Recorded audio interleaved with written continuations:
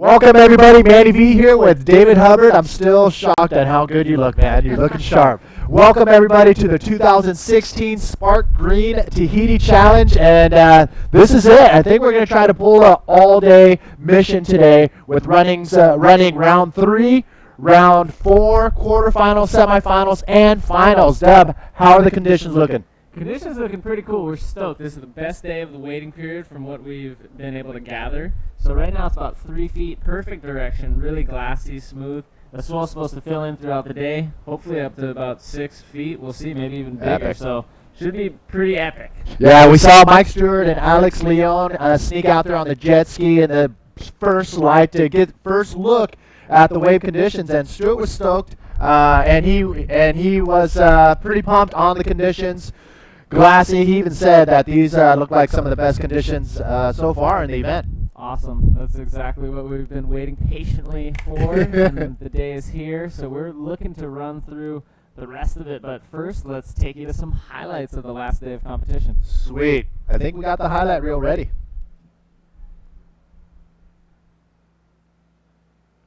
Check it out. Well, when they're ready, there it is. Boom.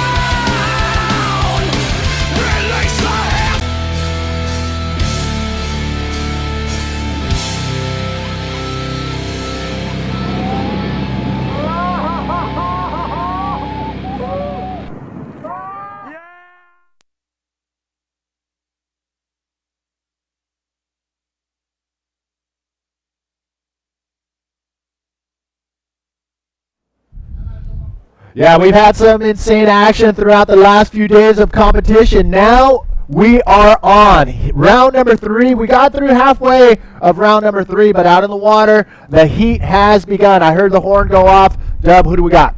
Ben Player and Fabish, the Tahitian versus the Australian.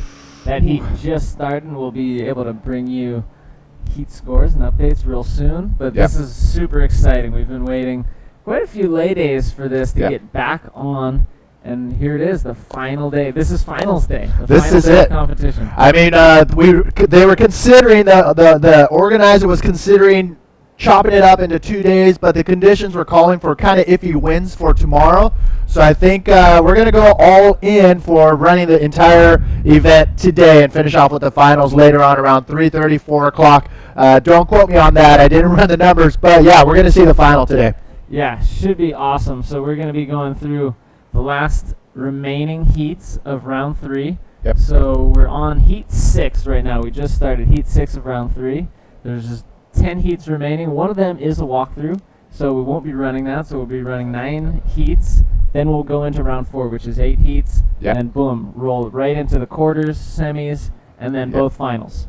Awesome. Yeah, I mean, that's it. You pretty much got the lowdown. And if you want to see the heat draws, you can actually go to apbworldtour.com /live, and that's where we have the heat draws right under the live feed. And you can click on those images, and you can see all the names on how they're situated on the heat draw. So here's a beautiful look of, that was an awesome look of the scaffold. I'm sure a lot of the people love that from a few days ago. But you saw some lefts reeling right where you see Dave's hands at. But yeah, it's going to be a pretty awesome action-packed heat. Out in the water right now, we have 3-time world champion, the 37-year-old from Avalon Beach, Ben Player, going head-to-head with the local Manea Fabish. So a little bit about Manea. Yeah, he is a Tahitian, and I don't know too much about him, but he's just a real pleasant guy. He's definitely been pushing it. I'm not sure if he came all the way through the trials. I kind of think he may have. And so he's made it here, but he's surfing really solid to make it all the way here. Yeah, we have a handful of Tahitians in the event still, and it's going to be pretty interesting to see how they all fare once the swell picks up throughout the day. Again, we're looking at about maybe 6-7 foot waves towards the end of the day. Winds are pretty much in our favor, but again, this is the tropics. Anything could change. Anything can happen, and we're expecting some rain today. We're hoping that that doesn't affect the conditions and the visibility, and so we're hoping to just run straight through the few little rain squalls that are forecasted to take place throughout the day. Yeah, I mean, you can look at your screen right there. There's a little bit of texture on the water. It is going to be a little slow paced in the morning, but according to our swell forecast partner, magicseaweed.com, I actually went on the site today just to get a little inside look, and yeah, it's going to be increasing throughout the day, and it's pretty cool how they give you an hour per hour forecast. And yeah, they said it's going to start off a little slow, but increasing throughout the day, and this wind will be shifting as these clouds. Brazil Tomas, thanks for tuning in Portugal. Boss It Up crew in Portugal, and of course the U Riding crew, my friends in Carlsbad are all tuned in. Clement in France, Eden from Israel, and Tommy in Uruguay. Your doorway to the booth is in that comments box right next to the live feed if you're on the YouTube channel. But yeah, that's how you can give us a quick shout out. Tell us where you're tuning in from, and we'll do our best to give you a shout. And our sponsors. Sponsors are definitely Sparkgreen. Thank you so much. This is the Sparkgreen Tahiti Challenge. So Sparkgreen coming in a huge way. Vairao Surf Club helping out with a lot of the logistics and making actually everything fit into place. Other big sponsors are OPT, FTS, Air Tahiti Nui, TNTV, TBS5, showing us some love on the local media stream. Yeah, it's been pretty sick. Yeah, we tune into the TV every night and we see something about the event, so that's been awesome. Off a little note, as you can see, the riders are still standing by, waiting for that first wave of the event to be ridden. Again, Ben Player and Manea Fabish, the Tahitian out there, and Ben is in the red jersey, but Ben's brother, Toby Player, owner of Bodyboard King, says, you know what, I'm stoked to be a part of this, and to show my appreciation, he's offering everybody watching the APB live feed 10% off if you go online. But first, look at this. Ben Player, huge backflip right off the bat. Wow. That was the first wave of the event, and Ben Player throwing it down. Unfortunately, didn't pull it off, but that was pretty big. That was huge. Oh, my. The projection was a little more than he expected. Here's Manea. Oh. And he gets out of there. As we can see, there's some decent-sized waves. And this is the beginning. And this is just getting started. So, yes. to me, this actually looks reminiscent of right when we called the event off, the last day that we were running. Yeah. There's a little bit of texture, but some solid sets coming through. Look at that. So this looks like we're starting off right where we left off in round 3. So this is awesome. No, that was an incredible start right there. Ben Player throwing down the gauntlet on that first wave. Massive backflip. And, I mean, he must have fell at least 10 feet. And I thought he would be able to pull the landing, but there's just too much going on for him to pull that around. But Ben Player and Manea throwing down first waves. Both of them not, they're just going to be lower scores. But as you can see, I mean, we got action. We definitely got action. I'll be stoked if we get a replay and kind of talk you through Ben dropping the landing gear, as we say, getting his feet down beneath him to try to break the impact of that high elevation drop from that backflip. Yes, and that was Ben Player, his brother, Toby Player, owner and operator of BodyboardKing.com. He's offering 10% off if you guys want to buy any gear today. Just type in the code APB10 and you're hooked up 10% off. Again, he has a little quote here. Hey, boys, can you read this? But verbatim, too much time, but he just says he's stoked. That was Toby Player. Yeah, Toby with Bodyboard King. Yep. So great to have the industry coming and back in this Sparkgreen Tahiti Challenge. ISS and JG Boards, Bodyboard King, all very important pieces of the industry family here of bodyboarding. Yeah, it's going to be pretty cool. I think we have a JG rider, Jace Finlay. He's going to be stepping in sometime today to give us his feedback on just the excitement that's been going down on the lay days and the competition. Unfortunately, he got knocked out in the early rounds. And we're going to have, hopefully we can get the Brazilian Jose Otavio to get in here and give us a few words and a shout out to the Brazilians, and because we know we have a huge viewership in Brazil, Australia, and in the U.S., and of course in Europe. But Jose, hopefully we'll get him in here. As you can see, the jet ski zipping by the foreground of your screen there. We have a pretty solid water safety and water patrol team with us. We have a couple jet skis that are lingering on the inside bay there on the shallow reefs, and they're there just in case the riders do get hurt, or if for any reason they can't get back out from the shallows of the reef. They can opt to put their hand up, and they will come by. The jet skiers will come by, pick them up, and bring them all the way around. Again, they won't lose points for using the jet skis, but they will lose time. It takes about a minute and a half to whip around, come around the inside, deeper part of the reef, and then back out into the lineup. A lot of the pros, I think, at this level will be making that trek back out, straight out into the shallows to get out quicker. Yeah, I'm thinking they will as well, and just the amount of time you save, but also I think that's going to definitely be kind of changing throughout the day. If we see it get really solid, that kind of limits your possibilities of just charging straight back out through the keyhole, through the channel, getting off of that reef shelf, getting back into the lineup. So if there's not a set tracking you down, I think they're which you don't want. Which you don't want, especially when you're stuck on that shelf. You can get quite pounded. So I think we're going to see a bit of both, but I do think you're correct, and we will see guys clamoring across the reef to get back out, opting not for that ski ride. Yeah, I mean, if you do get on the jet ski, you're essentially giving the person who's out there a possibility of getting 1, 2, maybe even 3 rides in before you even get back out into the lineup. So that's a strategy. Let's talk about the priority system that's in place.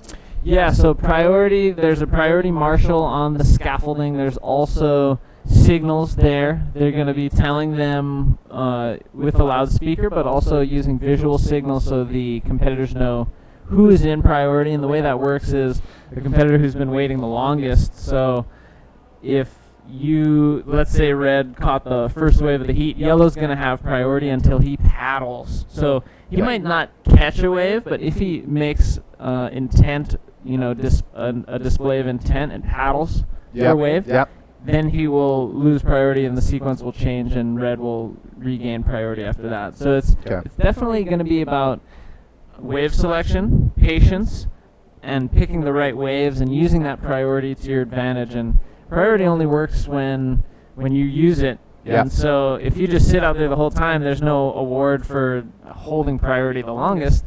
But it's a tool that we allow the riders to use so they can wait for the wave they want to, and they don't feel pressured from the other rider to change their positioning or to go on certain waves. Yeah, and you'll see if riders are catching the waves and they both end up on the inside, you're probably going to see a few paddle battles from the inside after they catch the wave. If they're both on the inside, they're going to paddle battle out to the lineup, and whoever gets out to that lineup first will have that priority. And again, if you use priority in your favor, I mean, this is a contest, and I've seen a lot of locals and actually international riders too being a little lax on holding and using that priority system. So I think those days are, I mean, those heats are gone. Now it's on. Right, we've gone through some rounds. We've been using priority for a bunch of heats now. So these guys, even if this is their first event with priority, they should be familiar with it by now.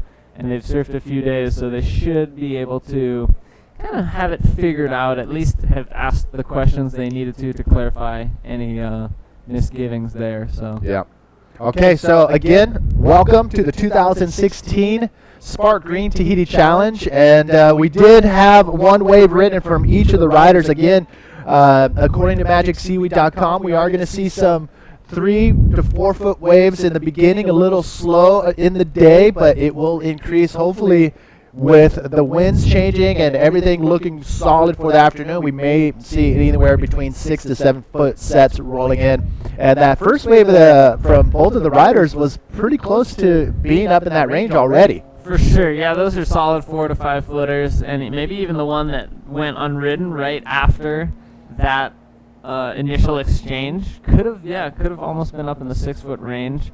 And we're talking about the backs of the wave. So when we mention the size, we're usually talking about the backs. But Manny, why don't you tell them kind of how that translates into the face value? That's the whole weird thing about what size is the wave. I mean, there's a lot of different ways and methods. The east coast of the U.S. they call.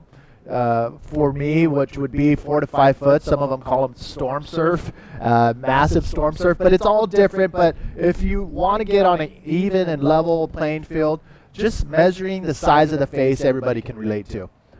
So that's what we'll probably use most of the day today, just so everybody can relate from around the world.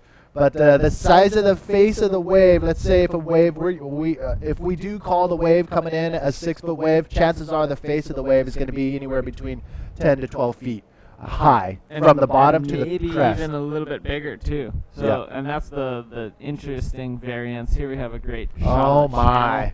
Action starting to pick up. There's our look at that warrior, Garth McGregor, but with live action, Fabish looking to strike on this wave. Yes, the Tahitian on his second wave. Nice, quick little cover up on the outside. Comes to the inside, and that's it. He's going to kick out of that one safely.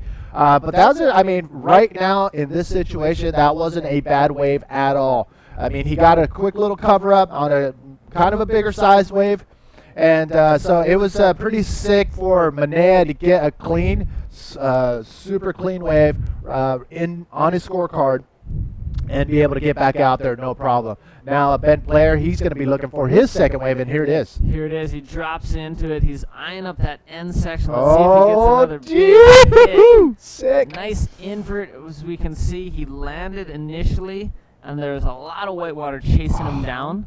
It'll be interesting to see how the judges score that, because to me, he basically finished that invert maneuver, and he didn't get exploded on the landing immediately, but there's just so much whitewater chasing him down, he wasn't probably able to totally ride out of it.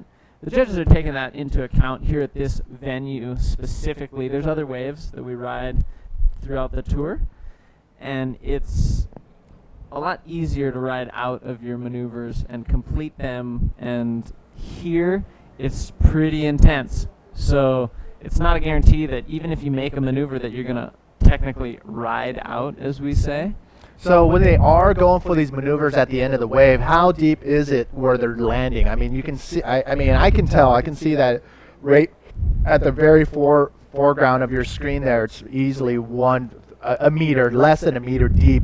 But when they're doing these maneuvers at the end of the wave, how deep could it be? So my guess, when BP just tried to land that invert, that there might have been a depth between 4-5 feet, but as soon as he continued, it got super shallow really quickly. So it finished up real quick. So here we see PLC and Ruth. We also saw in the shot before that BP hoping to get a situation. We may be having just a little bit of starting hiccups with the scoring. So he's hoping to know the situation, whether or not he made that ride point-wise, if they're going to count it. He wants to know the situation because we're running out of time in this heat.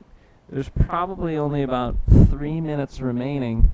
So he really is interested to know what's happening score-wise. So back to Manea's 2 rides. He took off and dove out of 1. That's going to be a real low score. The other one, he got just kind of a little bit of a shampoo barrel, we might say. Just a real quick cover-up, but a complete ride. Then we look at Ben. Ben had 2 incomplete aerial maneuvers, so he was showing more commitment, he was showing more technicality, and that invert for me is more or less complete. So I'm interested to see how they will score the backflip, because I think that should be worth a couple points, And then the invert, I think, should be judged almost as complete.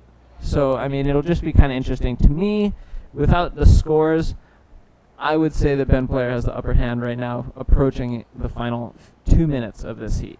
I mean, this is the tough part. These are the tough heats where there's not a lot of action coming in. Mother Nature's taking a little break between sets.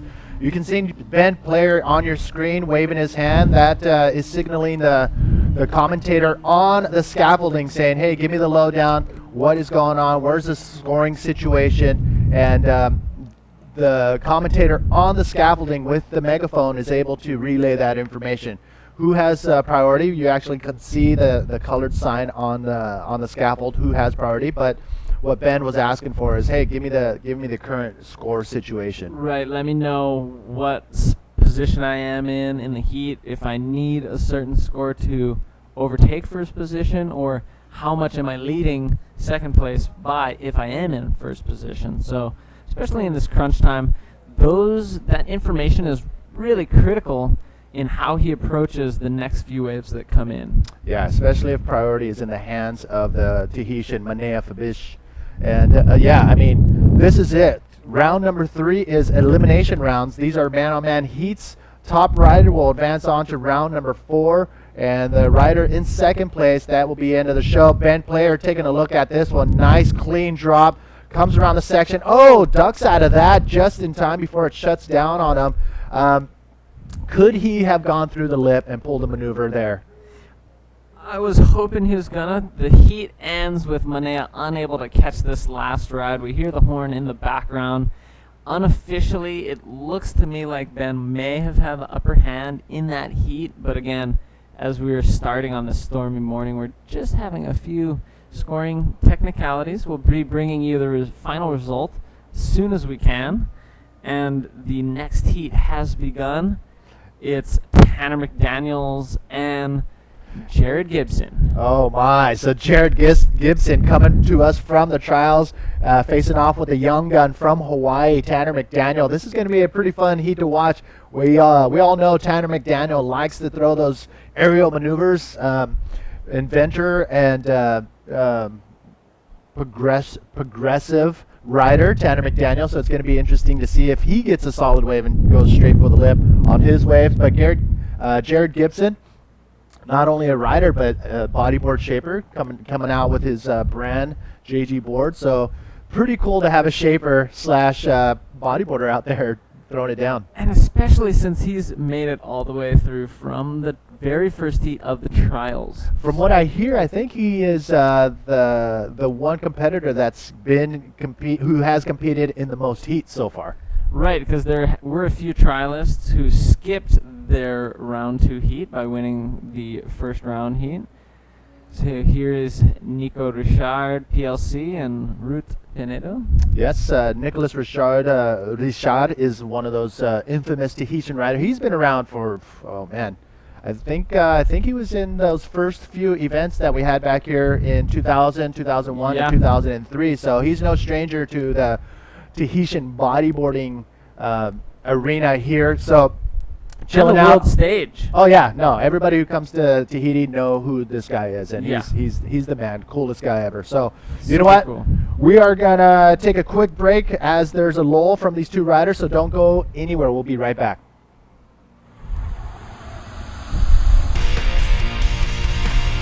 Yeah.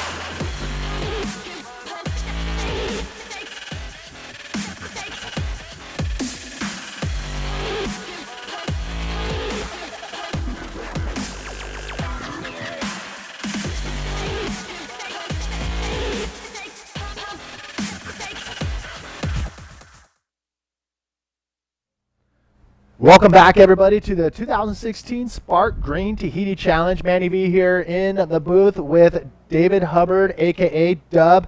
And out in the water, we do have heat number 7 of round number 3, the Hawaiian Tanner McDaniel in the red jersey and Jared Gibson in the yellow jersey, waiting patiently for some sets to roll in so they can get some scores on their scorecard. Here's what we missed. This looks like Dan Player's backflip. Check that landing gear. You see how he reached down with his legs, hoping to get just a little bit of not only breaking the surface, but a little bit of more rotation because he was way backwards. He knew that wave was going to chase him down.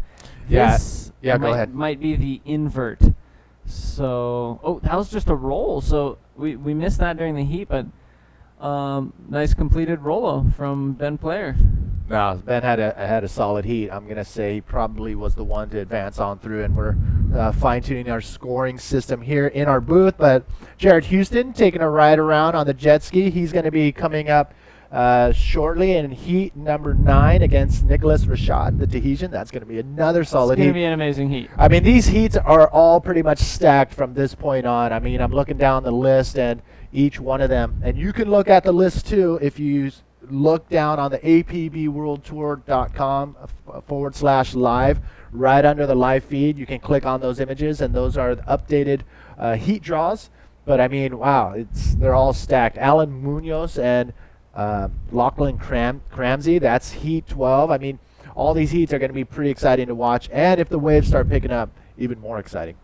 For sure. Right now, I'm really appreciating the technicality of wave selection and looking for maneuvers on kind of unclean faces. We have like maybe just a little bit of morning sickness, you might say.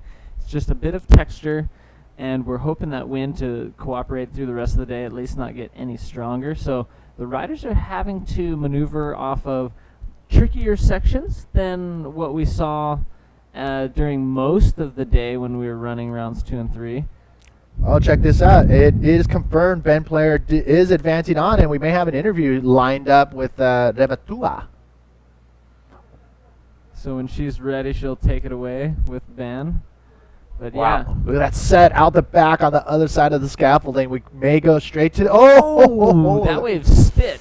That was a solid one. That's when the pressure inside the tube shoots out air. But let's check out Jared Gibson with a nice floaty forward maneuver off the top of the face.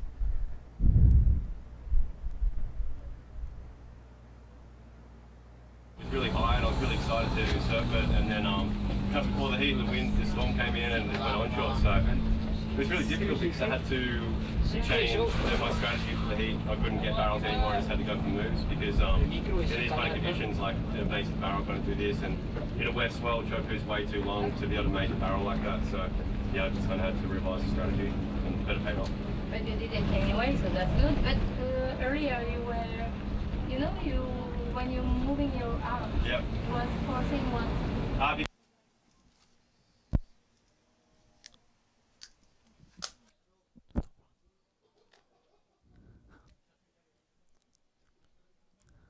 Ok, donc apparemment on a eu un petit problème de connexion à cause du mauvais temps.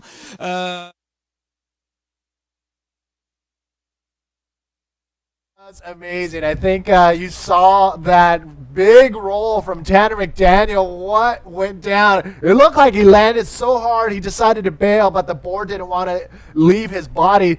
Look at this, Jared Gibson out the back. Kind of a frothy takeoff. He drops into it. He's hoping for a section, Oh. and he doesn't get one. He's able to manage to get out the back, though, but back to that Rolo. Tanner McDaniels, nice, solid go, and yeah, it looks like he kind of splatted off his board. We saw both hands actually come off the board, That was crazy. but he's able to maintain the right positioning on his board to not catch an edge, which is rare, and ended up fully completing that. I don't know, that was really impressive. Obviously, to me, it was obvious it wasn't intentional. I mean, it's not a crazy new move. It was just he landed so hard he thought he was gonna just get exploded on. But I mean, everything seemed to work in his favor, and everything was still there. So he just grabbed his board and rode it off. That was a pretty solid move right there for Tanner McDaniel. That was really cool. So I think that's gonna edge him up above Jared now. Jared's just got a few nominal scores as he's flirting with those maneuvers. We saw that forward. I think that was awarded a 283, but Tanner for that last Rolo, I think he got the 543 and possibly another Rolo earlier on in the heat that got him that 467. Now just above 10 points cumulative, leading this heat against Jared Gibson. These are 20-minute heats. Each rider has 20 minutes to be able to catch two solid waves. There are two top scoring waves out of a maximum of 10 will be scored, and the sum will determine who's going to make it on to round number 4. Coming up next in heat number 8, you don't want to miss this one. Former world champion PLC and current tour leader Pierre-Louis Costas from France will be going head-to-head with an Australian. Somebody who's been making some heads turn here in Tahiti so far is the Australian Toby Player. So Toby Player and PLC coming up next. Very exciting. We're about halfway through this heat, and Tanner does have the lead over Jared Gibson. And these guys are having to find the lip moves. They're having to find those sections. Pretty tricky, and tons of projection. What I've noticed off of a few of these rides is it almost seems like the riders are getting more projection there than they are anticipating. And the landings are maybe just slightly more treacherous. It was like Tanner McDaniel, the young Hawaiian, dropping in, coming around that section, held off a little bit. Nice clean roll. That time he held on, throws a quick spin, and pulls out of that wave. So a solid combination right there for Tanner McDaniel. You saw him stalling at the top of that wave before he made the drop, just to be able to line up that lip maneuver, and he pulled it off perfectly. Yeah, that was nice. I appreciated how he really had to come underneath the lip to get to access this lip maneuver. There, he kind of fights through a little bit of foam, cleanly rolls it right underneath the breaking crest, and throws a spin on there for good measure as he gets out of that wave. And we can see that there is some weather here in Tahiti treating us to A tropical day. Well, you come from the part of the world where, you know, the weather changes within minutes, and this is similar to that. I mean, we just had a couple sprinkles come down 5 minutes ago, came in, failed. Now, I mean, it seems pretty mellow, but 5 minutes can change everything. It sure can, and it almost seems like the weather changes a little bit more spontaneously down here in Tahiti, where we could have sun 1 minute and then a torrential downpour the next. So it's pretty interesting, but just a beautiful place to be. We're so happy to be here down here for the 2016 Sparkgreen Tahiti Challenge. We're bringing you final day live. Yes, I don't want to bring it up, but I will, because every time I think about it, it makes me laugh. But there is a video online of the last day of competition we had here, and I think it's whose feed is it on? Jacob Romero? I think Jacob Romero has it posted.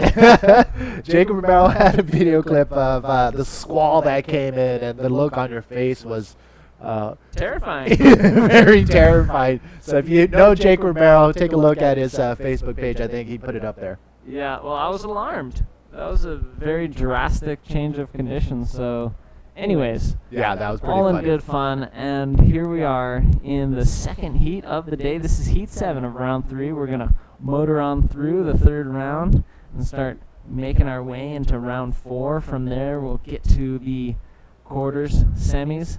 And then both finals, we're going to be doing a podium final and a grand final. So what the podium final is, Manny, is a man-on-man battle for 3rd and 4th. So previously, you know, a few years ago, we used to give an equal 3rd placing to people who did not advance out of the semifinals. And now we're putting the 2nd place from both semifinals into a man-on-man matchup. And they're going to battle out for 3rd and 4th. We saw, speaking of Jacob Romero, an incredible performance in Puerto Rico in that podium final where he did a tremendous air reverse, kind of the move of the comp for me, and just put out a really spectacular show. So that's the benefit that you as the viewers get from the 2 finals. So we're going to do the podium final as well as the grand final to determine the champion of the 2016 Sparkgreen Tahiti Challenge. Yes, that's going to be exciting, and we are going to see that towards the end of the day. So if you're in for the long haul, thank you for tuning in from the very get-go. We are going to run the entire rest of the event today, and that final should clock in around 3 o'clock local time. So make sure you tune in or stay tuned if you want to see the entire action go down. And the first heat of the day was Ben Player taking out the Tahitian Manea Fabish. And Ben Player goes to round number 4, and he's going to be facing off with Mike Stewart. Multiple world champions going head-to-head. That is a definitely heat that you do not want to miss. Mike Stewart and Ben Player coming up in round number 4. That's going to be a fun one to watch. So currently out in the water, what do we got? We've got Tanner with the lead as we approach just over 5 minutes remaining. And Jared has yet to get a score that will really count yet. And if he wants to use any of those scores he has on his scoreline, he's going to need almost an excellent ride to overtake the lead held by Tanner McDaniel. Yeah, Tanner's looking really good right now. And Jared, he's waiting patiently. He has priority. So, I mean, any solid wave or any good wave rolling through, he has the opportunity to grab that wave away from Tanner. He has the priority. So what do you do here with 5 minutes? Do you wait for that big wave, or do you want to get something that looks medium sized?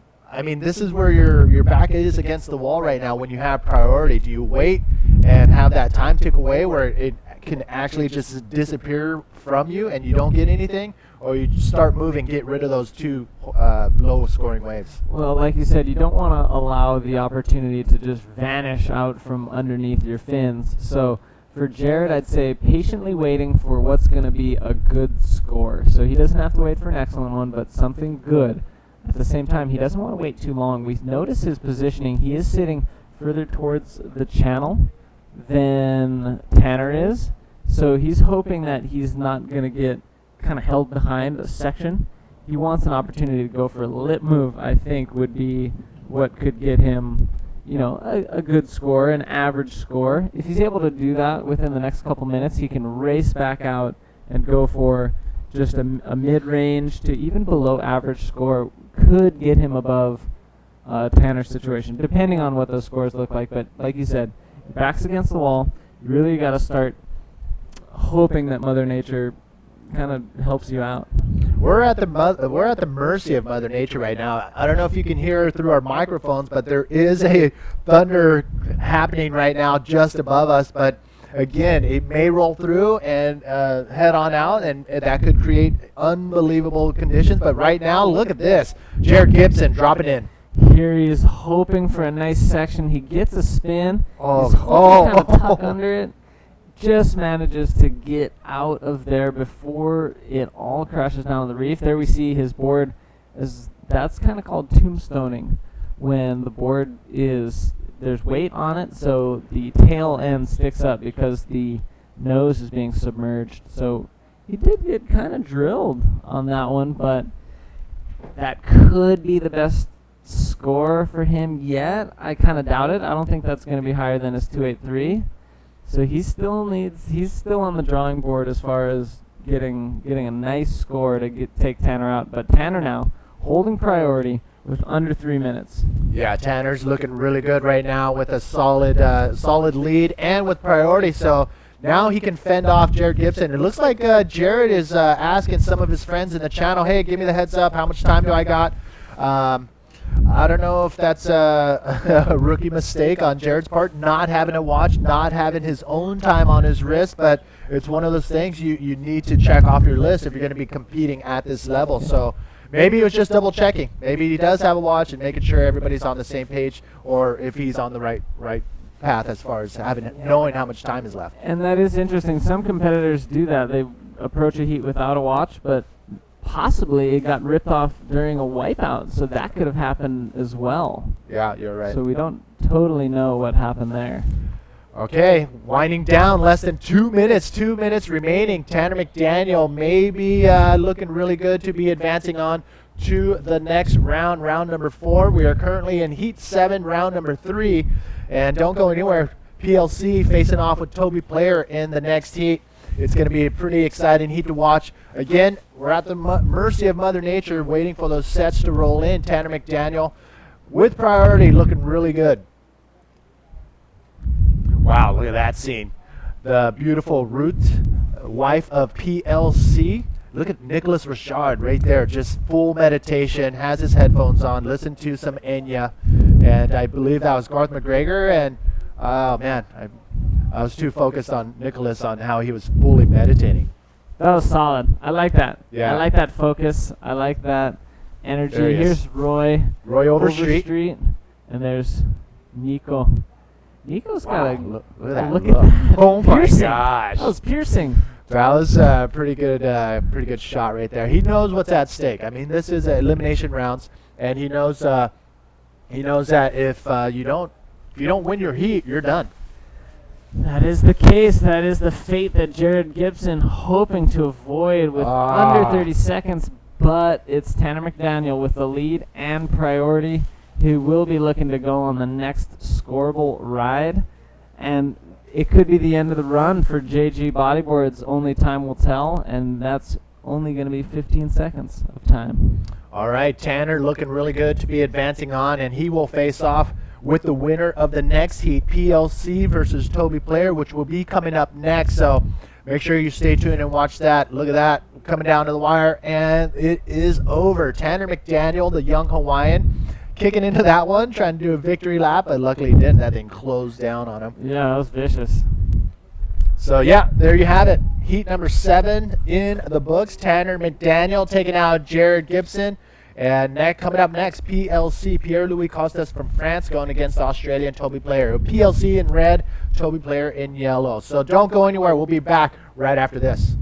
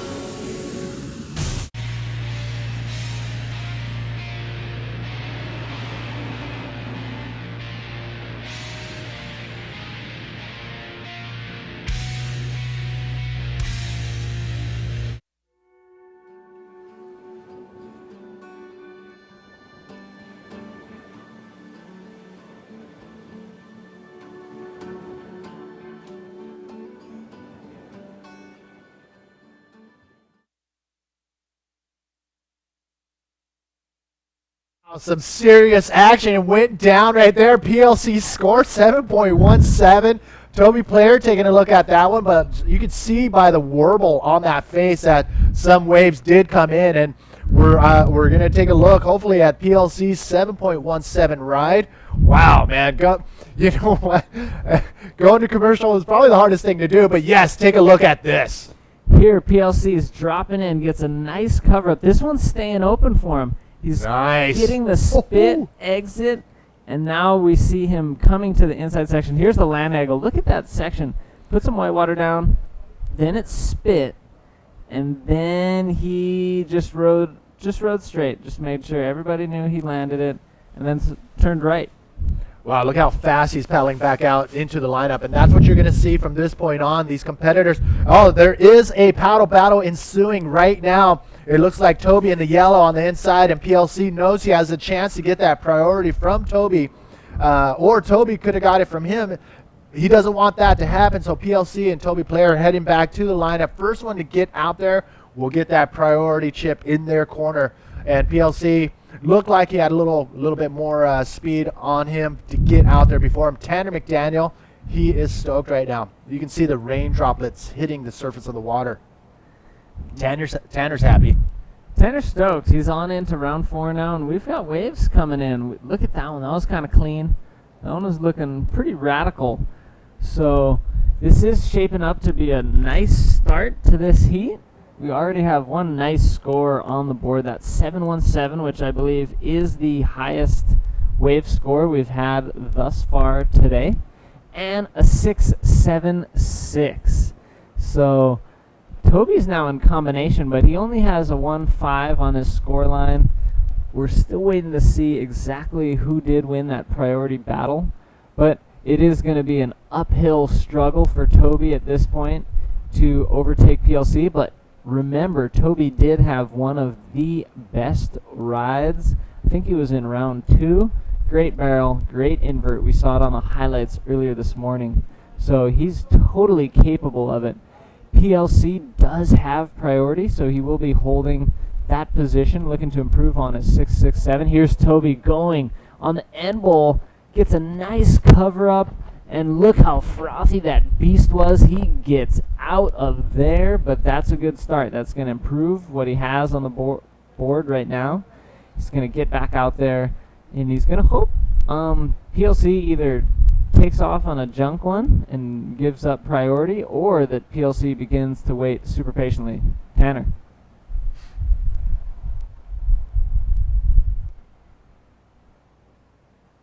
Yes. Yeah, but it's not hard for you? Kind of. It's more like, I don't know. It's not really hard. I'm enjoying every bit of it, so it's not really anything difficult. Just, I don't know. Okay, wait. What?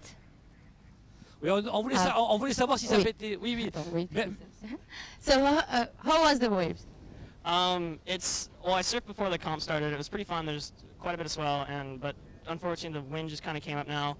It's a little bit onshore. Hopefully it gets better as the day goes on. I think it should, hopefully. Yeah, I hope so too. So, have you something would you like to say hello to anyone? Yeah, my parents back home watching.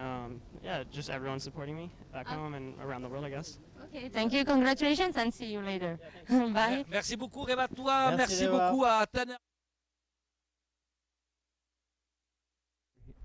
All right, that was Tanner McDaniel. He's pretty amped. He's going to be heading off into round number 4, heat number 4, where he faces off with the winner of this heat, currently out in the water, PLC, Pierre-Louis Costes, going against Toby Player. Here's another look at what went down.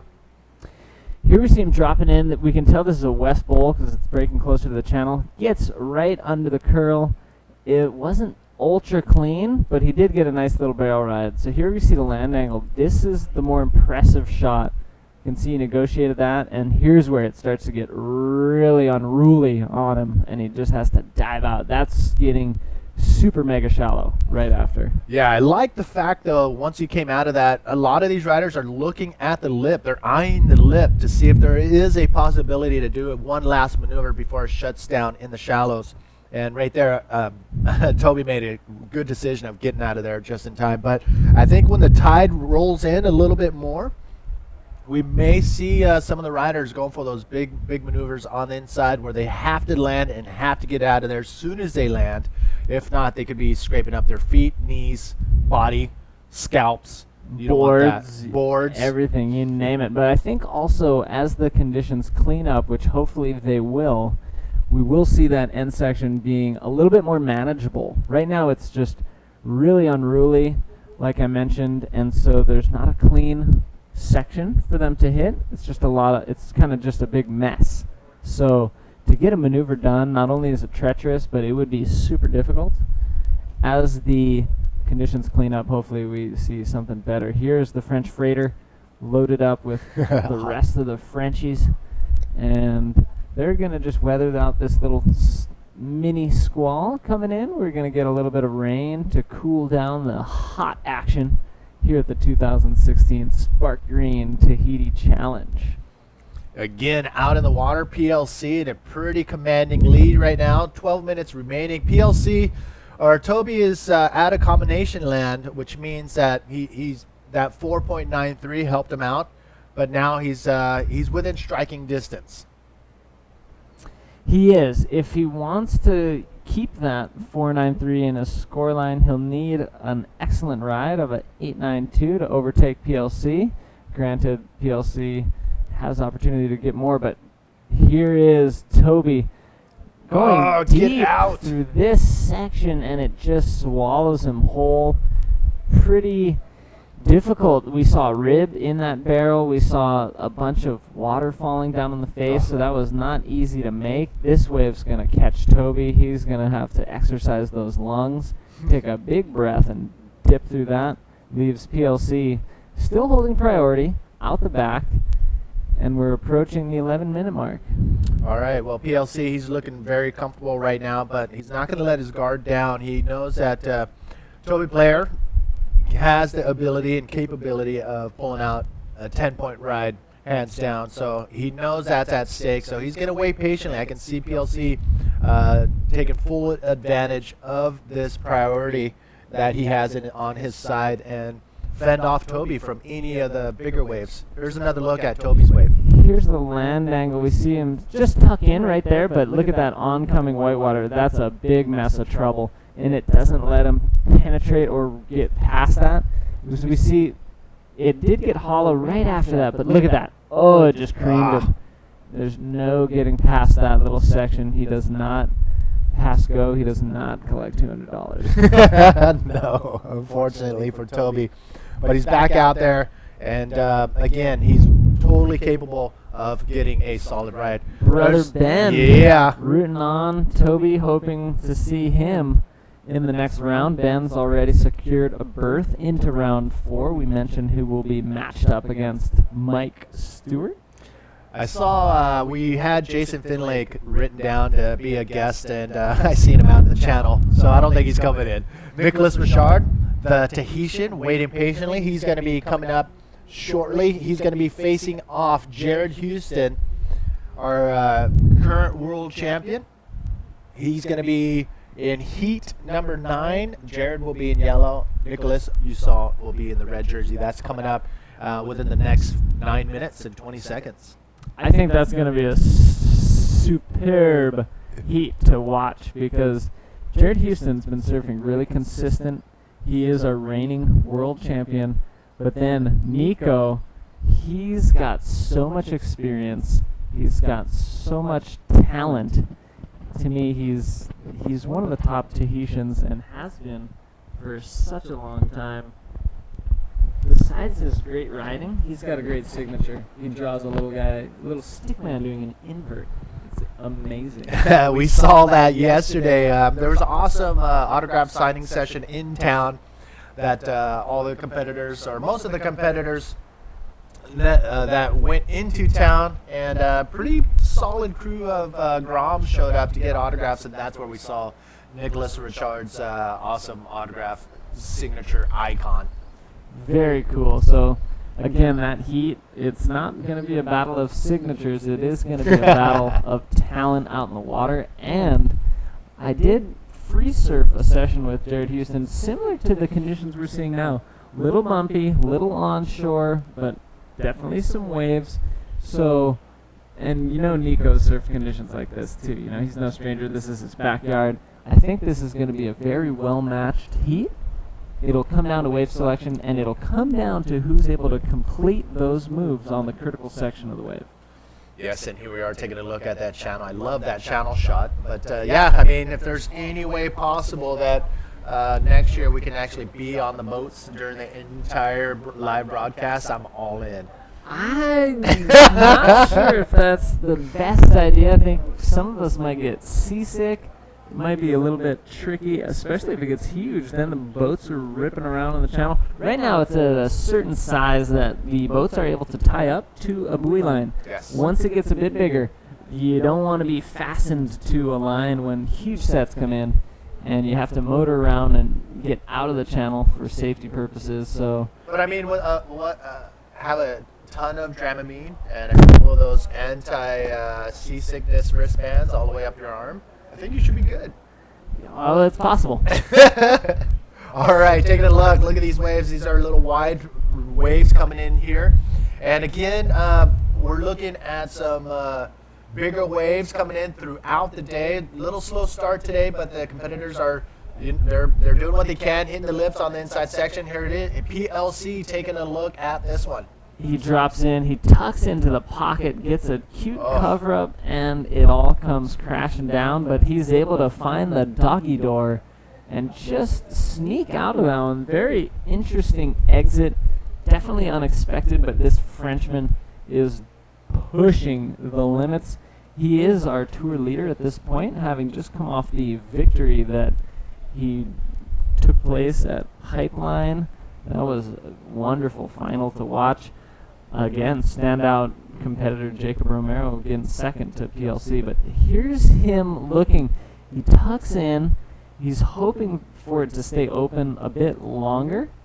And from this angle, we see that the edge control is critical right there. He just tucks in. A lot of white water on the face, so not easy to ride. Then it turns all white water, basically.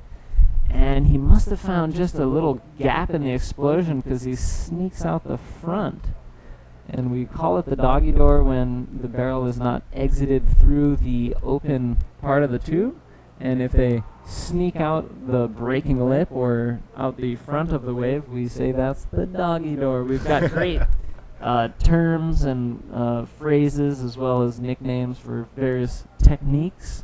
And we'll try to break it all down for you here at the 2016 Sparkgreen Tahiti Challenge. So that last wave clocking in at 4.5 for PLC. The 26-year-old 2011 world champion, and he's got a couple solid wins under his belt. 2012 Fronton and 2016 Pipeline that you just mentioned. So he's no stranger to competing against some of the top international riders, especially here at in these conditions on this wave. But man, again, I'm probably going to say it a few more other times, but we're at the mercy of Mother Nature. So if you're out there in a 20-minute heat and only 2 sets roll in and you're not on one of them, the chances of you advancing on are not in your favor. Yeah, that's where wave selection becomes so critical. And it's tough to tell what waves are going to stay open, what waves are going to produce a section, whether it's a barrel section or a section to do a lip maneuver. So it's really tricky, and like you mentioned, at the mercy of Mother Nature, so we will see. So if some of your favored riders don't make it out of the heat, well, anything can happen today, so we're going to just have to stand by and watch it all go down. Well, there is one place where you can ride perfect Tehupo, and that is in the You Riding Journey bodyboard game. If you have that game on your phone, and if you don't, check it out of the App Store on iOS or Android. Download the game, the Journey bodyboard, and you can actually ride this wave in the game and compete too. So we got prizes. You Riding has prizes for the top scoring riders, and we do have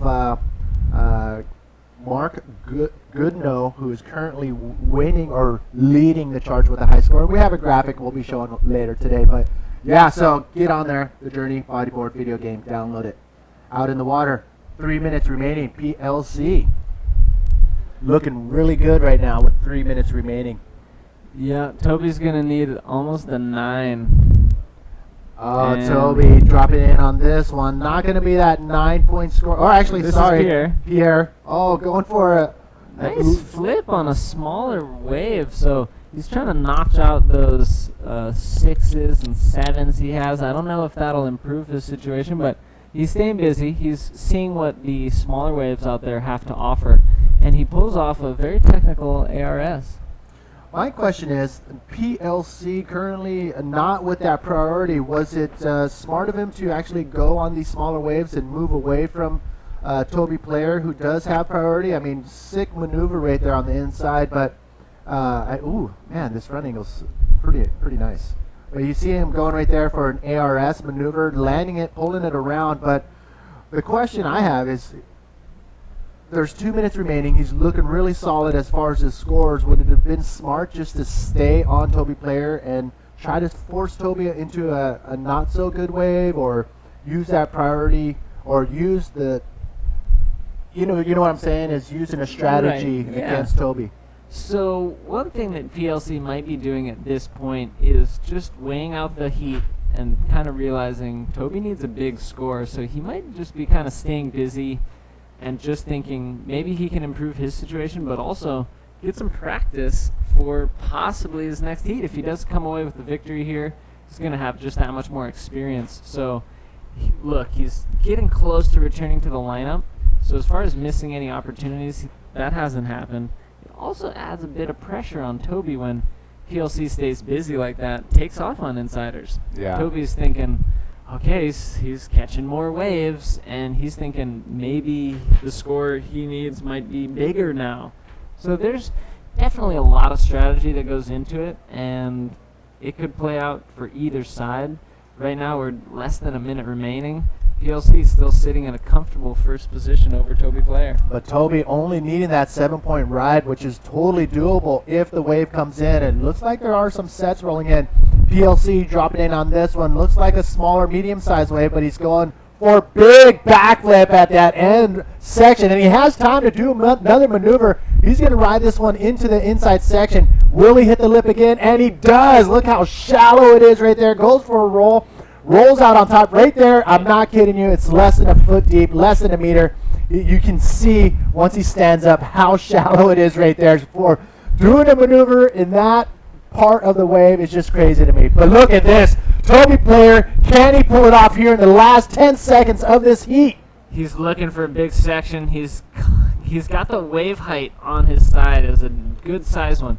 He actually gets a barrel. Oh my God. And he's hoping to ride out of this. Situation is critical, not only for the score needed, but for where he wound up in the impact zone. That was really gnarly. Oh my gosh, the cameraman still looking for Toby on the inside section and just getting raked across the shallow reef. And you can see the rain is starting to come in a little stronger, but look at this wave by PLC. Nice clean bottom turn, comes around that section cleanly, and just textbook PLC backflip right there. Great projection, lands perfectly, whips it around, re-engages that rail. He was going to go for another maneuver right off the bat, but look at this angle. Just a perfect backflip from the Frenchman. That right there is perfect PLC backflip maneuver. Comes around the section. You saw him eyeing another maneuver to go for right there, but he's going to hold off and then line it back up for another maneuver on the inside, and he finds it. He knows it's super shallow, but goes for a roll, lands in the shallows, and pulls it off. Solid wave right there. Probably pulled away pretty far away from Toby, but Toby had one last shot. Toby did have that last shot. He was needing almost 9 points, and he didn't get it for sure because he just kind of tucked into the barrel and didn't really make it out of it. But it was a nice set wave. He waited ages for it, and it's PLC moving on through to round number 4. Yeah, I think I'm right there with you. So PLC clocking in a solid 8 points on that last maneuver with 2 solid maneuvers on that one wave.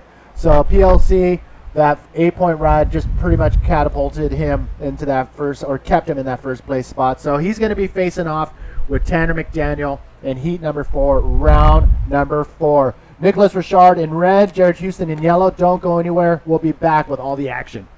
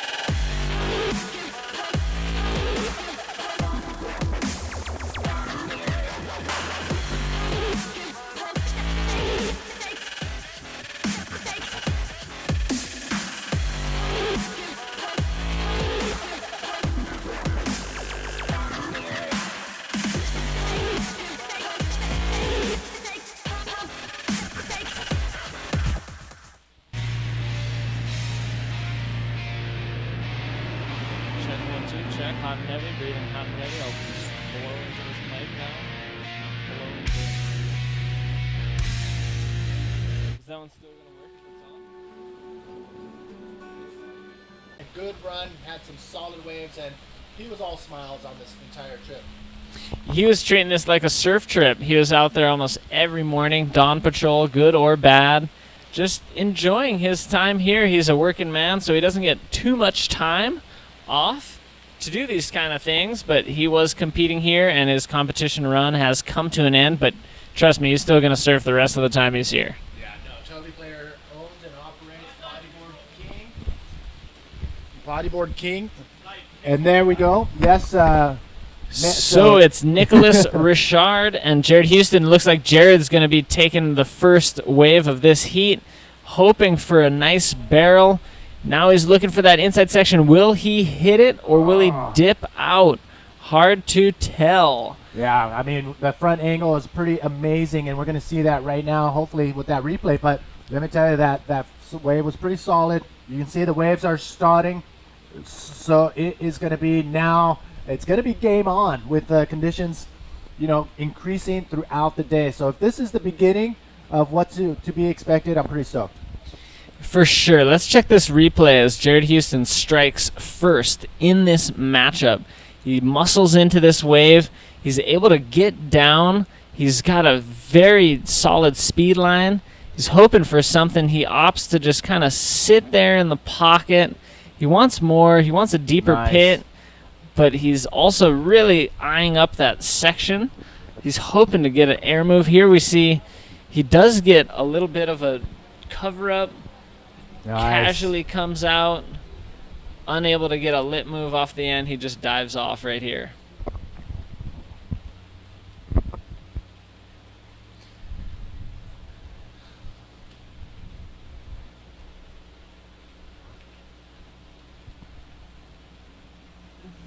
Malheureusement, le vent a tourné juste avant que la compétition soit lancée, ce qui a rendu les conditions de mer très difficiles, choix de vagues très important parce que maintenant toutes les vagues ne tuent pas, et je savais que les manœuvres allaient jouer un rôle important.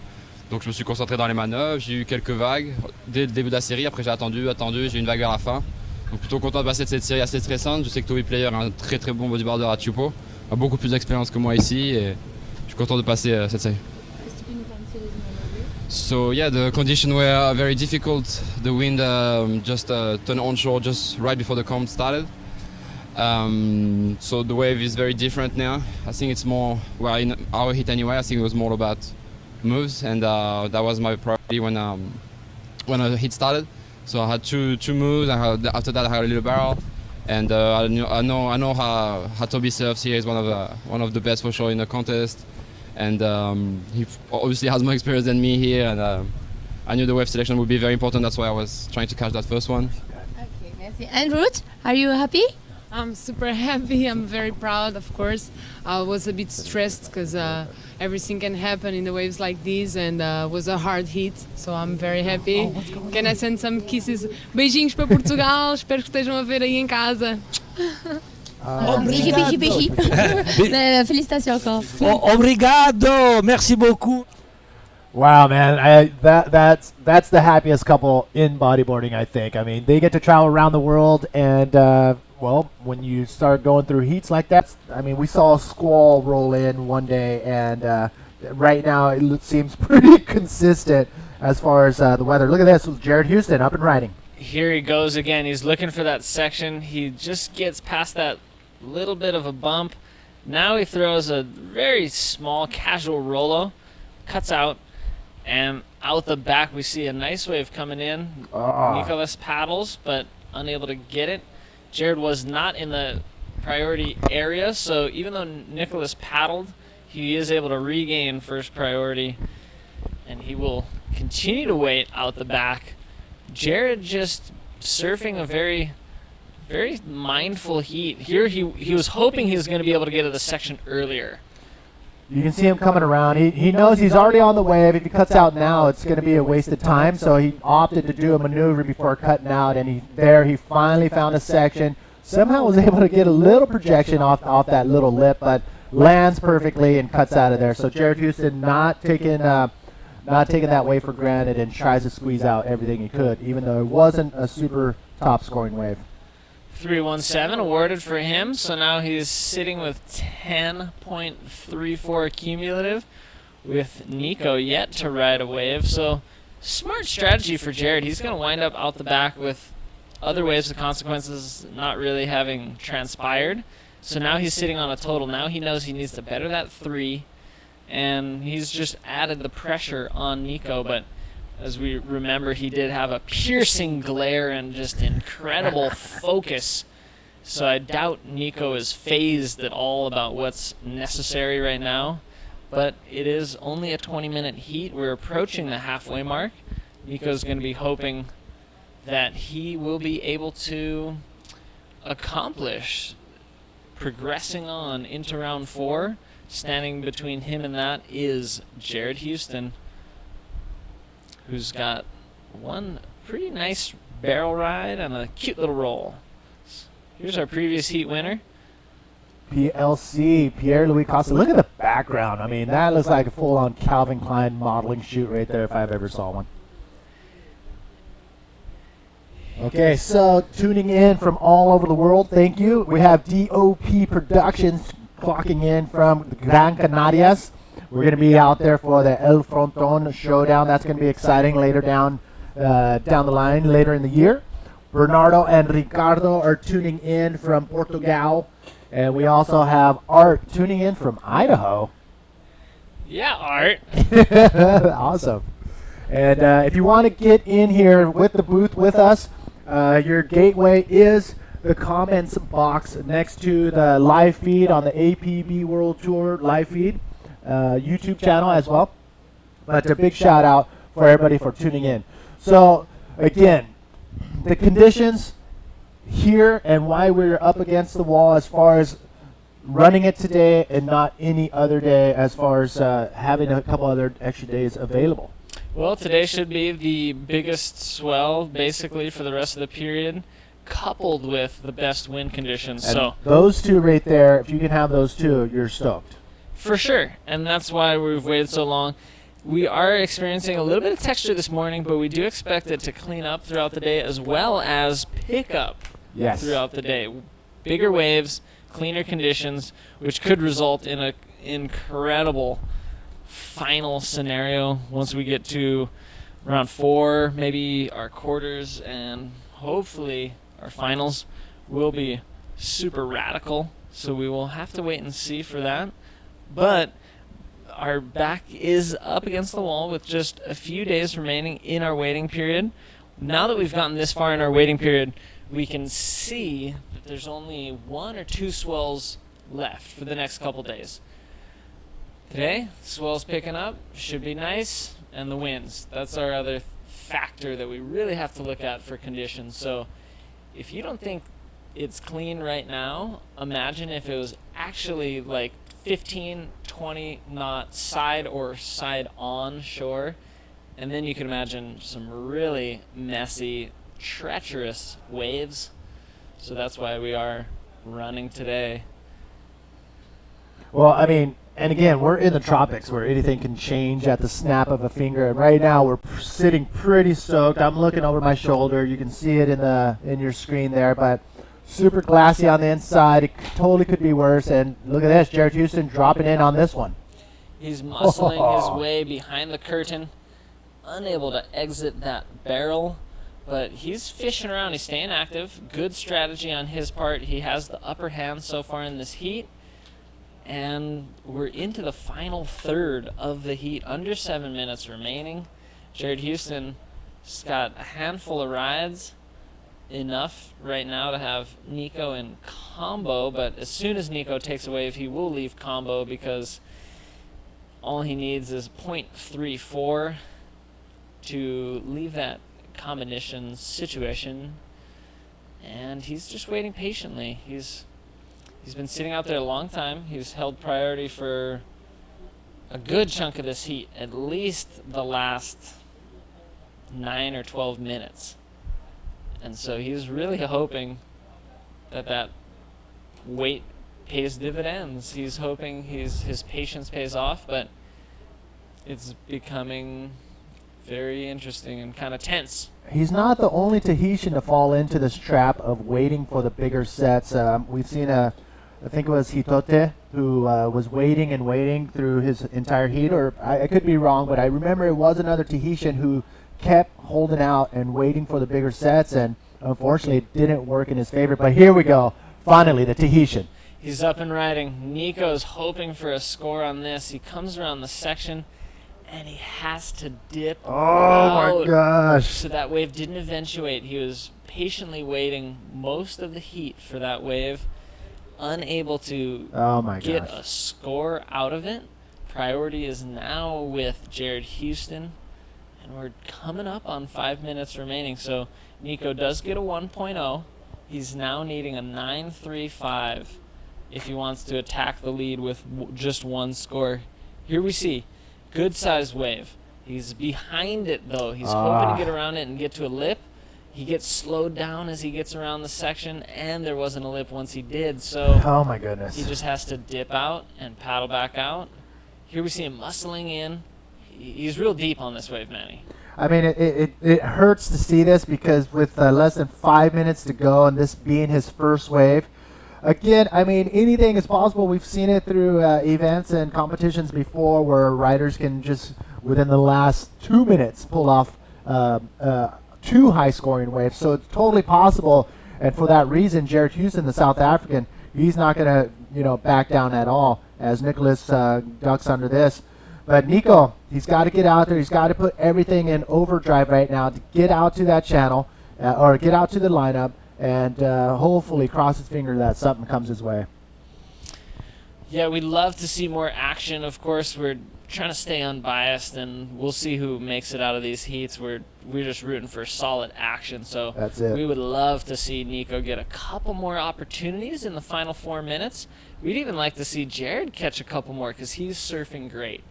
Yes, I mean, this is the beginning of the day. Again, choosing the best day. Who is that in the foreground? Coming up in your next heat, you are going to... Nui.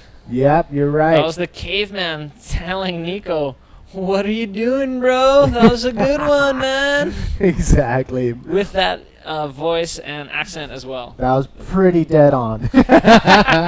Not, but Mata Nui, Richmond. He lives on the town side of the island in Papeete, and he's going to be facing off in heat number 10 with fellow Tahitian Tiava Nui Denad. They're going to be facing off in the next heat. Again, 20-minute heats. Top 2 waves are going to be scored out of a possibility of 10 waves being caught in those 20 minutes.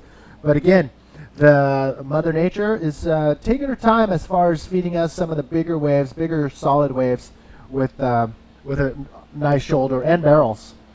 Nicholas, oh man, not somewhere, not in a position where anybody would want to be.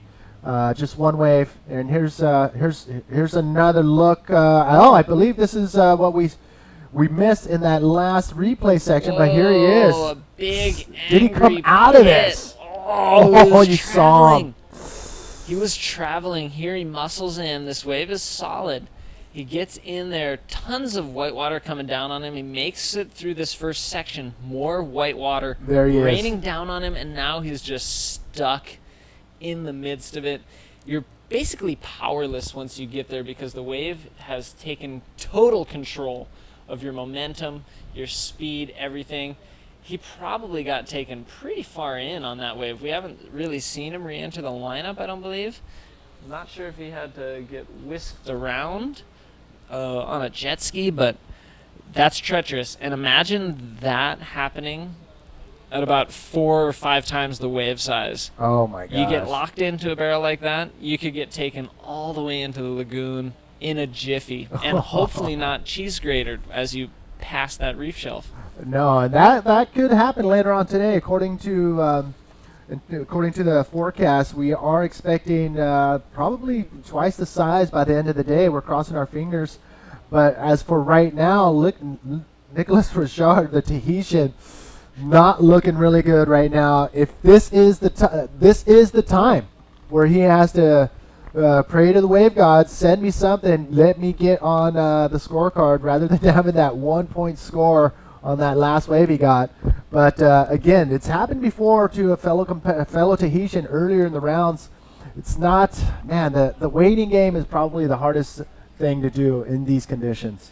Yeah, and it hasn't been paying off. It was what we've seen. The success rate is low for sitting with priority for the majority of the heat. Jared Houston has been able to improve his scoreline. So now Nico Richard back in combination. Needs 2 waves in less than a minute if he wants to attack the lead. And Manny, unfortunately, we just see the chances dwindling for that to happen.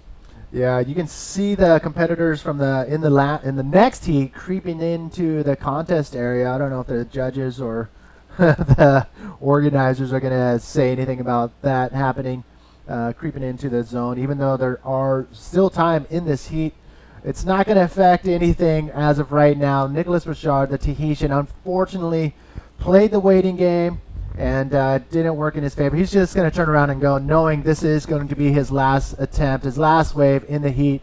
Stalls patiently, goes for lip maneuver. Oh, ARS throws it, lands in the barrel, but just gets eaten up right there. So unfortunately for the Tahitian, that is the end of the road. But Jared Houston had one solid wave and followed up with a mid scoring range, and this is a good run for Jared, but Nicholas, bummer deal. We are starting heat number 10.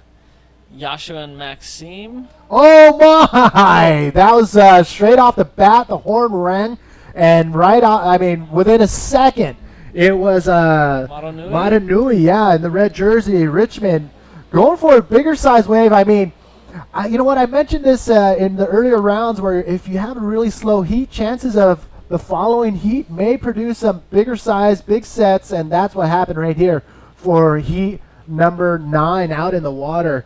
I'm sorry, heat number 10, but now he's getting smashed on the inside. You'd think he's going to opt to take the jet ski. He's got time. I mean, it was right at the horn, so it might not be a bad idea for Mata Nui and it pushed him pretty far in. We saw how far in he was, and that would have taken, quite a stroll across that reef shelf to get back in position. There's waves piling up. Let's check the replay. Here he is dropping in on a bigger size set wave of the morning, and right there, just escaping the guillotine of the wave. I mean, he could have just totally got annihilated, but lucky for him, made the choice to get out of there, and oh my goodness, that is something you kind of don't want to do out here. No. Oh my. No. But he escaped the wrath of the wave before it totally just smashed him. So I think he did get on a jet ski, making his way around, and all by his lonesome is Tiava Nui, the nod in the yellow jersey, waiting patiently, but going for it. Yeah, going for it. These guys got to push it. They got to take what they can get. And yeah, pretty interesting. I think Eric Apple's going to be coming on into the booth to make the call for the rest of this heat. Yeah, I mean, you got some time coming up before your heat. You have the first heat of round number 4, and it's a pleasure to have you as a competitor and commentating at the same time. We totally appreciate it, and we're stoked to get the inside scoops from you. But you're going to be facing off in that first heat around number 4 with a local legend, Tahurai Henry. And if I were you, I'd just let him. Hey, what's up, people? We're just relaxing here. If I were you, I'd just let him walk through, man. If I were you, and if you wanted to come back to Tahiti. Manny giving me a pep talk before the event started this morning, telling me all sorts of great supportive stuff like that last comment. So thanks, Manny, for really talking me up through it. That's awesome.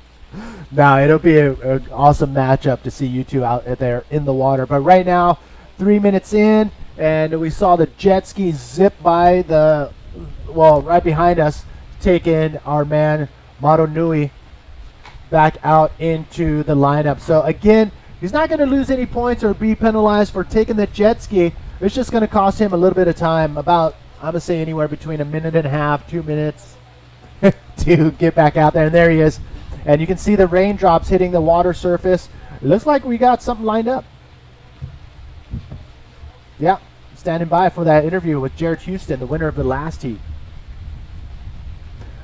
All right, looks like they're setting that up right now, but you can see the rain coming in. Here we go.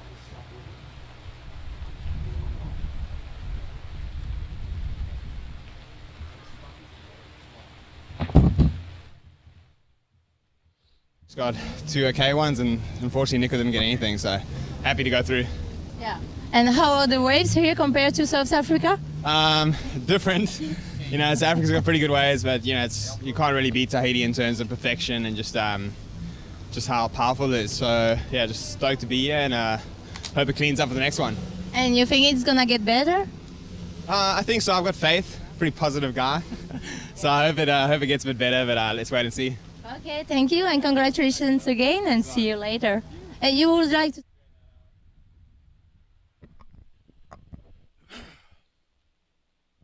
Welcome back, everybody. So congratulations to Jared Houston knocking out Nicholas Richard, the Tahitian. Is Jared Houston going to be invited back to Tahiti is the question. Eric Apple stepping in. Manny V here giving you the live feed from the 2016 Sparkgreen Tahiti Challenge. Man, that was harsh there. Well, David's facing off with Tahurai in his first seat, so that's going to be another one to talk about. Here we go.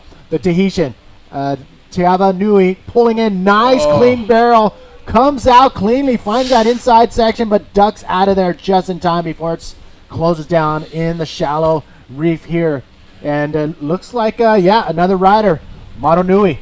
Maro Nui driving through, pulling that barrel kind of late, a little bit deep, and man, he is going to take a white water tumble. Yeah. And again, like we talked about, I mean, man, we have some really, really good waves. We're flirting with great waves. You know, if the wind would just calm down a little bit, it would be epic as we see a great barrel right there. Look at that thing. Wow. Just getting out of the way. Maro Nui, that was quick. So we could see a paddle battle, but more it looks like a paddle to the channel with these sets rolling in. Here's another look at Tiava Nui. This is a great wave. Pulls in perfectly on the lip. Nice trim there. No water really coming off him. Punches out through a tiny bit of white water, but still relatively clean, Manny.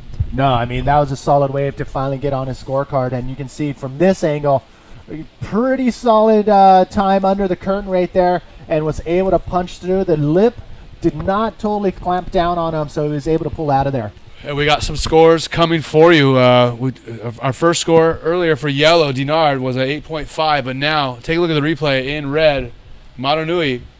Coming around the section. Nice, clean driving line, but unfortunately shut down on him, and he did not make it out of this one. Here's another look from the front angle. Yeah, that barrel just covered too much ground or too much water in too short a time, and no amount of speed would have been enough to punch through there.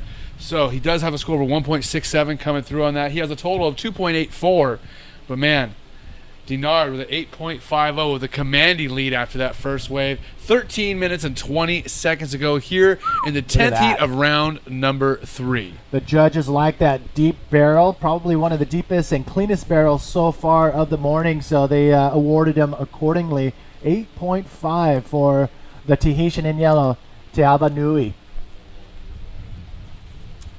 Maro Nui, Richmond, now looking for a 2.8 to get into that first place spot.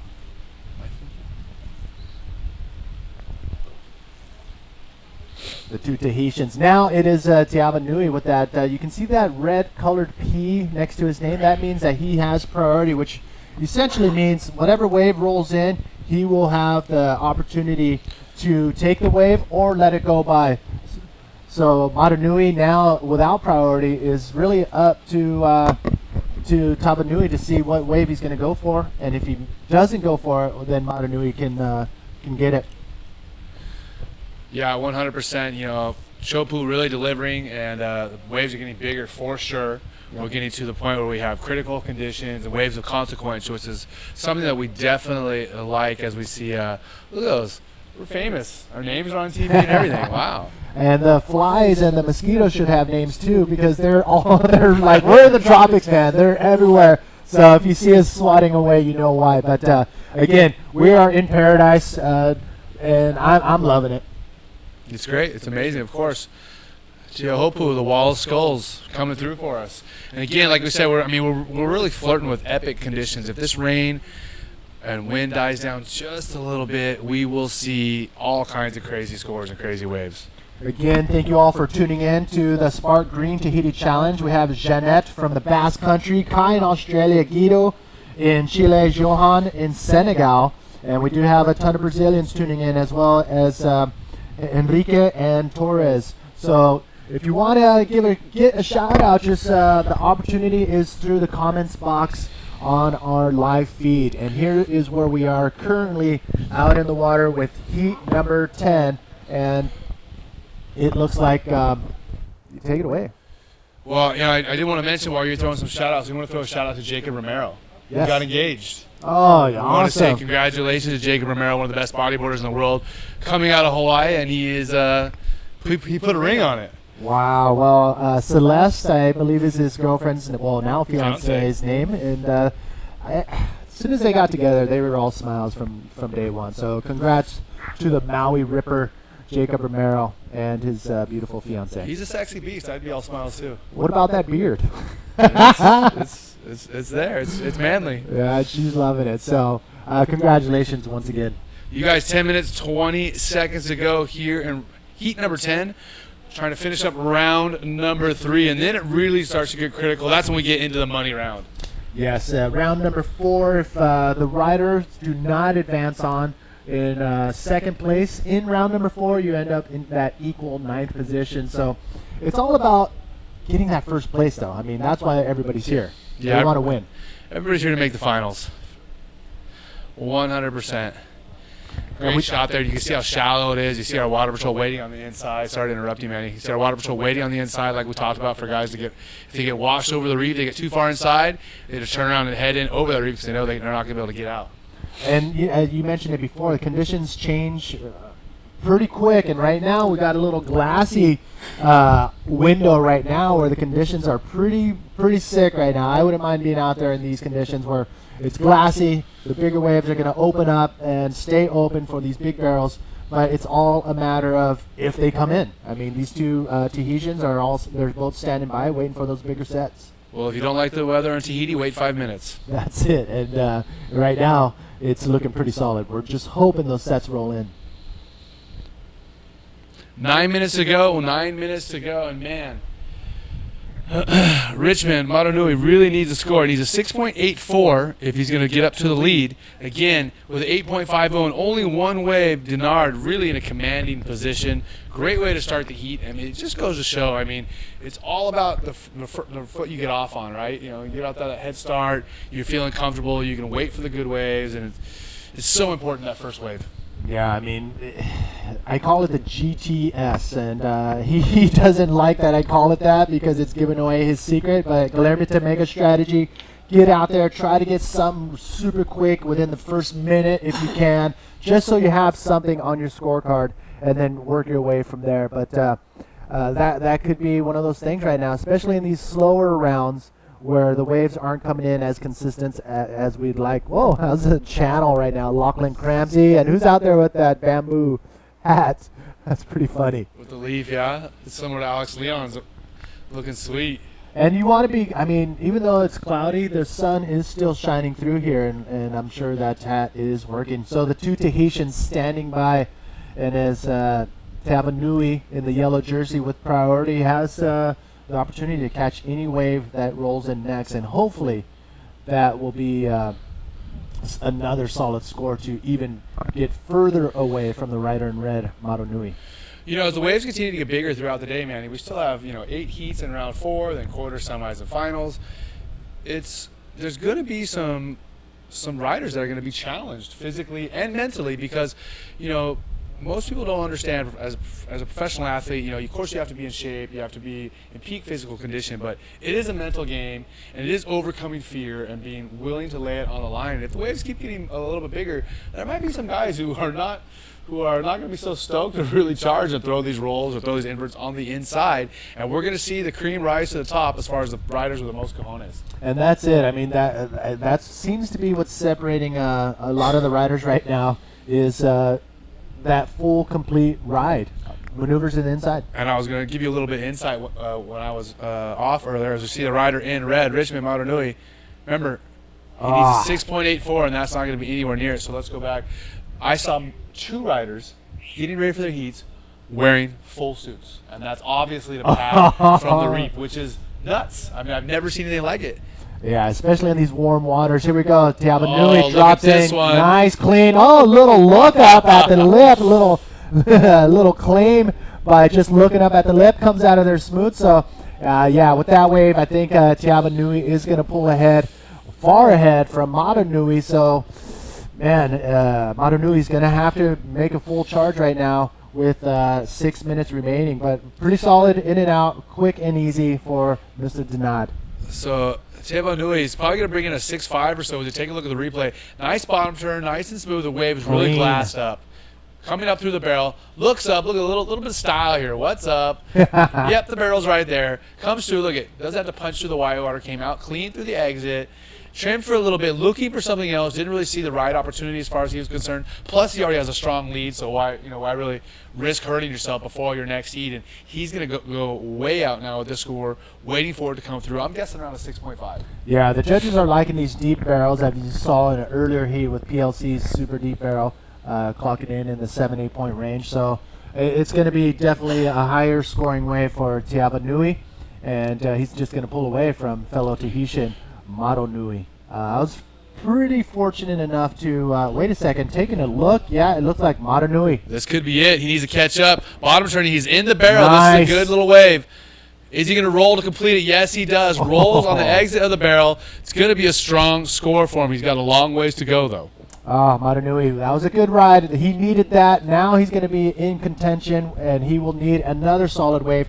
Now we have a heat out in heat number, I believe heat number 10. So with that wave, Maro Nui, and you can see that that roll wasn't super clean, but it was a maneuver. He landed, pulled it, but that barrel ride is going to help him get that higher score. Let's take another look. Yep, dropping in, stalling a little bit. He knows this wave as good as anybody. I mean, he maximized this wave. He was in the barrel as long as possible. Great land angle, comes out, rolls on the exit. Beautiful. I mean, it was really crisp. The landing wasn't as perfect as could be, but man, he rode the wave very, very well for for what the wave had to offer.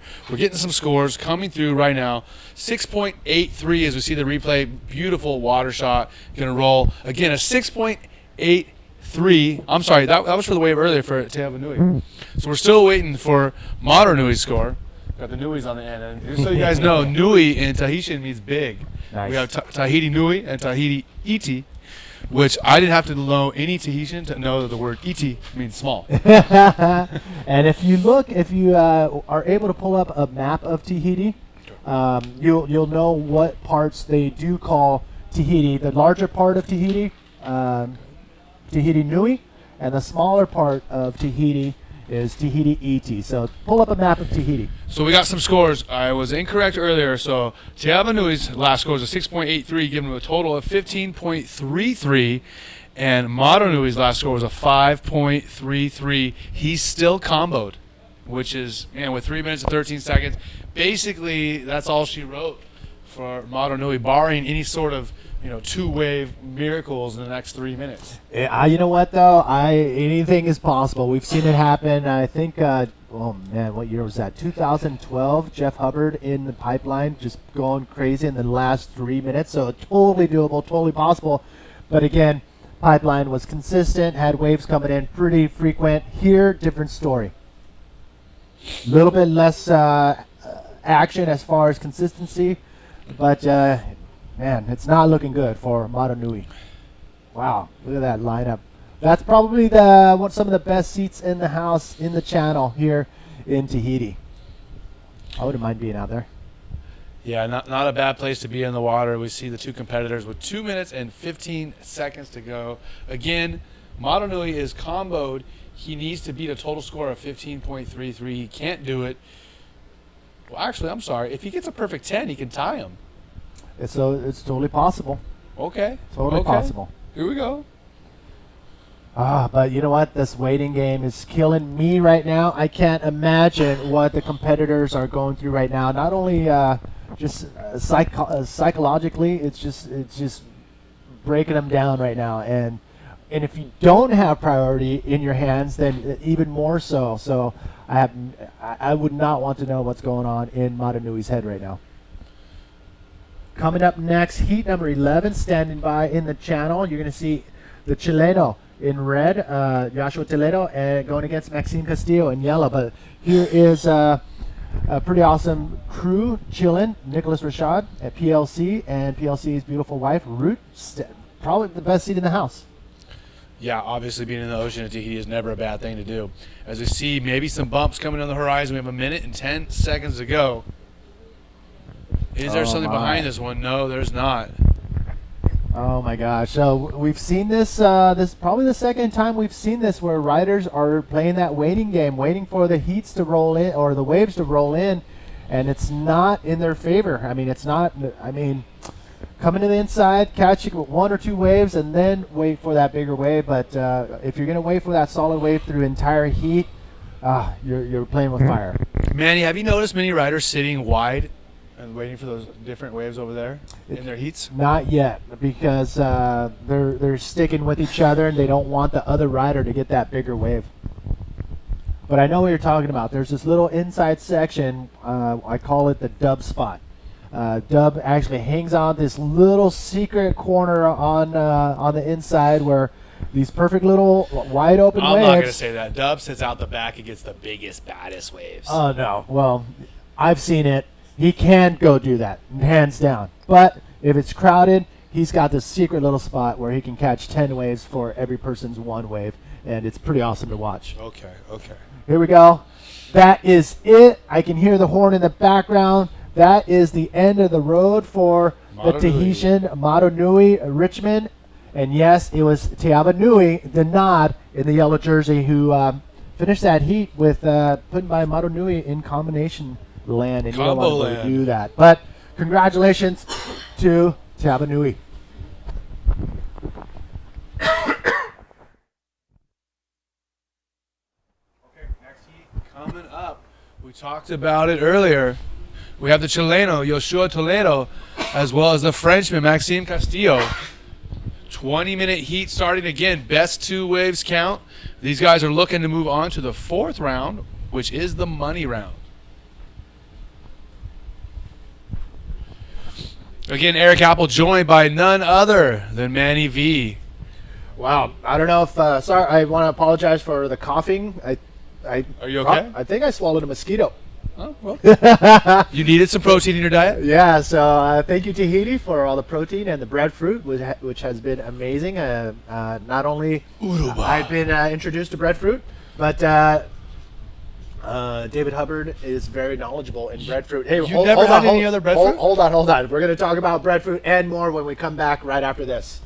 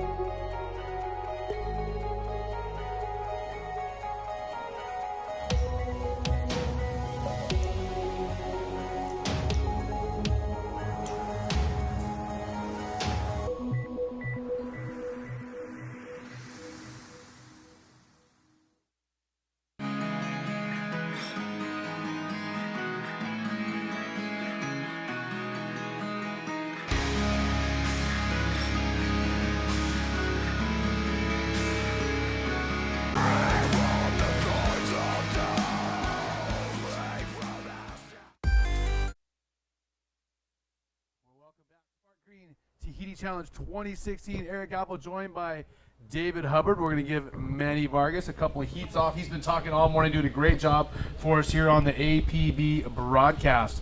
We don't have any scores as of yet for these two riders, but as we speak, in red, taking a look. Yeah, the Chilean taking a look at that one. That was a nice small insider. He ended up not going on it, but here the pulled back version, we see those clouds, we see what's happening in the background weather-wise, and here's our winner from the last heat, Tiava Nui. He's swimming around. He's gonna jump back up and get a shot with Revatua. We'll get you that interview shortly. There he's fist pumping. Max Wasna, integral part of this event. Thanks, Max, and the whole Vairau Surf Club for all their help. Do you know what Tiava Nui means? Obviously, Nui's big. You know what Tiava means? I don't. Not offhand, but might have something to do with. I think Tea might be white, so I'm not sure if it's talking about something big and white. But I'm just gonna leave that right there. We're gonna move on. In our next heat, Munoz and Lachlan Cramsey. That's going to be an exciting one for sure. For sure. I think this heat, the one we have in the water, I think is going to be really well matched. And like you mentioned, Lachlan and Allen, I think that's also going to be a nicely matched heat. So we've got some great heats coming up all the way through round 3, and then we'll push into round 4. Revatua, take us away with Tiava Nui.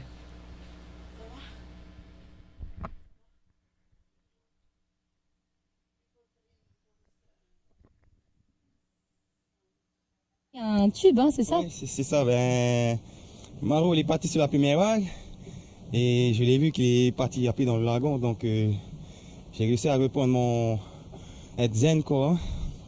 Et quand il est arrivé, ben, j'ai réussi à prendre une vague. Et au dernier moment, j'étais pas sûr que je voulais aller, mais voilà, quoi. J'ai tenté le coup et j'ai eu un bon tube la première vague, quoi. Ça m'a vraiment fait plaisir de sortir. Et le stress, il y a eu moins de stress aussi, quoi. Donc j'ai pu gérer ma série, donc voilà, quoi. Et en plus, toi, tu reviens des trials, t'es blessé, comment ça se passe? Ça va, ta blessure, ça va mieux? Ça va, heureusement qu'on a eu ces 5 jours de repos, hein. Ça m'a bien servi, hein, franchement, et à chercher le monde zen, quoi. Et tu t'es bien soigné, t'as mis du citron, t'as fait quelque chose? Dès ma bouche, je suis arrivé en bas et on m'a donné du citron. Je savais qu'il fallait le mettre, hein. Sinon, elle ne guérit pas la blessure. Hein. On peut voir comment c'est maintenant là? Ça va un peu mieux? Ouais, ça va aller là. Ah ouais, ouais, bon. Voilà quoi. Pas trop mal? Non, ben là ça va. Avec la motivation et tout, ben c'est passé quoi.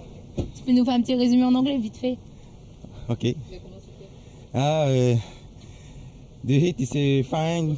I take the two waves, two good waves. And I take one, I have 8.5, and second 6.8, and after I'm happy, yeah, because I'm okay for the next hit. Yeah? And he's still hurt here.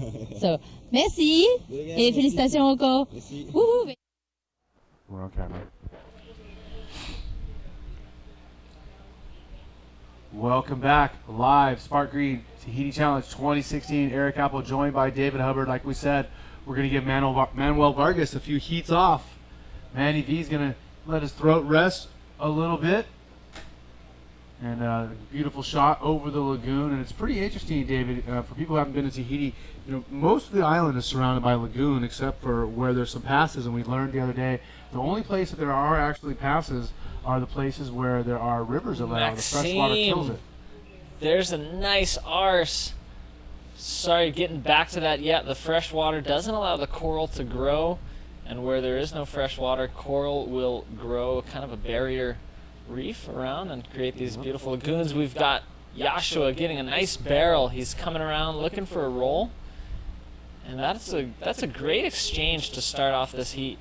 Yeah, I mean, these guys, so many guys are going so many minutes without getting any scores at all. So these guys, after 7 minutes or so, are able to get some small scores, probably 3s and 4s, maybe even 5 on the ARS. Yeah, I think that'll be something, and they're stoked to get moving. Like you said, we've had some slow heats, but we've had still some exciting action. So it's great for these guys to get their campaigns started. We'll see what happens the rest of the heat with Yoshua Toledo and Maxime Castillo. For sure. Waiting for scores to come up, like we said, but we are on the live judges scoring. We got a 4.0 coming over there. Tell us what we got over here.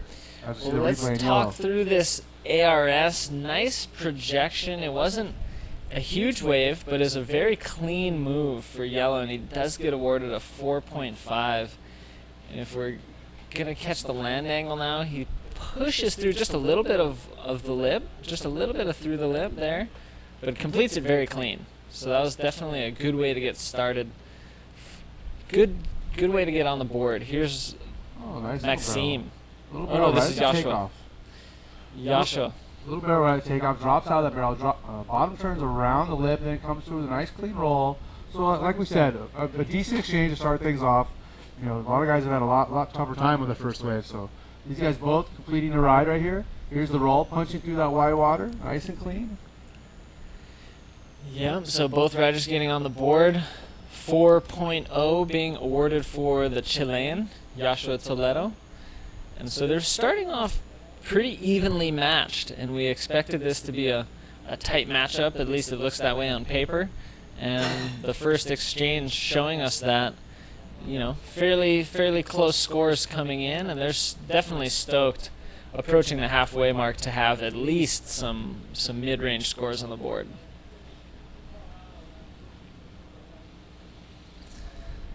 It's Maxime Castillo with priority and a slight edge over Yoshua as we do approach the halfway mark. And we do see with a little bit of rain, it is starting to clean up just a little bit. We see a little bit less of that texture, and we're hoping that it glasses off out here. Yeah, the rain definitely calms down the wind just a little bit. Again, we have light and variable winds out here. So the winds can be kind of switching around, coming each direction. Luckily, they're not too strong in any direction so far today, and we'll keep our fingers crossed and hope we don't jinx that. Exactly. We're reaching for some wood to knock on here at the booth, but we are hoping for the swell to continue to increase, and hopefully we can get some better conditions as we approach the finals. But we still are in round 3, making our way through the rest of the heats before we get into round 4. And round 4 is really where the action is going to start. I mean, we're looking at the money round. The winners from there are moving on to the quarterfinals, really getting some points for the APB Tour. Things are really going to start to heat up as we move forward. Certainly agree that the first set of quarterfinals that we have established look pretty exciting for sure. I think round 4 Heat 2, Cedric Estal and Julie Mirmont, that's going to be a good one. Mike Stewart, Ben Player, that's a classic matchup. And PLC and Tanner McDaniel, I think that's going to be a really cool one to watch. You know, PLC was a Super Grom himself. Tanner McDaniel is this generation's Super Grom. And seeing them match up in the 4th heat of round 4 should be really exciting. The winner of this heat out in the water now will be joining Jared Houston in heat 5 of round 4. So all kinds of action we still have coming to you today, guys. Again, we are trying to look to finish up today. As long as the wind and the waves cooperate, we will finish the Sparkgreen Tahiti Challenge 2016 APB Tour. And man, it's so good for bodyboarding to be back in Tahiti at Chopu. Yeah, we're all frothing, and this event has brought competitors as well as spectators out of the woodwork, and people are really tuning in around the globe. Thank you so much to everybody watching us live on apbtour.com. And we had some great competitors make it in. Remember that heat with Mike Stewart and GT? That was just an age-old classic. Reliving it. 100% a classic man-on-man battle between, possibly the 2 best competitive bodyboarders of all time.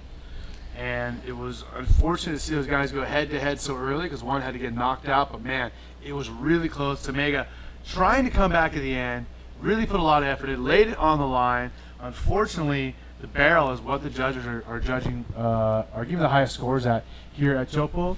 And it wasn't enough for Guilherme. But fortunately for Mike, he moved on. and he is continuing on in the contest, looking to get a big victory. Yeah, that would be so cool. Mike Stewart has competed in the previous Tahitian challenges. There has been 3. This is the 4th, and with about a 13-year gap in between the last one in 2003, like you said, Eric, we are so stoked to be back here in Tahiti. Frothinating to get our tour underway. This is the second event of the APB Tour for 2016. So we're really kicking things off and really starting the title race itself here in the 2016 Sparkgreen Tahiti Challenge. Man, 6 minutes and 30 seconds ago, each rider with only one wave. As we say, red taking off Yoshua. Yes, the Chilean, he's hoping for a section here. Slows himself down, so he's able to muster a pretty decent backflip off that section. Comes around to the inside section, even gets a little cover up, and he dips out before the wave completes itself onto the reef. Well, Dave, I think that's going to be a solid score. I mean, even though the cover-up was really short, the thing is to get that second maneuver, because a lot of guys are doing one big roll, one big ARS, and not pulling out. He did that and still got a cover-up. Although it was small, I really think that'll help his score, and we'll see maybe a 7, 8 out of this. Yeah, I think you're accurate in what you're talking about, Eric, because it really completes the ride. Like you said, single moves have been the story of the morning thus far, and to get a little bonus section, even if it's just a small little cover-up, it's got to add points for sure. We see score coming in 6.17 for Yoshua. That improves his situation, now putting Maxime, who has priority, in the position of requiring a good score. And how great is it to be live on the judges' scoring system? We see it coming in so quick. A 6.17, not quite as much as I thought it was, but still, I mean, considering the heat, we have 5 minutes to go. His competitor is a 4.50. It's got to be feeling good for Yoshua. For sure, and he did get the lesser of the initial exchange. Not sure who had priority in that case, but it's great for him at this point in the heat with only 5 minutes remaining to take that notch up above Maxime, and now he's put the pressure on Maxime, who's holding priority. And if he waits too long, the opportunity to advance through this heat might pass through his fingertips. But here we see him paddling Maxime on a nice one. This wave's looking smoother. He's taking all this speed right up to the lip. Nice through the lip roll. He's hoping for something more. Can he get around this section? He does, but the wave just peters out. Well, he's looking to catch up real quick, and that's going to bring him close. Again, he needs a 5.68, like we said, and that's going to be close to it. It might not be all the way, but, man, this heat looks like it's going to come down to the final few minutes, which is what we love here at the APB. We certainly do love it, and, you know, the tight battle on paper is proving to be a tight battle out in the water. Yoshua with priority now, letting this one sneak past him. And there could be something out the back, Eric. We see kind of a set rolling in. It seems like it, Dave. Looks like you're correct. And again, with these conditions, sometimes the sky's gray and the ocean's gray, kind of reflecting off it, sometimes it's hard to see the sets coming in. But let's take a look at the replay here from Maxime Castillo. Takes a nice bottom turn up. He sees this section, and he has to push through the lip to get this roll off. There we see a nice connection. Good projection. Good projection to get out ahead of the breaking lip. Clean landing. So that was cool, and he was hoping for something else after he got around it, but nothing much. So he cuts out. Here's the original angle as we see nice bottom turn, clean wave thus far, but where he hits it, he just has to push through the lip. But still a technical maneuver, should be somewhere in the average range. For some reason, this doesn't sound so nice. 5.1 coming in. So let's explain what David meant. Look at this set. Oh, that was a sick one. That's what we want to see. Hopefully we'll see more of those. That was the first mega pit we've seen all morning. That's exactly what we want to see. Look at this. Yoshua pulling in. We missed this wave. A great barrel. Look at that. He's claiming it. Wow.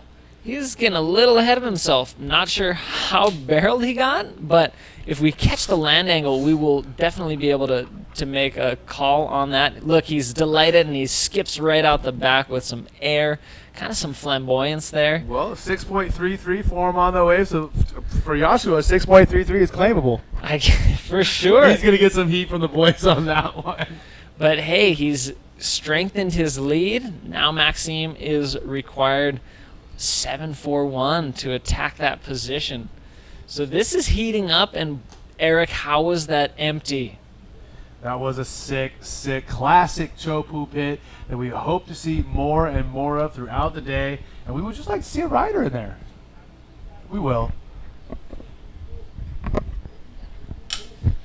Yeah, man, if we can see some more of those pits, oh my goodness, we'll see some of the big boys just attacking it, getting deep shacks, hopefully hitting huge inverts. We saw Brahim Idouche do the move thus far of the event. It was a huge invert in round 3, was it? Yeah, I believe so. We lost the heat, but he really set the table, set the precedent for the rest of the riders as we get down to less than a minute and a half. So a minute 20 seconds ago, Dave, what's he going to take for our second place rider Castillo to get through? Well, if he catches a sick one like that empty, should be kind of no problem. He has priority, so if he's sitting in the right spot and the right wave comes in, he can totally do it. He doesn't need a whole lot. He just needs, well, best wave of the heat. This is a great big set.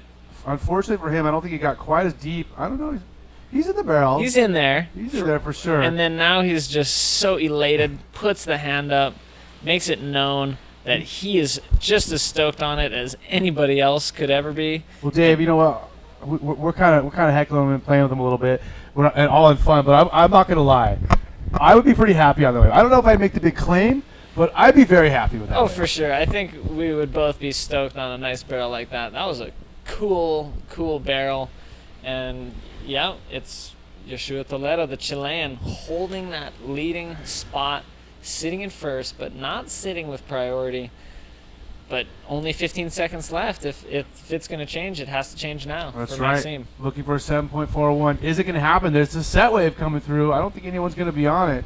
But, David, I just want to let you know that JG Boards is giving us a board to give away to one of our APB fans who are watching the 2016 Sparkgreen Tahiti Challenge. If you share a live webcast link on your Facebook, Twitter, or Instagram, you have a chance at winning a free JG board. We're also giving away t-shirts and rashies all throughout the day. So guys, if you share us, we will reward you.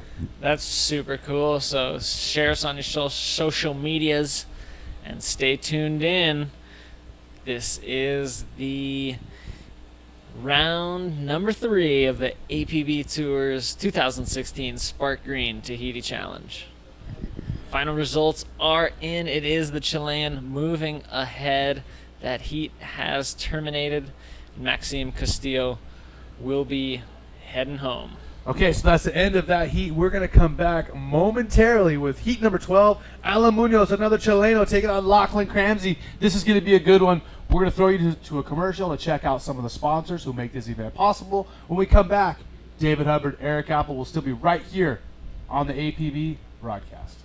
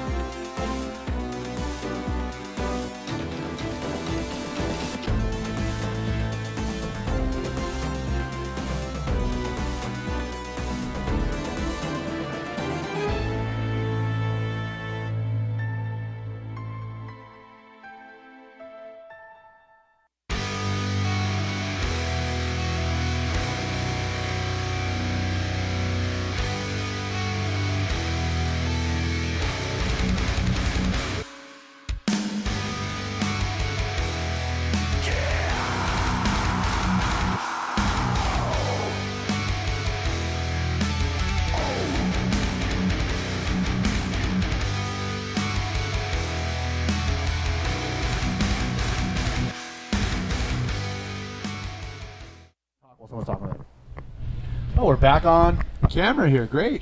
Look at that. Wide shot of Chopu, the lineup. And we're already a couple minutes into this heat in the water.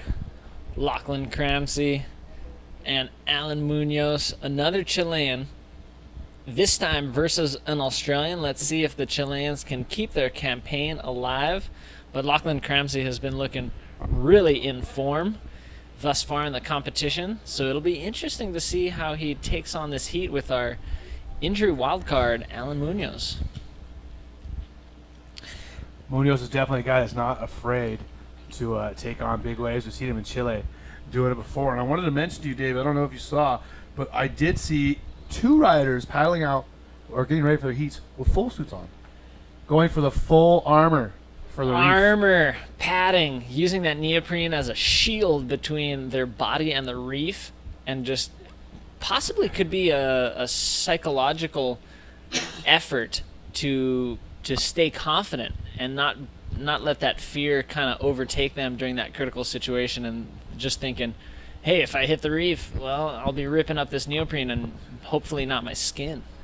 Yeah, you know, I got my first dose of the reef at a very, very small portion. I pushed off the bottom the other day with my feet, and I had a little chunk in my heel, and luckily, thank God, it was just a little tiny sliver. I was able to get it out, because talk about the ramifications of getting a reef cut here at Chopu or anywhere in Tahiti, and you know what can happen if you don't take care of it, and how easily it can be a problem. Boy, I'll tell you, I've seen it so many times, especially here in Tahiti.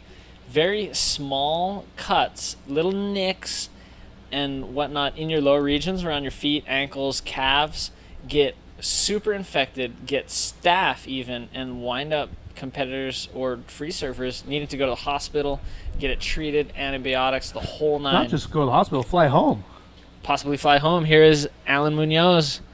Look at this one, bottom turning, nice solid wave, good roll there in the critical section, back out to the shoulder. Whoa. That was insane. And he had to dive out. He got around it, and that section was tracking him down. That was a big roll. That was a good way to start this heat. There's Alan just dealing with the rest of that wave that crashed down on him.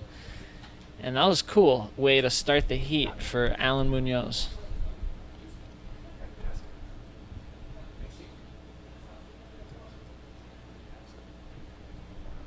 Waiting on scores. Here's the replay. We see there's a nice size wave. Alan's taken off. Behind that section, he gets around it, comes right up for a nice clean rollo. Really critical for sure. And then he has to dive out before the rest of that wave just totally closes out. Yeah, you know, it's hard for people to even understand as we see the replay again. This is a solid wave, and this is a wave of consequence, isn't it, David? Oh, it certainly is, and you can see right here when he lands, he bounces quite a bit. And it gets steep real quick. And it barrels super hollow right after him. So if he would have, you know, ended up kind of straightening out right there, he would have caught that whole section right on his body. So he did great to keep his edge and be able to carve around to at least get to a position where he was able to dive out. So waiting for some scores to come through. There's our first score, 6.67 for Alan Munoz. Great way to start for the Chilean. Looking to repeat what his fellow Chilean did in the last heat. Knocking out Maxim Castillo was Yoshua Toledo. But right now it is Alan Munoz taking on Lachlan Cramsey, who is sitting in priority. The Australian, who's been surfing wonderful this whole event. Very consistent, very technical and powerful rider. So we're hoping that he can get some nice scores on the board so we can get some great action and bring it to you live here at the 2016 Sparkgreen Tahiti Challenge. Yeah, definitely stoked as we start to round up round number 3, moving to round number 4, and then the quarter, semis, and finals. Again, if you're just joining us, Eric Apple sitting next to David Hubbard, one of our top competitors here in the competition, and we are looking to finish the 2016 Tahiti Sparkgreen Challenge, or sorry, Sparkgreen Tahiti Challenge. Today we want to get through all these heats and crown a winner.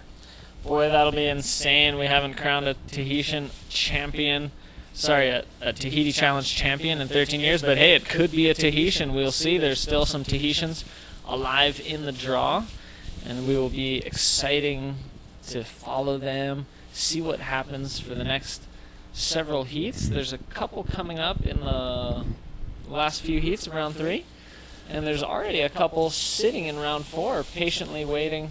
Some of You are one of them. competitors. You're in the first heat in the 4th round, taking on Tahiti. Behind you guys will be Cedric Estal and Julian Mirimont. In the 3rd heat of round number 4, we'll see Mike Stewart and Ben Player, and that's going to be a cracker. Yeah, we've been talking a lot about Mike Stewart's heats lately because he's come up against such great riders. GT, obviously, one of the best competitive bodyboarders of all time. Then he took out Garth McGregor, who had a perfect 10. That was an incredible heat in round 3. And now he's up against Ben Player, someone who's also been surfing really in form, another injury wild card. So Mike Stewart's just been making these heats of his just classics, instant classics. Yeah, Mike is definitely, he's not having to, if he makes it onto the semi-finals, he will definitely have one of the hardest roads there. I would have to agree with you. He's had a challenging road thus far. He's been competing against really solid riders who have been not only in form, but have been surfing really well and catching good waves, possible, making it really close for him. So he's made it through some really exciting heats thus far. Well, speaking of catching waves, that's what we're looking for these guys to do. Lachlan Cramsey, the Australian, in yellow with priority. He needs a 6.68 to catch up to Alan Munoz at 6.67. And we see Alan kind of paddling around the inside. Lachlan being patient as we're nearing the halfway mark of this 12th heat of the 3rd round. It seems like we've been here in the 3rd round forever because we've been waiting to get the competition going once again. We've had some lay days lately, but hey, we didn't sit around and do nothing. We were pretty busy, weren't we, Dave? Yeah, lay days have been great. So here we have Alan staying busy, tracking down this insider. Another nice smooth roll on this pretty much small, kind of not a huge wave.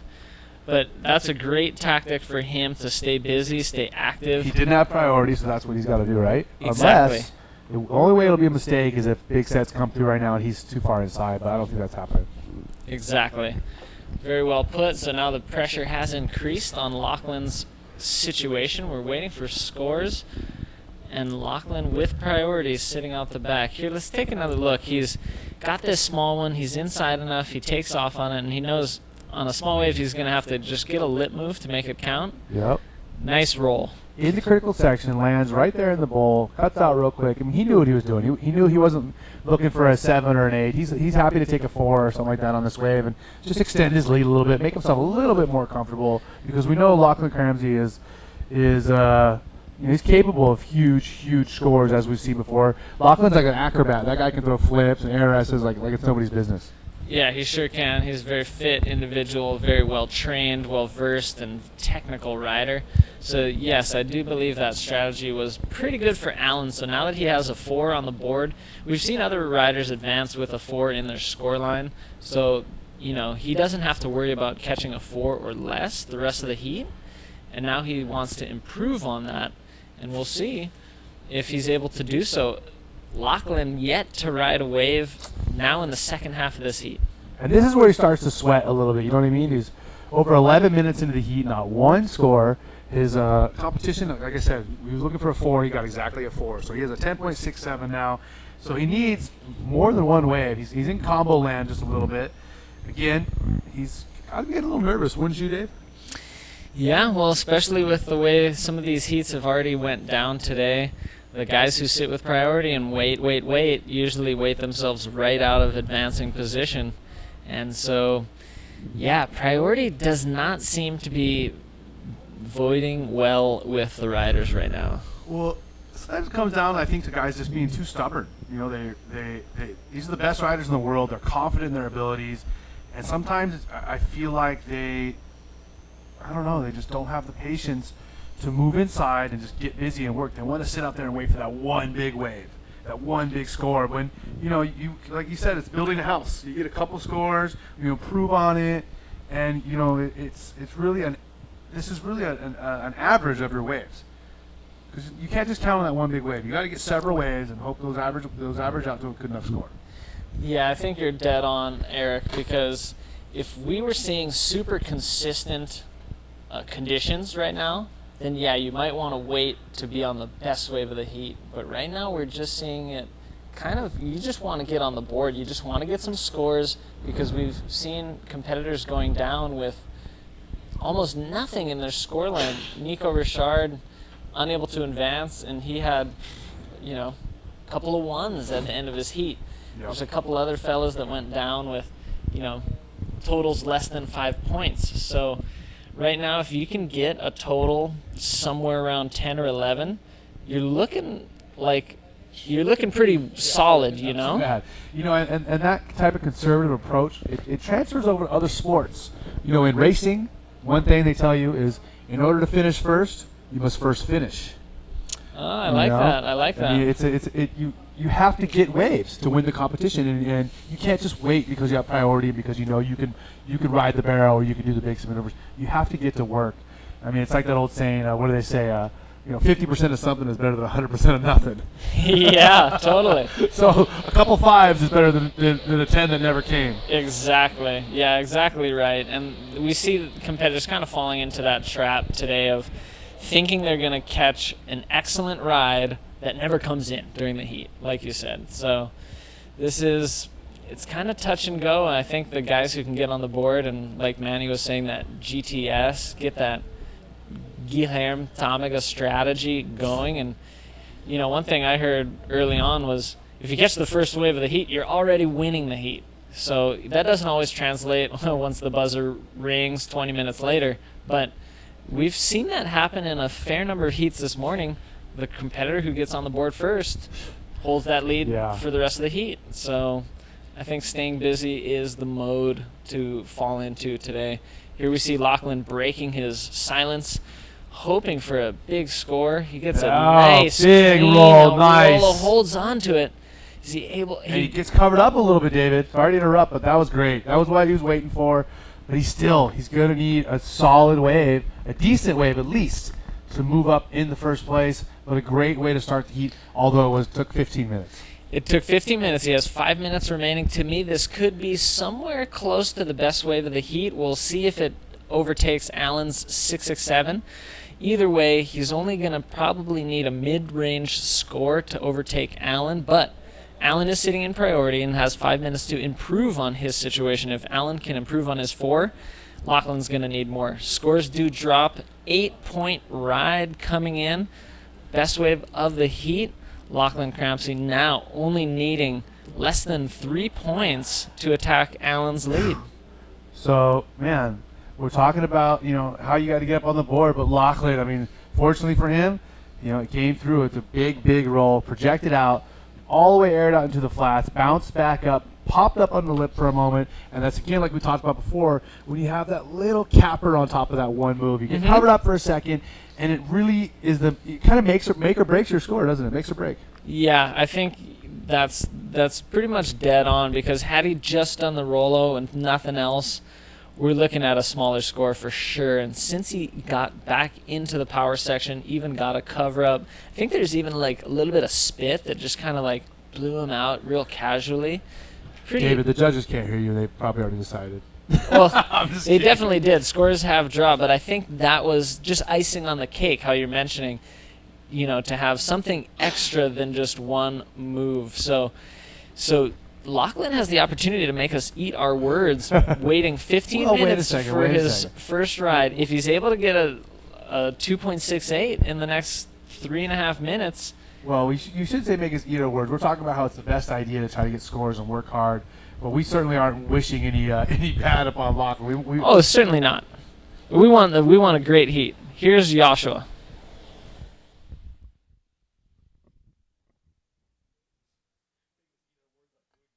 Bueno, mi manga estuvo media complicada, del tema muy poca ola, y en los 5 minutos se desarrolló una serie de 5 o 7 olas grandes, la cual me dieron las 2 mejores olas para poder pasar a mi siguiente hit, que es cuarta ronda.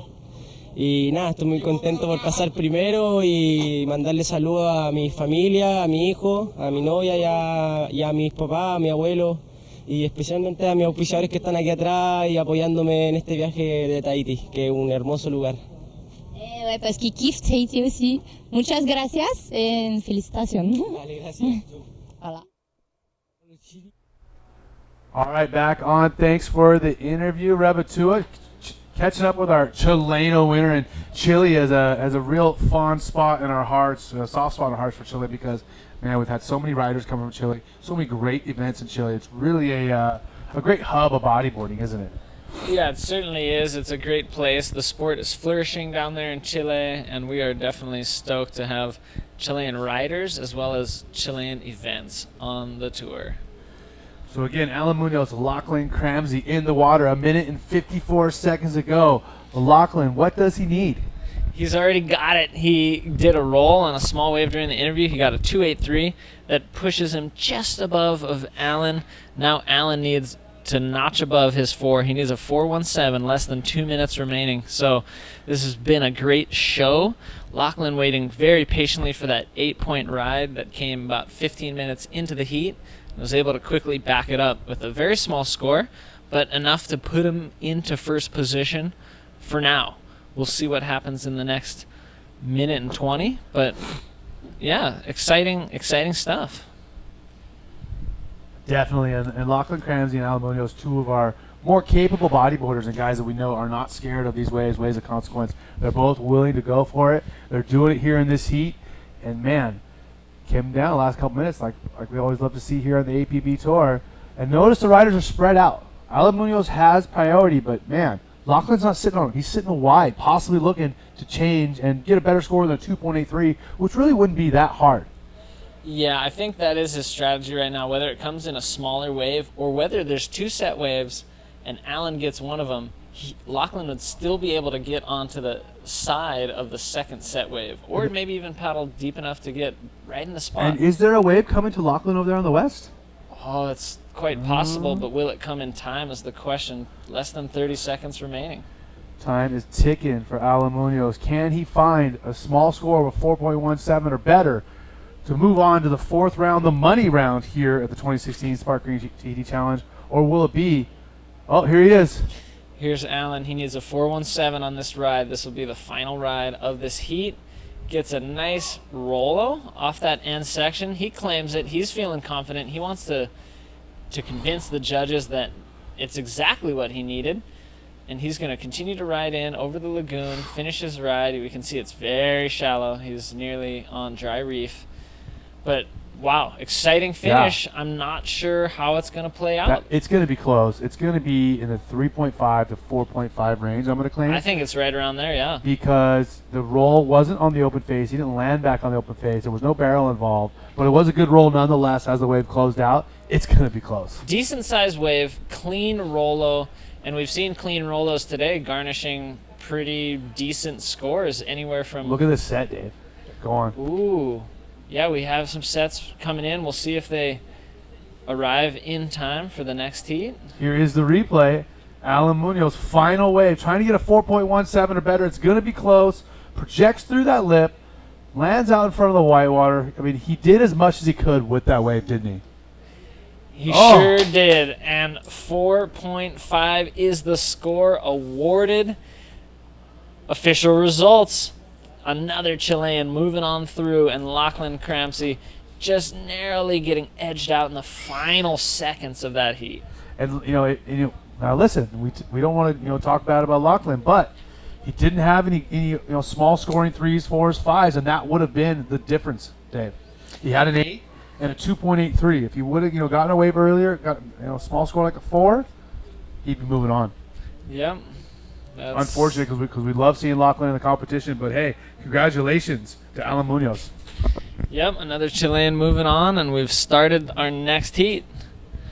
So we're going to bring Manny into the booth. I'm going to go prepare for my heat coming up in round 4, and we're going to bring you the action in this next heat.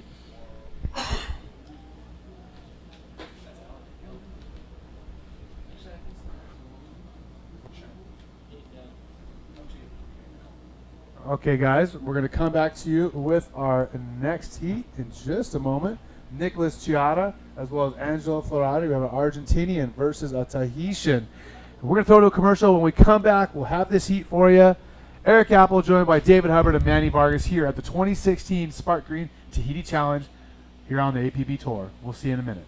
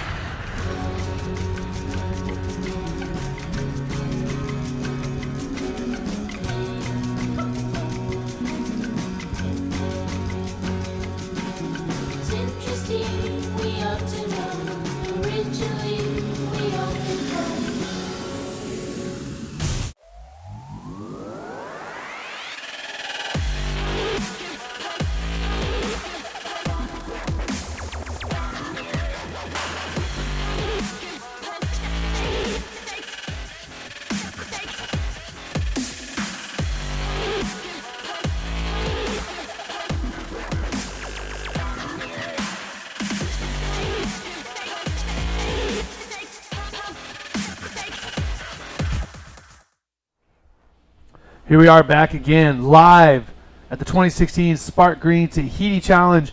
David Hubbard sitting next to myself, Eric Apple. We're going to keep him in for one more heat before he gets ready for his round 4, heat number 1 competition, as we see a replay here in yellow. Take it away, Dave. Angelo, he's looking for a nice tube on this smaller wave. Lots of froth on it, but something tells me this Teupo expert is going to make it out of this barrel, and he does. Clean barrel ride.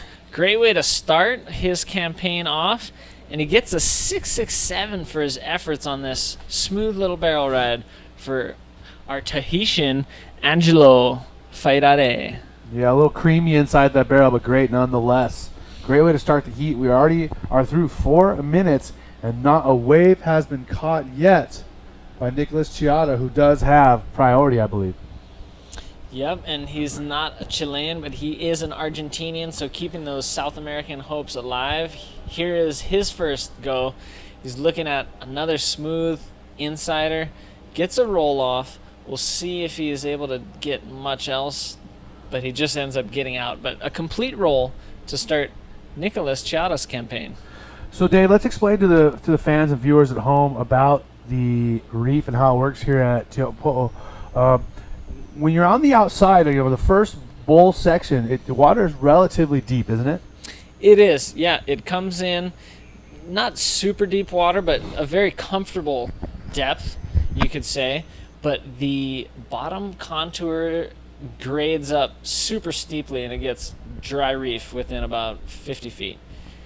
As we see the replay, him driving here, going up through that lip, rolling, landing back in the bowl section, chooses to kind of straighten out back here and duck out that white water, which was the wise choice. Yep, a complete ride, nice roll, coming in at a 3.67 for Nicolas. And that's an interesting score for him on that one. I'm not going to lie, we see this good roll right here, out of the open face, that wave right there. But if we saw the roll before, that was as the wave closed out. That was a 3.67, as we saw a 4.50 last heat for Munoz as the barrel closed out. But that wave was a little bigger, you think? I think wave size as well as projection and degree of difficulty were the culprits in making near to a whole point of difference between those two rollers. We didn't see Nicholas Chiia get too much projection. It was kind of tight. He didn't land at the bottom of the wave. We saw him start to bounce probably around mid-face, so his trajectory wasn't as lofty as Munoz in the final heat that we just watched. So I think that's the difference, the point of difference that the judges kind of saw there. So now Angelo sitting with the 3-point lead, both of these riders with only one wave ridden, but the Tahitian wants to keep the dreams alive for the rest of the Tahitian Ohana, or family, here in the Sparkgreen Tahiti Challenge. Yeah, we want to thank some of our other sponsors as well, JG Bodyboards, Air Tahiti Nui for bringing us here, as well as the Viral Surf Club. OPT, FTS, TNTV, TBS5, the whole Tahitian government, as well as Bodyboard King and ISS. Yeah, I don't think we've had much of an opportunity to talk about the support that the APB and everyone here has gotten from the Tahitian government, who have really helped make this event possible. And they are stoked to see, wave riding, bodyboarding, surfing going on here in their country, and they're happy to have the world's best here, to have a light shone on the epic waves they have here at Tahiti. For sure, they've been so supportive, really integral in making this event possible, coming through with so much support in so many different ways. It'd probably be impossible to name them all. But just the whole Tahitian government really standing behind this event and putting bodyboarding on the map. Revatua with the interview.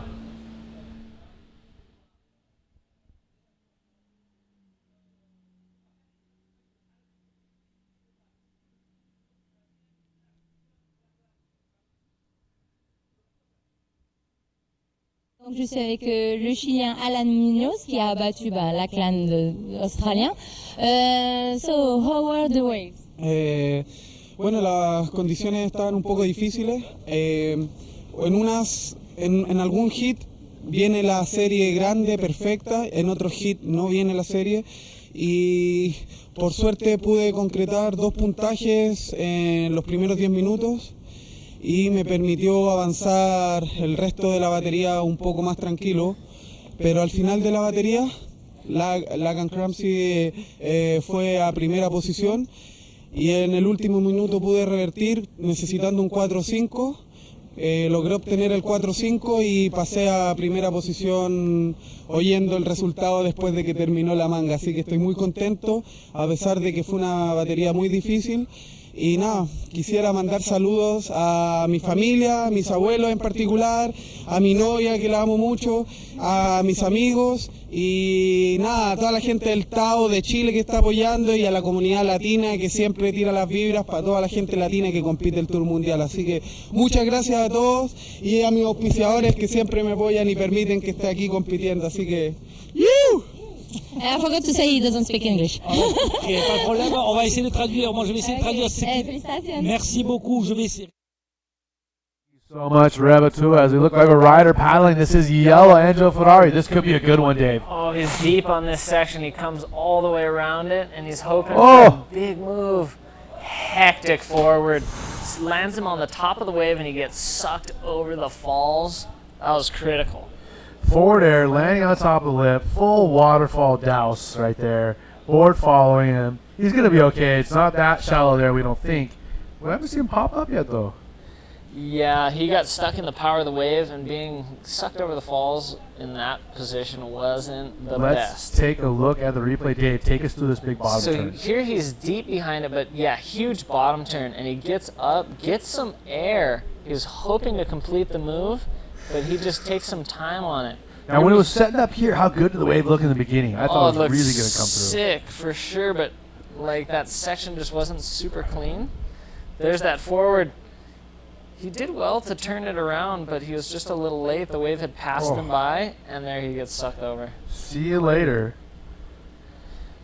So one thing about one of our sponsors, Bodyboard King, is that they're offering 10% off store-wide today. So if you go to bodyboardking.com, use the promo code APB10, APB10 at checkout, and you'll get 10% off. Thanks, Toby. Toby Player coming through for us. Looking for a score for that. Looks like a 1.67 for that incomplete ride. But a total of 8.34 for Angelo. He's staying in the lead. We do need to see a 4.68 or better from Nicholas Chiia, the Argentinian. So even though that was an incomplete move, it wasn't, just a single point. He did get awarded for the risk involved, and he got close to 2 points for it. Almost about half of the score that Nicholas is working with. So with the two scores, Nicholas, while sitting in priority, needs a mid-range score to attack the lead held by Angelo. And we're into the second half of this heat. Nicholas with only one wave ridden.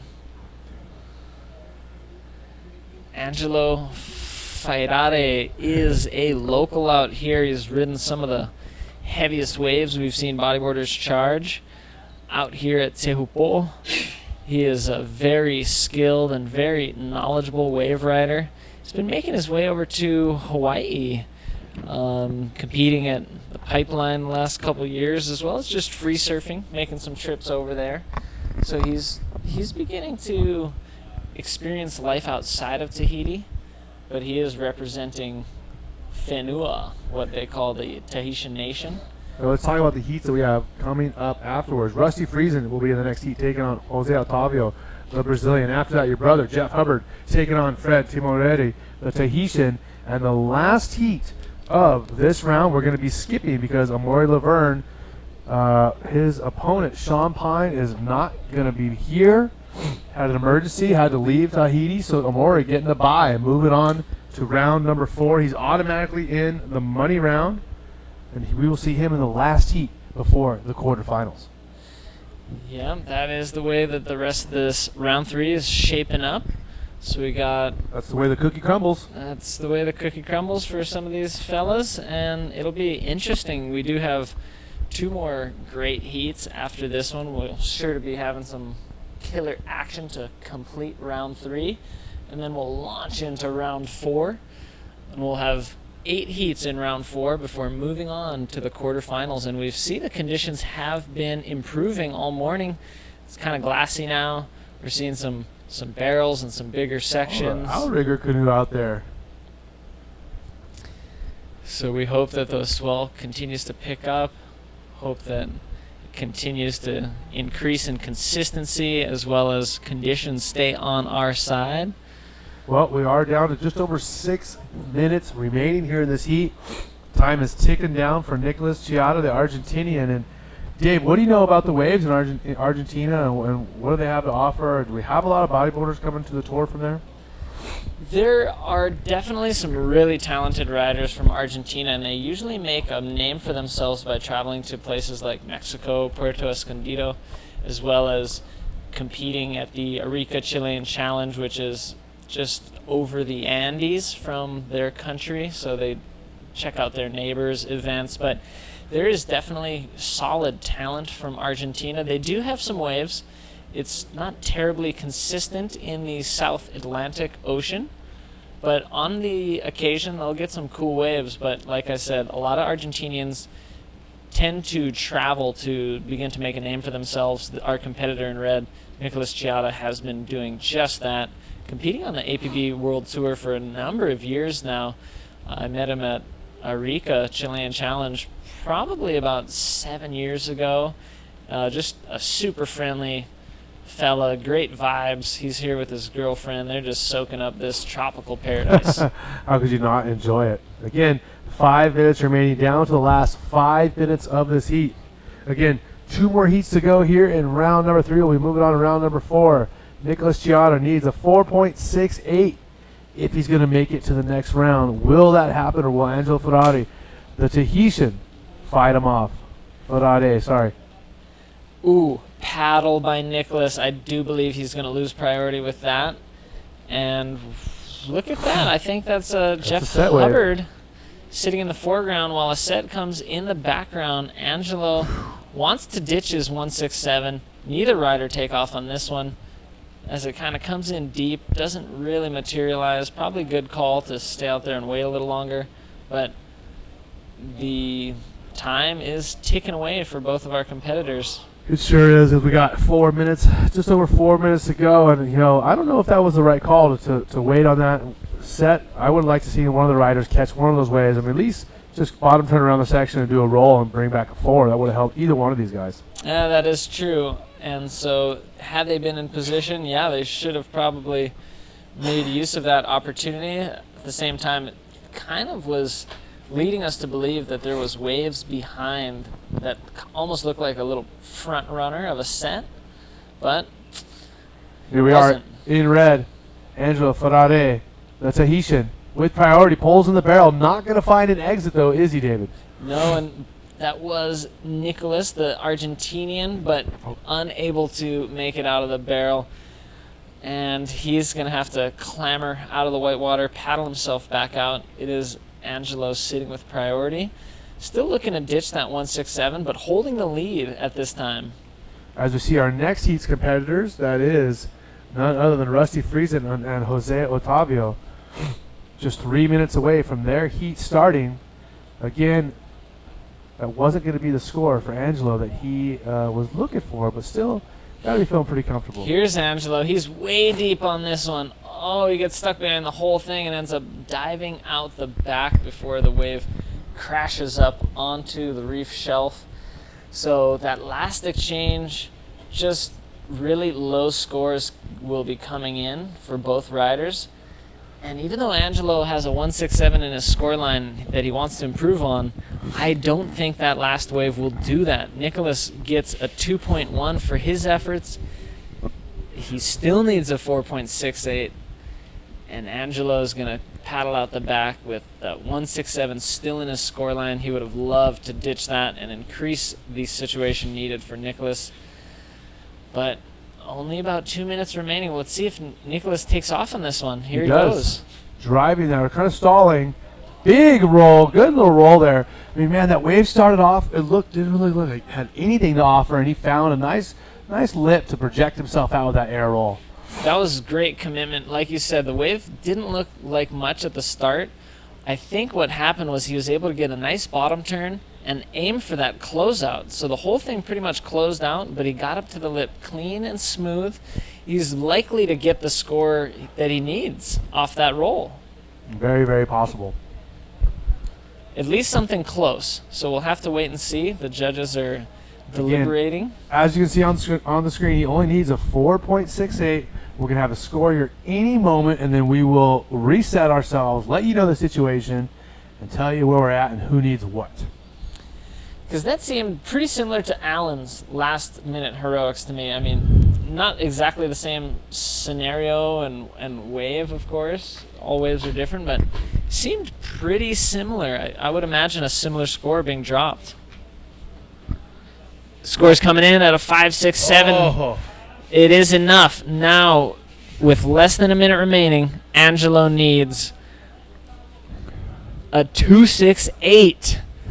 Situation is critical if Angelo's back out the back. Let's see. Check this roll. Straight into it, bottom turn. I mean, he really aimed right at it from the start. Nice and clean. Gets the arm up, claims it. Solid. He knew what he was doing as soon as he paddled that wave. He aimed right at that lip, bottom turn straight for it, projected that roll, and that was what he wanted to do. Yeah, here we would see he knows it's going to close out, but draws his bottom turn right off the bottom. Big roll. There's Angelo on the shoulder paddling out. Here he is. Oh. This could be his last effort. It's a small wave. He doesn't need much. He gets a barrel. Oh. He's going to need to do something more. He gets a roll off. Could this be the 2.68 that he needs? I'm claiming it. He's going to get it. Man, back and forth in the last 60 seconds of this heat. Again, Dave Hubbard and myself, Eric Apple, we're not judges. We're just trying to give you the best information possible. And I'm guessing that Angelo, the Tahitian, is going to come through in the last minute and make it through. We'll let you know as soon as we do. Yeah, what a seesaw battle in the final moments of this heat. So exciting to see. And boy, he really put it on the line. Here's a replay. He's right up on dry reef at this point. The jet ski is going to come in to get him. He needs to return out the back to return his jersey so the next competitor can get ready for their heat. But wow, let's see what happens and what the official results are. Waiting for the scores once again here at the 2016 Sparkgreen Tahiti Challenge. All we needed was a 2.68 for Angelo Fera to move on. 2.97, Eric, you were right. He gets it. The Tahitian stays alive. He's moving on into round 4. And that's really unfortunate for the Argentinian who had the lead with seconds to go. And, man, he's going to be sent packing here in the third round, unable to make it into the fourth round. And we are set to go with our next heat, Rusty Friezen, Jose Otavio from Brazil. Oh, right away, drawing first blood is Rusty. Rusty into a clean one. Here's spitting, and the section moves way ahead of him. Oh. He's unable to make it out of this one, but good way to get started. Priority now going to Jose. He was traveling in that barrel. He's already seen it paddling back out. He really moved quite a ways right there. Nice set rolling in to start off heat number 14. We're going to have Manny Vargas stepping in, and I'm going to go get ready for my heat. I kind of want to see my brother's heat too. Okay, so we're going to come back with a score for Rusty Friezen and the rest of this heat that just got started. Eric Apple, Dave Hubbard here at the 2016 Sparkgreen Tahiti Challenge. Take a look at some notes from our sponsors. We'll be back in a minute.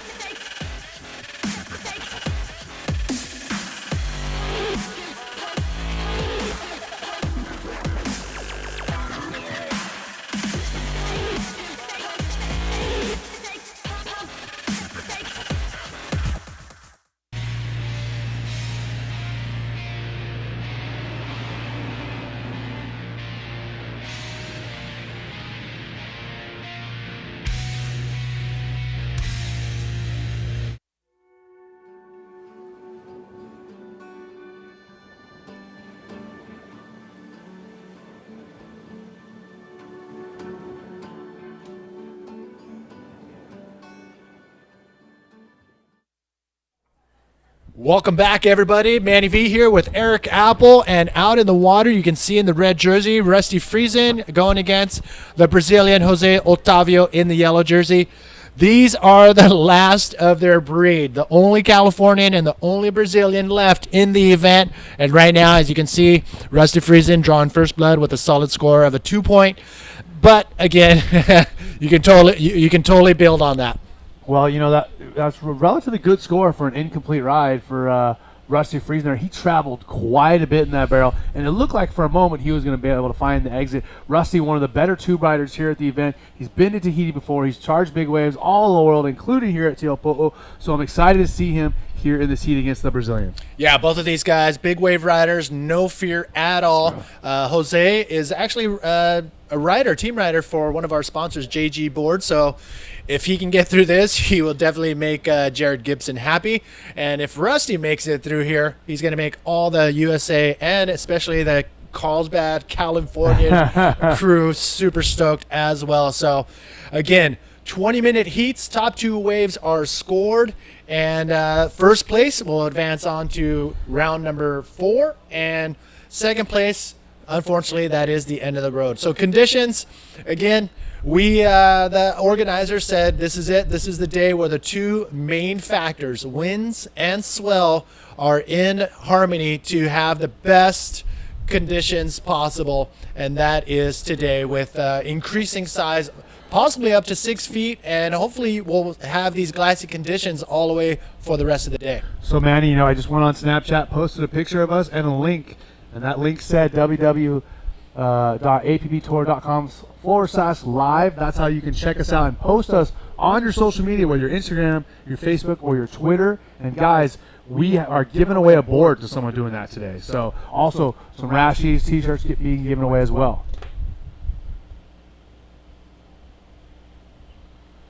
So again, make sure you share us on your social media. Parce qu'il te manquait 2.30, un truc comme ça. Ouais. Donc tu peux nous raconter alors comment ça s'est passé? Bah, au début de la série, ça va, j'ai eu une bonne vague, du coup ça m'a. All right, you know what? We're standing by for the interview, but look at that. Mais bon, après, j'ai vu que sur sa dernière vague, il avait fait un rouleau. Il lui fallait un 4 points et quelques, je pense, et il a eu un 5, du coup ça m'a fait un peu peur. Voilà, et après, ben, juste le temps d'attendre la note, quand ils ont dit la note, il restait 40 secondes, ben, j'ai nagé sur la plus petite qui est passée. La première vague que tu as voilà. Ok, tu peux nous faire un petit résumé en anglais vite fait? Non. Bon, Karim, tu te charges un petit résumé en anglais. D'accord. Hein. On fait un bisou à Poé qui est là-bas, mais bon, on lui fait un bisou d'ici quand même. Ouais, Marou a tous les commentaires là, c'est parfait là, c'est MTV. Ah, merci Angelo. Marou. Merci beaucoup Angelo, j'espère qu'il viendra nous. Ok, félicitations encore. Oui, merci beaucoup Réva, toi, merci beaucoup Angelo pour ses compliments, mais merci surtout à lui pour sa performance parce que là. All right, welcome back, and look at this last wave from the Brazilian. Nice, clean, projected roll. Lost his grip on his outside rail, but maintains it, pulls it off, and comes around to the inside. And I believe, let's take another look from the front angle. What do we got? This is where you get a real chance to see how deep he gets in this bowl. Projects the roll. Very nice roll by Jose Otavio, the Brazilian. Loses the rail, like you said, but he finds it just in time, able to stay on that shoulder, and I believe he follows it up with another clean roll, and he does right here. That's going to be a relatively solid score for him with a 5.10. We have about 13 and a half minutes to go in this heat. That's going to give him a total score of 5.50. So Rusty Friezen looking for a 3.51 to move up into the lead. But I'll tell you what, I'm pretty sure Jose's going to get rid of that 0.40. I'm pretty sure Rusty's going to get rid of that 2.0. So a lot of changes are going to happen here in the next 13 minutes from this heat here in round number 3. Yes, Jose putting together a solid run right there on his last wave. It's not going to be the higher end, but you know what? A solid mid-range right now this early in the heat is not bad for the 36-year-old from Itacoatiara, Brazil, one of our future stops on the tour. I believe it will be our next stop at the end of, I think it's June. So, yeah, he's going to be right at home once we get to Brazil. But a solid wave right there for Jose Otavio. Rusty Friezen, he's got 12 minutes and 20 seconds remaining to get his game going. That's a mouthful. Itacoatiara. Itacoatiara. And when you look at that word, it's definitely hard for Americans to read that word off. But once you got it, it's not that hard. It's a nice water angle look into the barrel. So beautiful here from the channel. Great that we have these shots. So stoked on it. everyone here helping us out, TNTV, all the entire production team here in Tahiti doing a great job for us. Alex Leon, our director, in there as well, calling all the shots as well as running the contest. As we see, looks like another rider getting ready in the channel. Yeah, these are my favorite angles right here from the channel. You can just you feel like you're in the channel watching the event unfold, and it feels like you're right in there. And I talked to PLC and his wife, Ruth, and that giant set that came in a couple of heats ago almost took their boat out. We didn't get a shot of that, but pretty terrified nonetheless. Really? Did they have to unhook from the buoy? They didn't have enough time to actually unhook from the buoy, so they were strapped in as the wave came up and over and almost took them out. It was very traumatizing. Oh, wow. Yeah, so, but everybody's okay, everybody's all right, and no electronics were lost. I mean, imagine your cell phone or your camera just getting doused. Not a good feeling. I haven't brought my phone on the boat yet. All right, good idea. Probably a really good idea, unless it's in a waterproof casing. So that's almost as bad as being locked out of your phone forever. Yes, which I was for the first couple days here in Tahiti. So the Argentinians giving a handshake, and Rusty Friezen, the Californian, taking a look at this one. Here we go, Rusty. Aggressive paddle. I wonder if he's going to lose his... Man, he spit hard. I wonder if he's going to lose his priority on that one. I'm going to say, yeah, he definitely lost it. He had an aggressive paddle for that wave, and I think he knows that. And now Jose Otavio is probably listening and looking towards the judges' scaffolding to see where priority sits, and he will know that it will be in his hands, which will be an advantage here at the halfway mark. Well, Rusty needs to get busy. He's got a 2. He needs to get an inside wave. And Jose Otavio, man, he's got a good one sizing up for him here. Look at this. Nice, clean bottom turn. Slides under the lip. Can he come out of that? Oh, nice. Comes out, lining something up, but no, kicks out. He will take a quick little barrel at the beginning on that wave, and he's happy with that. So Rusty really got his work cut out for him. Only a 2. No other score thus far. Jose Otavio with a 5.1 already, and now he gets a barrel to back it up. So he's going to be moving even farther into the lead as we're halfway through, and Rusty really needs to get to work. Both of these guys, as well as our viewers, I'm sure, are really, really hoping for the big bombs to come in. Both of them no strangers to big waves. Jose Otavio from Itacoachata showing how to get into that barrel and come out as clean as possible. It did chandelier towards the end, and I thought he was going to go for a maneuver, but decided to call it quits on that one. We do have a score for Jose Otavio, the Brazilian. As we see the replay, man, he got covered up, and for a second I didn't think he was going to come out. He was able to come through the chandelier there, bust through that white water, project out of it, bottom turn out the back of the wave, nice and safe. He brings in a 5.17. So he has a total score of 10.27. Now Rusty needs an 8.28 or better if he wants to move on to the 4th round.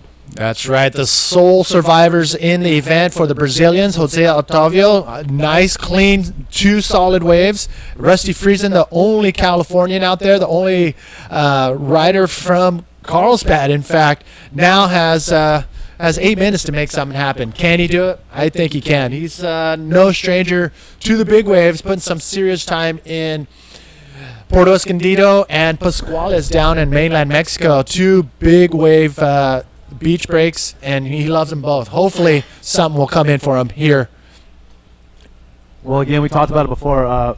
Rusty's been here to Chopu many times. We see the guys sitting in the channel. Rusty knows how to ride the barrel. He likes to ride the barrel. He's not a guy that's going to, be doing a bunch of maneuvers, cutbacks, spins, and multiple rolls. He's the kind of guy who's going to be looking for the big wave, the big barrel, and the one big maneuver. All right, you know what, Eric, sorry, I was listening to the word in the earpiece, and they were saying we have a board to give away from JG Boards. Whoever shares the most posts, you did say this? Yeah, we just talked about it, remember? Well, the little bird in my ear, the little bird in my ear just told me to repeat it, so I'm repeating it. JG Boards, 1 board up for grabs to the person who shares the most. So there you have it. There you go. Share it on your social media. We're giving away board as well as rash guards and T-shirts all throughout the day. So share us on our social media. We want people watching this event live. All right, 7 minutes. 7 minutes. Can Rusty Friezen and Mother Nature come in harmony and put together a solid run of 2 waves. That 2-point score that you see on Rusty's scorecard is not going to really help him at this point. It's Jose Otavio also. 2 5-point scores. I mean, again, a little slow paced, and I mentioned it before, when we have a slower paced heat, the next heat that follows definitely could be expecting to see some bigger waves once, maybe even twice through those 20 minutes. So there you have it. Again, 3 waves ridden by Jose Otavio, a 5.10 and a 5.17 are what counts. Rusty Friezen with only 1 wave. He had a good paddle at a wave that looked very solid. He wasn't in the perfect position. He lost priority because of it. Behind that, Jose Otavio got that 5.17 with that cover up, and Rusty Friezen really needs to get to some work if he's going to make it. If you're tuning in live, we do have a door to the booth here. So if you want to send a comment or a shout, or if you want us to give you a shout out, throw down your name and where you're tuning in from around the world in the comments. And right now, while we got a little low, is perfect time for you to ride chopes on your own in perfect conditions. We do have this event inside of the Journey Bodyboard game. But first, look at this. Rusty Friezen coming out of a nice little pit. And that is definitely going to help his campaign here, coming down to the last 6 minutes of this heat. So Rusty finally getting a little fire under his fins and getting going. Man. And by the way, those are not his fins. Those are my fins. Oh. So again, I wasn't going to say it, but you said to get to the fire under his fins. Those are mine. The Journey Bodyboard game by You Riding. You can actually compete here at this event as well. And You Riding is throwing up some You Riding cash and some prizes for the top scorers. And you can download it on the iOS game store and Android. Let's take another look at Rusty's last wave. Oh, perfectly timed. Bottom turn stall, cover up barrel, comes out with the spit. Not the biggest wave of the heat, but one of the cleanest. I mean, that wave spit perfectly as it came out. No other maneuvers on that wave, so we're probably looking around a 5 or something like that as we see the replay. Straight on, exiting with the spit. I mean, that was as good as it got for the barrel. And you saw him stalling as he came out of that barrel. He was stalling a little bit, trying to see if there was going to be an opportunity for a lip maneuver, but too much speed as he came out of that and wasn't able to find that lip maneuver. That was a good indication of things to come, hopefully, throughout the rest of the day. We want to see more clean, perfect barrels like that are spitting throughout the day for sure. All right, just to catch up to what I was saying, the Journey Bodyboard game by You Riding. If you look it up in your app stores, the Journey Bodyboard game, you can actually compete in the virtual Sparkgreen Tahiti Challenge, and we do have prizes for those top scorers. And right now, I believe that top scorer is a Ventura bodyboarder / photographer. Yep, there he is. Mark Goodnow, current top score, 63,295. He looks serious, man. He looks like an old school boxer portrait. Pretty sick. He looks real serious about whatever he's doing. Yes, and if you check out his Instagram, you'll know that he's serious about his photography. He has some really amazing photos there. Awesome. So this is the guy to beat. You have until May 2nd to compete in the Journey Bodyboard game, and this is the person you got to beat, Mark Goodnow. So congratulations. It's not over yet. You got till May 2nd. Well, we got some shout-outs that we want to give. Actually, first, though, let's go to Rusty Friezen's score of 4.60. So now he has a total of 6.60. He does not have priority. Jose Otavio has that with 3.5 minutes to go. So again, Rusty needs a 5.68 if he wants to move to the next round. Jose, total score of 10.27. He's got a couple of 5s that he's carrying. Will he be able to get rid of one of those?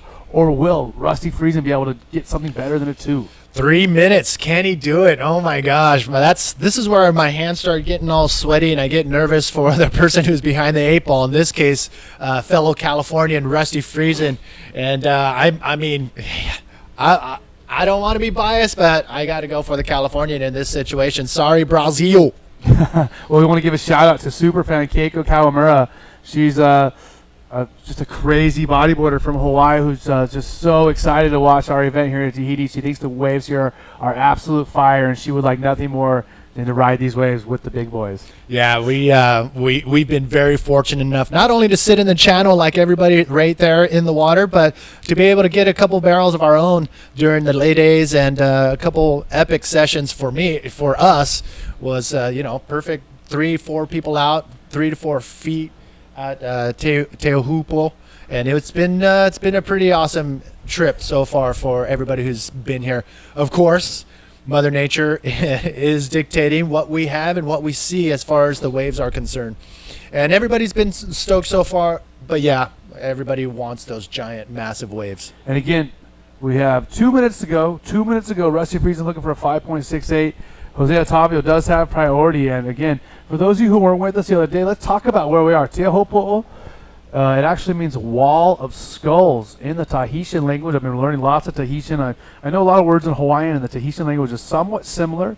Again, they are different, but they are pretty close, actually. You know, Kai being water and ocean in Hawaiian, Vai being ocean in Tahitian, so a lot of the words are very similar. But the story behind the Wall of Skulls, Manny, is that the local tribe here had a very narrow pass between the ocean and the mountains that the bigger tribes had a very tough time fighting their way through. Sort of like in the movie 300 at Thermopylae, where they had that narrow pass where very few soldiers could fight off a whole lot of soldiers. Same type of situation here, as you can see over here with the river mouth. And the defeated soldiers who were killed, they were beheaded, and their skulls were piled up on top of each other. And that's how we got the name Wall of Skulls, as we see Jose Otavio taking off. Well, here he is ducking his skull under the slip right there. Can he come out of that? No, he gets shut down, unfortunately. And fortunately, we won't see his skull over on the skull wall of skulls, but he tried to get something in there. I don't know if that was the best decision with priority in your hands and with the lead to go on a medium-sized, smaller wave. But Jose thought, you know what, I've been sitting around. I'm going to try something here in the last minute of this heat. 30 seconds.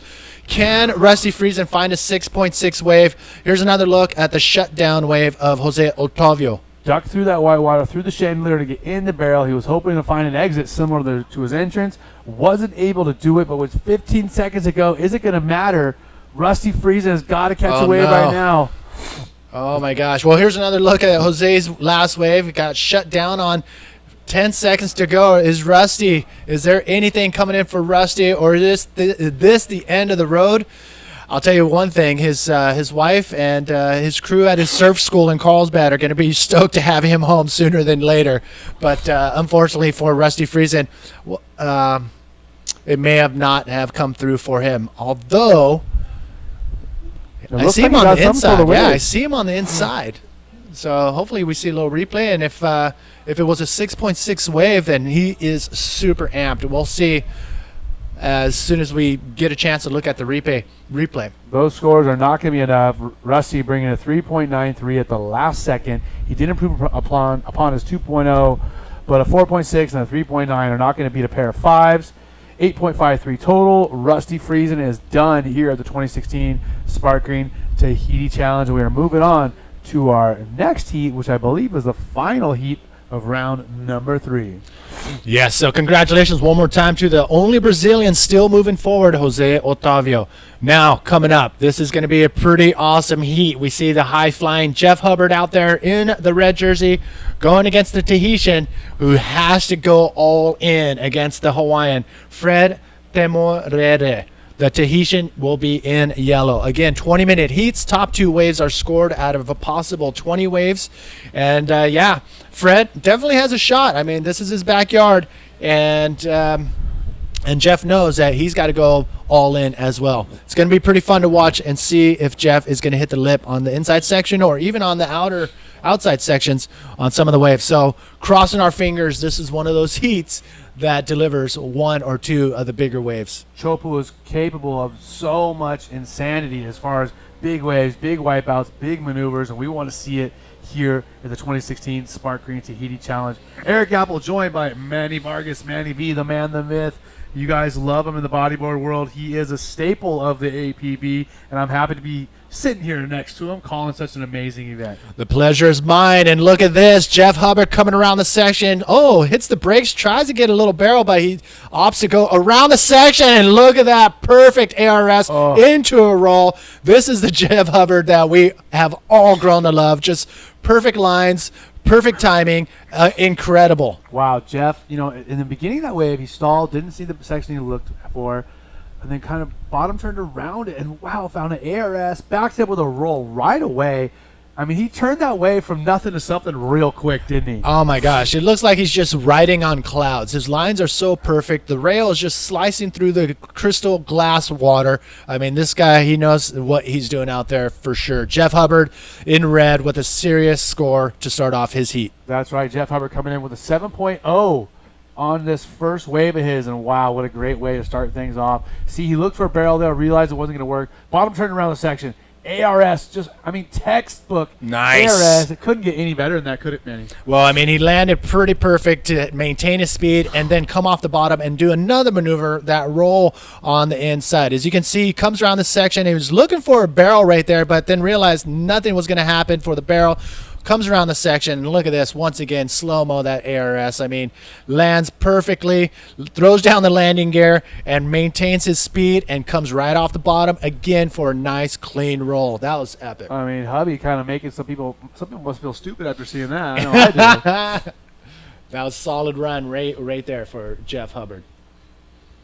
So, again, si estás mirando de todo otro países de español, I don't know Portuguese, but if you are watching, tuning in, come into the booth with us. Tell us your first name and where you are tuned in from. And Fred caught a wave, so he's heading it back out. We're going to see hopefully a replay of his last wave, and here it is.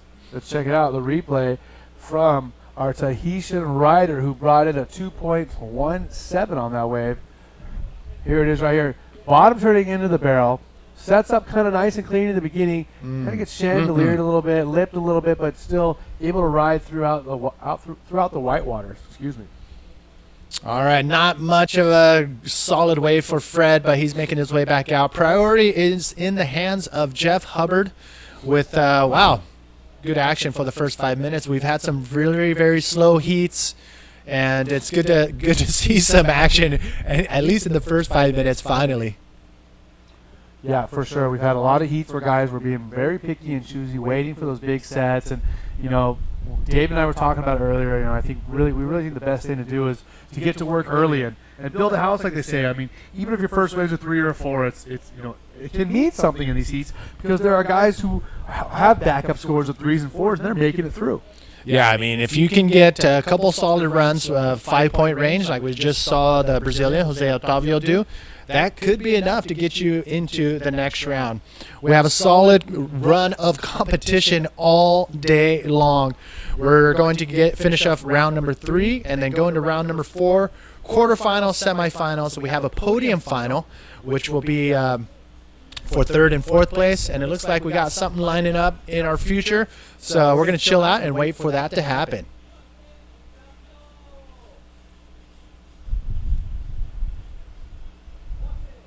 Série, voilà, du Brésil. So, can you talk about your hit, please? The waves came finally, but it's very slowly, the sets, and not so barreling. Difficult to find a barrel. And I was competing against friends that's expert in barrels, and the waves didn't come for us, but I found some maneuvers and catch some points. And he waited for a big barrel, but the barrel didn't come, and I was lucky. And I'm happy to go to the next round. And how are the waves here compared to Brazil?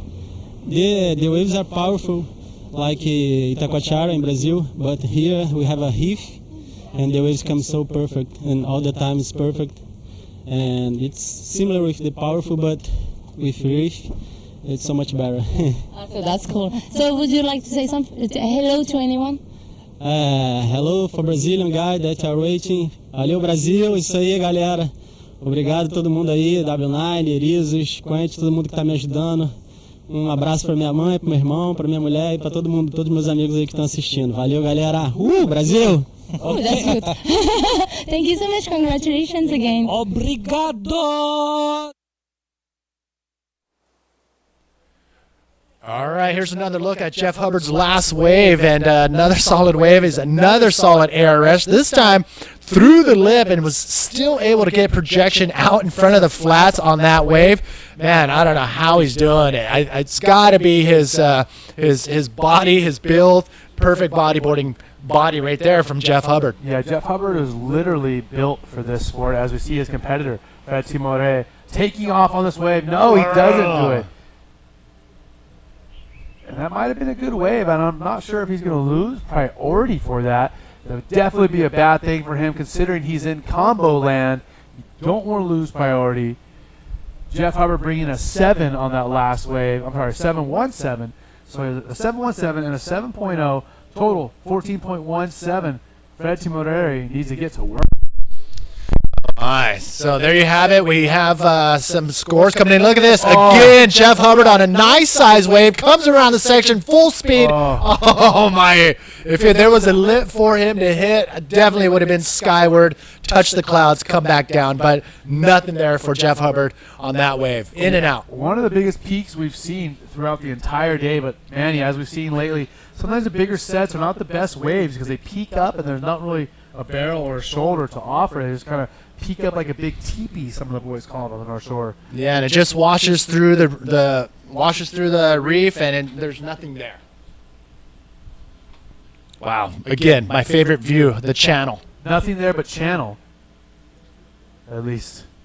As we see a look at our channel, all of our support out here doing so good to help us out, get this contest run efficiently and well. And, man, Hubby was really looking to blast on that one. And, again, we were talking about it.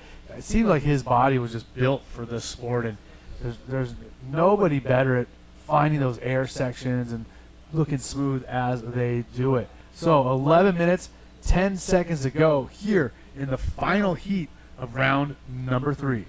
Looks like there could be something out the back, but don't see anything if I look over my shoulder, which is cheating because you guys can't look over your shoulder. But you know what? The conditions are perfect right now. It's glassy, sheet glass, just waiting for the bigger sets to roll through. And if I do have the opportunity, yes, it looks like I got a couple seconds to run down some shout-outs from people watching in, tuning in, and commenting in the comments box. George from Puerto Rico, Diogo in Portugal, Octavio from Ensenada, Baja California, Mexico, Michelle in Mexico, James in the UK, NYC is in the house, Dresi from Morocco, Renato in Portugal, and Bodo and Eddie from Flopos. ¿Cómo estás, amigos? Nos vemos en Arica pronto. That is one of our stops in Arica, Chile. Is going to be the event, the Arica Chilean Challenge. That's coming in July. So, again, thank you all for tuning in. Manny V here with Eric Apple, bringing you the live feed all the way from Tahiti.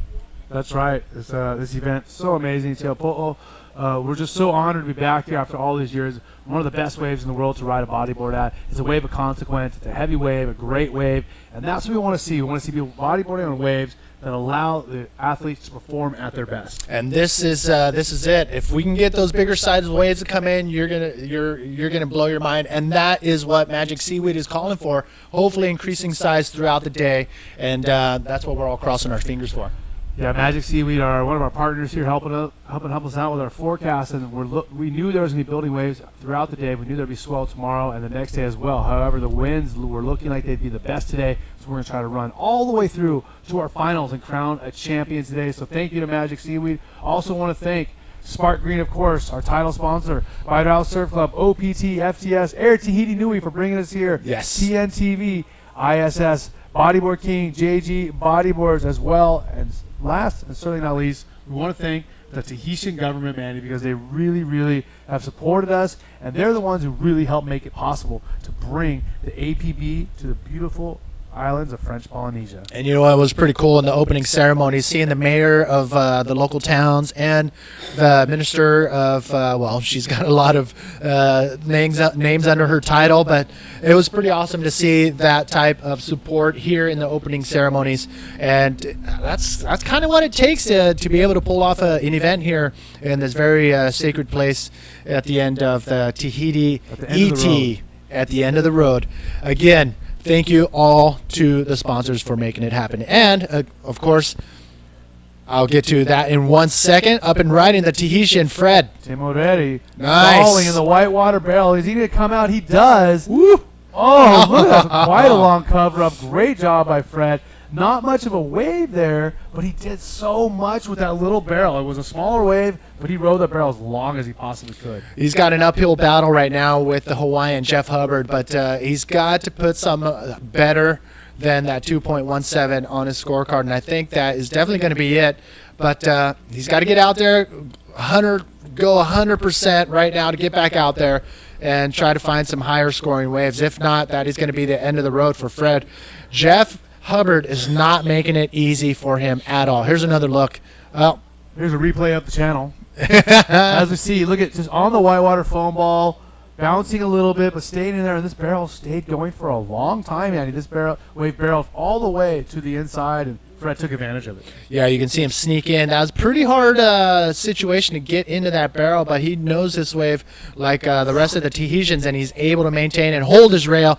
Made a difficult wave into a long barrel riding wave. So I think the judges might reward them handsomely. 6.73, good reward right there. I mean, like I said, he did the most he could with that small wave, and now listen to this.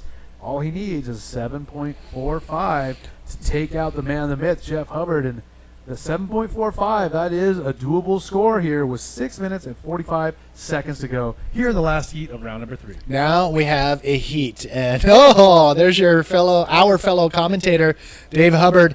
Again, Amaury Laverne will be in heat 6. He was going to be in heat 16, but for reasons unknown to us here in the booth, Sean Pine had to head back to Australia, which means Amaury will head straight to round 4, which means after this heat ends, we're going straight into round 4 with the first heat of round 4 with Tahurai Henry from Tahiti against Dave Hubbard, who you saw on your screen. So it's looking a little better. Each heat, waves are getting a little bigger, tides coming up, and the conditions for us right now, as far as being glassy, I'll take that hands down over blown out waves.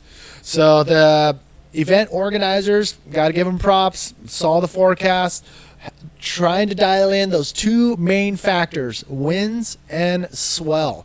And I think this is going to be our best option to run. And look at this. Again, Jeff Hubbard finding a nice little cover-up right there. Finds a ton of time in the barrel, kicks out of that, decides, you know what, that's enough on that one, and heads back out to the lineup, giving priority to Fred. Oh, look at this. Straight Fred. Can he come out of this deep barrel? Can he come out with a spit? Will he come out? No. Too deep, too much for Fred Timori. Oh, my. If he would have came out of that, that would have been a solid score for sure.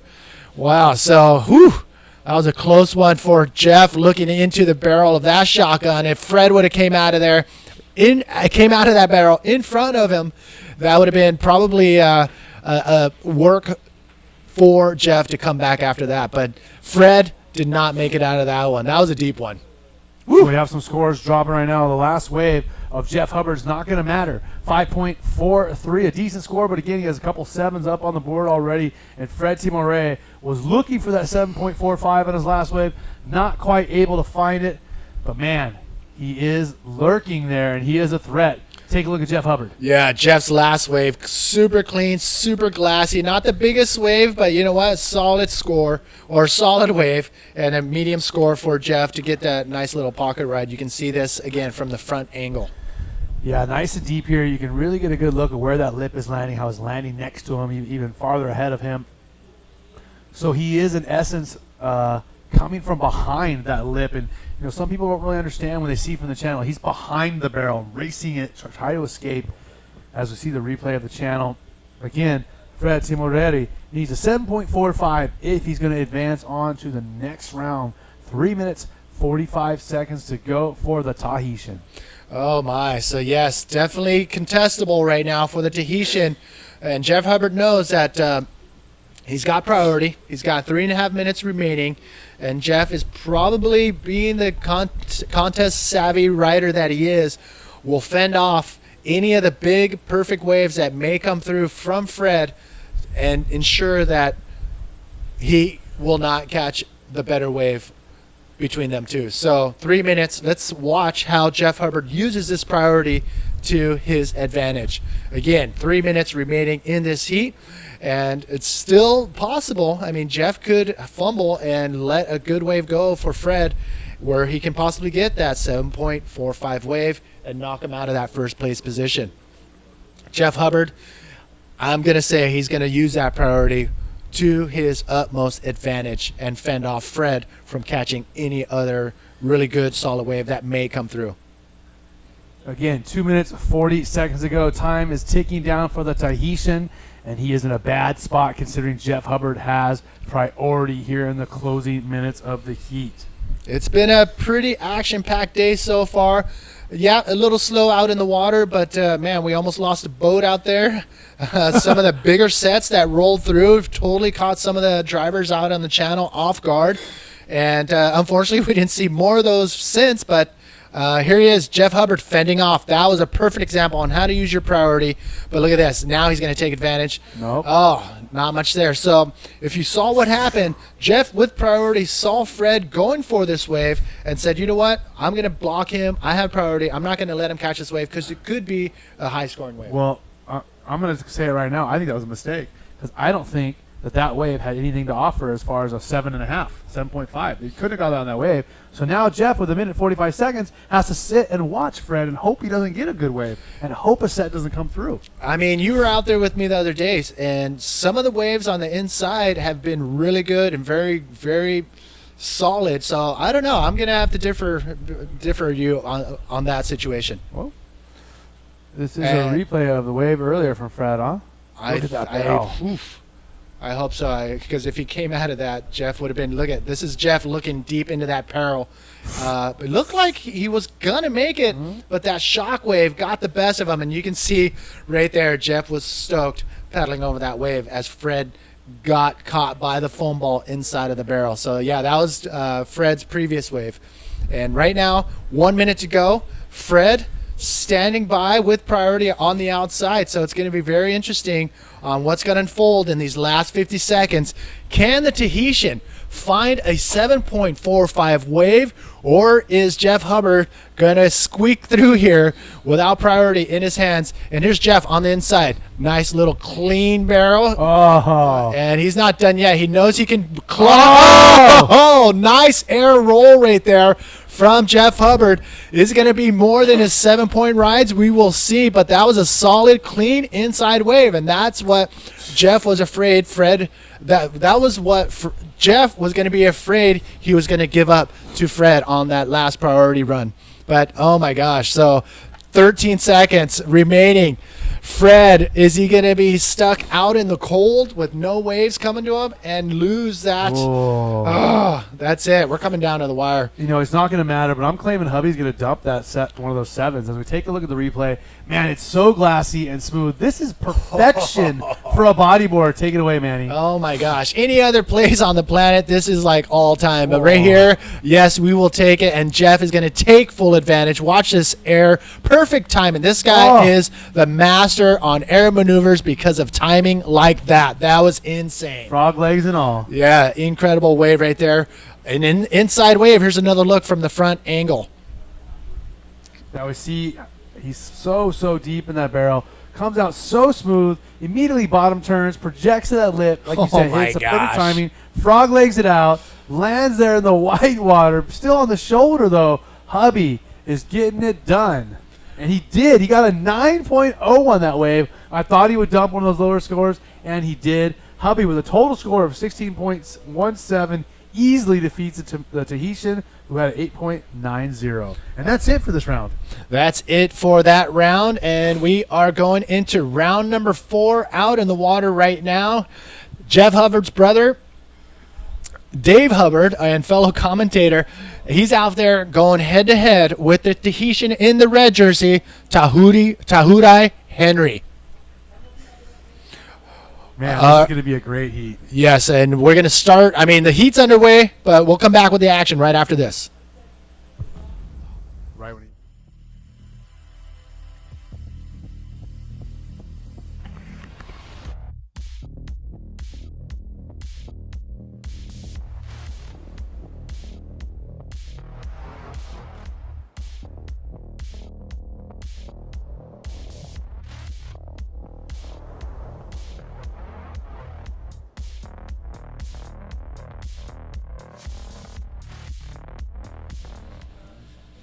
Oh my, welcome back everybody to the 2016 Sparkgreen Tahiti Challenge. There is Dave Hubbard paddling back out, and I can't wait to see the replay on this wave, because if this guy caught a wave, it must have been amazing. Here we go. Let's take a look. A set wave came in. David driving with that barrel.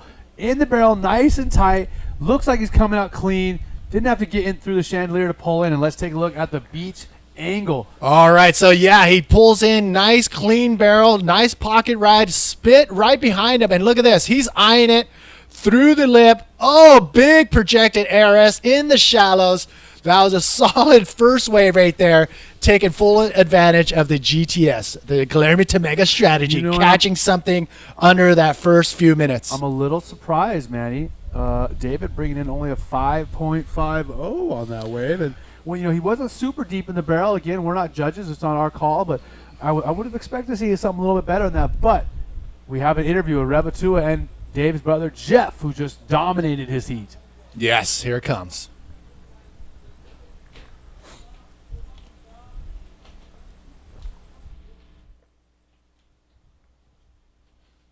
Jeff Hubbard qui a gagné sa série. So Jeff, how do you feel about your hit? Oh, that was a fun heat. It was really hard. Fred's so good, and I always love surfing with him in the free surfing. We have a lot of good free surfs together, and I know how good he was, so I really had to be so focused out there, just like, okay, I know I have to get the better waves, I have to just get lucky, and I was really blessed. Yeah, I got like 3 good waves, and I was stoked. Fred got 1, and I was like, at the end I was stressing, oh no, he just needs like a score, because he's possible good waves on any score on good waves, so he's like, oh, I better just get something. And I was stoked. I'm really happy I made the heat. And I heard he's a huge fan of you, so that's cool for him too, yeah, even if he lost. Yeah, we had fun. Yeah. And would you like to say hello to anyone? Yeah, just hi to my wife, Ingrid, and my family, everyone at home, and all the people watching, all the fans. Mahalo, guys. Aloha. Thank you so much, and congratulations. Thank you. Merci, So Jeff Hubbard is super stoked right now, and going back to Dave's 5.5 ride, it wasn't a bigger wave, wasn't a deep barrel. I got excited because I was watching the wave when it was going sub sea level from this angle. The angle that you see is what we see when we look over our shoulders. But no, you know what? It was a pretty solid maneuver at the end. Wasn't a bigger wave, wasn't deep barrel, but I think the judges called that pretty cool. I think Dave has nobody else to thank for that than his own brother Jeff. Getting all those big scores in the heat before, these judges are a little jaded, and I think Jeff just kind of upped the ante for everyone, and you got to do a little bit more if you want to get a high score. Probably. I mean, Jeff did get some solid waves, and we're hoping this doesn't turn into one of those slower heats, especially with these two guys. The local legend, Tahurai Henry, is actually on all over the posters and T-shirts and billboards all over town. So, yeah, this guy is the legend, and he's got a tough heat with David Hubbard out there. Dave makes it look so easy. Tahurai's a good-looking dude. That's why he's on all the posters. But again, let's go back to talking about some of the scoring. Now, our judging here on the APB, it is a relative thing. So, they judge you based on the waves that are available and the maneuvers that are available to you. So, make no mistake about it. As we see more guys getting high scores, the judges are going to be less and less willing to give those scores out. Exactly. They don't want to be stuck in a corner where they're giving 10s out and then somebody else does something more spectacular. Here we go. Up and riding. Oh, no. Sorry. Pulling back on that. Dave Hubbard, he didn't have priority, so he's not going to lose any time or anything there. Just taking a look at that one, and it didn't look like it was going to shape up, so he pulled back on that. Again, Tahurai Henry has that priority in his hand, so he can opt to catch any wave that rolls in without the worry of Dave Hubbard dropping in or calling him off. So, yeah, Tahurai looking good. But, again, a lot of the Tahitians are sitting back and waiting for these bigger waves, and some of them it's not working in their favor. It's got to be cautious. Well, it's almost like the local knowledge is like working against them because they know what Teopo'o is capable of. They know the kind of barrels they can get. As we see David Hubbard, he doesn't have priority, so he can take off on all the inside waves he wants. Get a backup score right here. Nope. In and out for David Hubbard on that one. He's just trying to keep busy, and he's paddling pretty hard right now. I wonder if there's a set that he sees that we don't, and it looks like he just wants to get back out into the lineup so he can be ready for that next set. If it does roll in, he'll be ready. Whew. 13 minutes, 15 seconds to go here in the first heat of round number 4. This is the money round. These guys are taking some dollars home no matter what. Dollar bills, y'all, casseroles, everything around me. Wow, look at that right there. The channel chilling. We got a competitor coming up in the next heat. I'm going to say that is Cedric Estal. I really wanted to interview him, but it was there's so many things going on here at the end of the road. And Cedric Estal is waiting patiently. He's in the next heat, going against Julian Meriband, fellow Tahitian. So those two Tahitians will be facing off each other shortly. But first, it is Tahiti Henry and Dave Hubbard currently out in the water. Nice view of the channel again. I love it. Anyway, we can get some stand-up paddleboard or something and commentate from out there. I think we should have a full houseboat with their entire TV team right there. Oh, that would be amazing. And have the MTV dancers, Soul Train dancers as well. Whoa. All right, I'm thinking outside of the box. But anyways, here we go. We got 12 minutes remaining. Again, round number 4 is underway. First place goes on to the quarterfinals. Second place in these heats will end up in an equal 9th place overall for the event. So, man, we're over 8 minutes into the heat, and Tahiti has yet to catch a wave. Oh, my goodness. We knew these types of heats were coming where the Tahitians would sit and be patient. I know the veterans in the whole competition side of things, they're sitting in the channel. I wouldn't doubt that they're timing the sets that are coming in, and they're going to time those sets to hopefully – they're hoping that they will end up in their heat, and I wouldn't doubt it if some of the guys that are in the later rounds are also standing by out there. We got a set coming in, out the back. Will Tahiti Henry get on the board with a score that is going to be a memorable one? Look at this wave coming in. Tahiti turning around, taking a paddle. Manny, what's he going to do? Okay, so here he is. Nice, clean little stall on the takeoff. He's slowing down he's hitting the brakes on that bottom turn in hopes of getting a lip maneuver, but he's just getting cleaned up by that foam ball that just came out and rushed up behind him and just took him under. Man. Now Dave getting a clean one behind him, and man, he's going to extend his lead. Look at this barrel. Oh, my goodness. Going to come out with something right here. Is he looking at air? No. Oh, a dangerous exit out the back of that wave. You know, he was kind of right on the edge there, flirting with the idea of throwing an ARS or a roll. Changed his mind the last minute and look at the wave behind it. Going to land on his head. Oh, my. So it looks like David might be, look at, this is him right now. Paddling back out. He knows if he gets out there before Tahiti, that he will have priority. And I think Tahiti is still getting cleaned up on the inside. Oh, my. So with this 5.5, we could potentially see a score over 10 for David Hubbard total. Barrel there right on the takeoff, and he thought about something for quite a while there, didn't he, Manny? Yeah, I mean, here he is trying to stall perfectly, getting under the lip right off the bat, and slides under the lip, trying to get as much tube time as possible, and then comes in inside and says, oh, dang, I got to get out of here.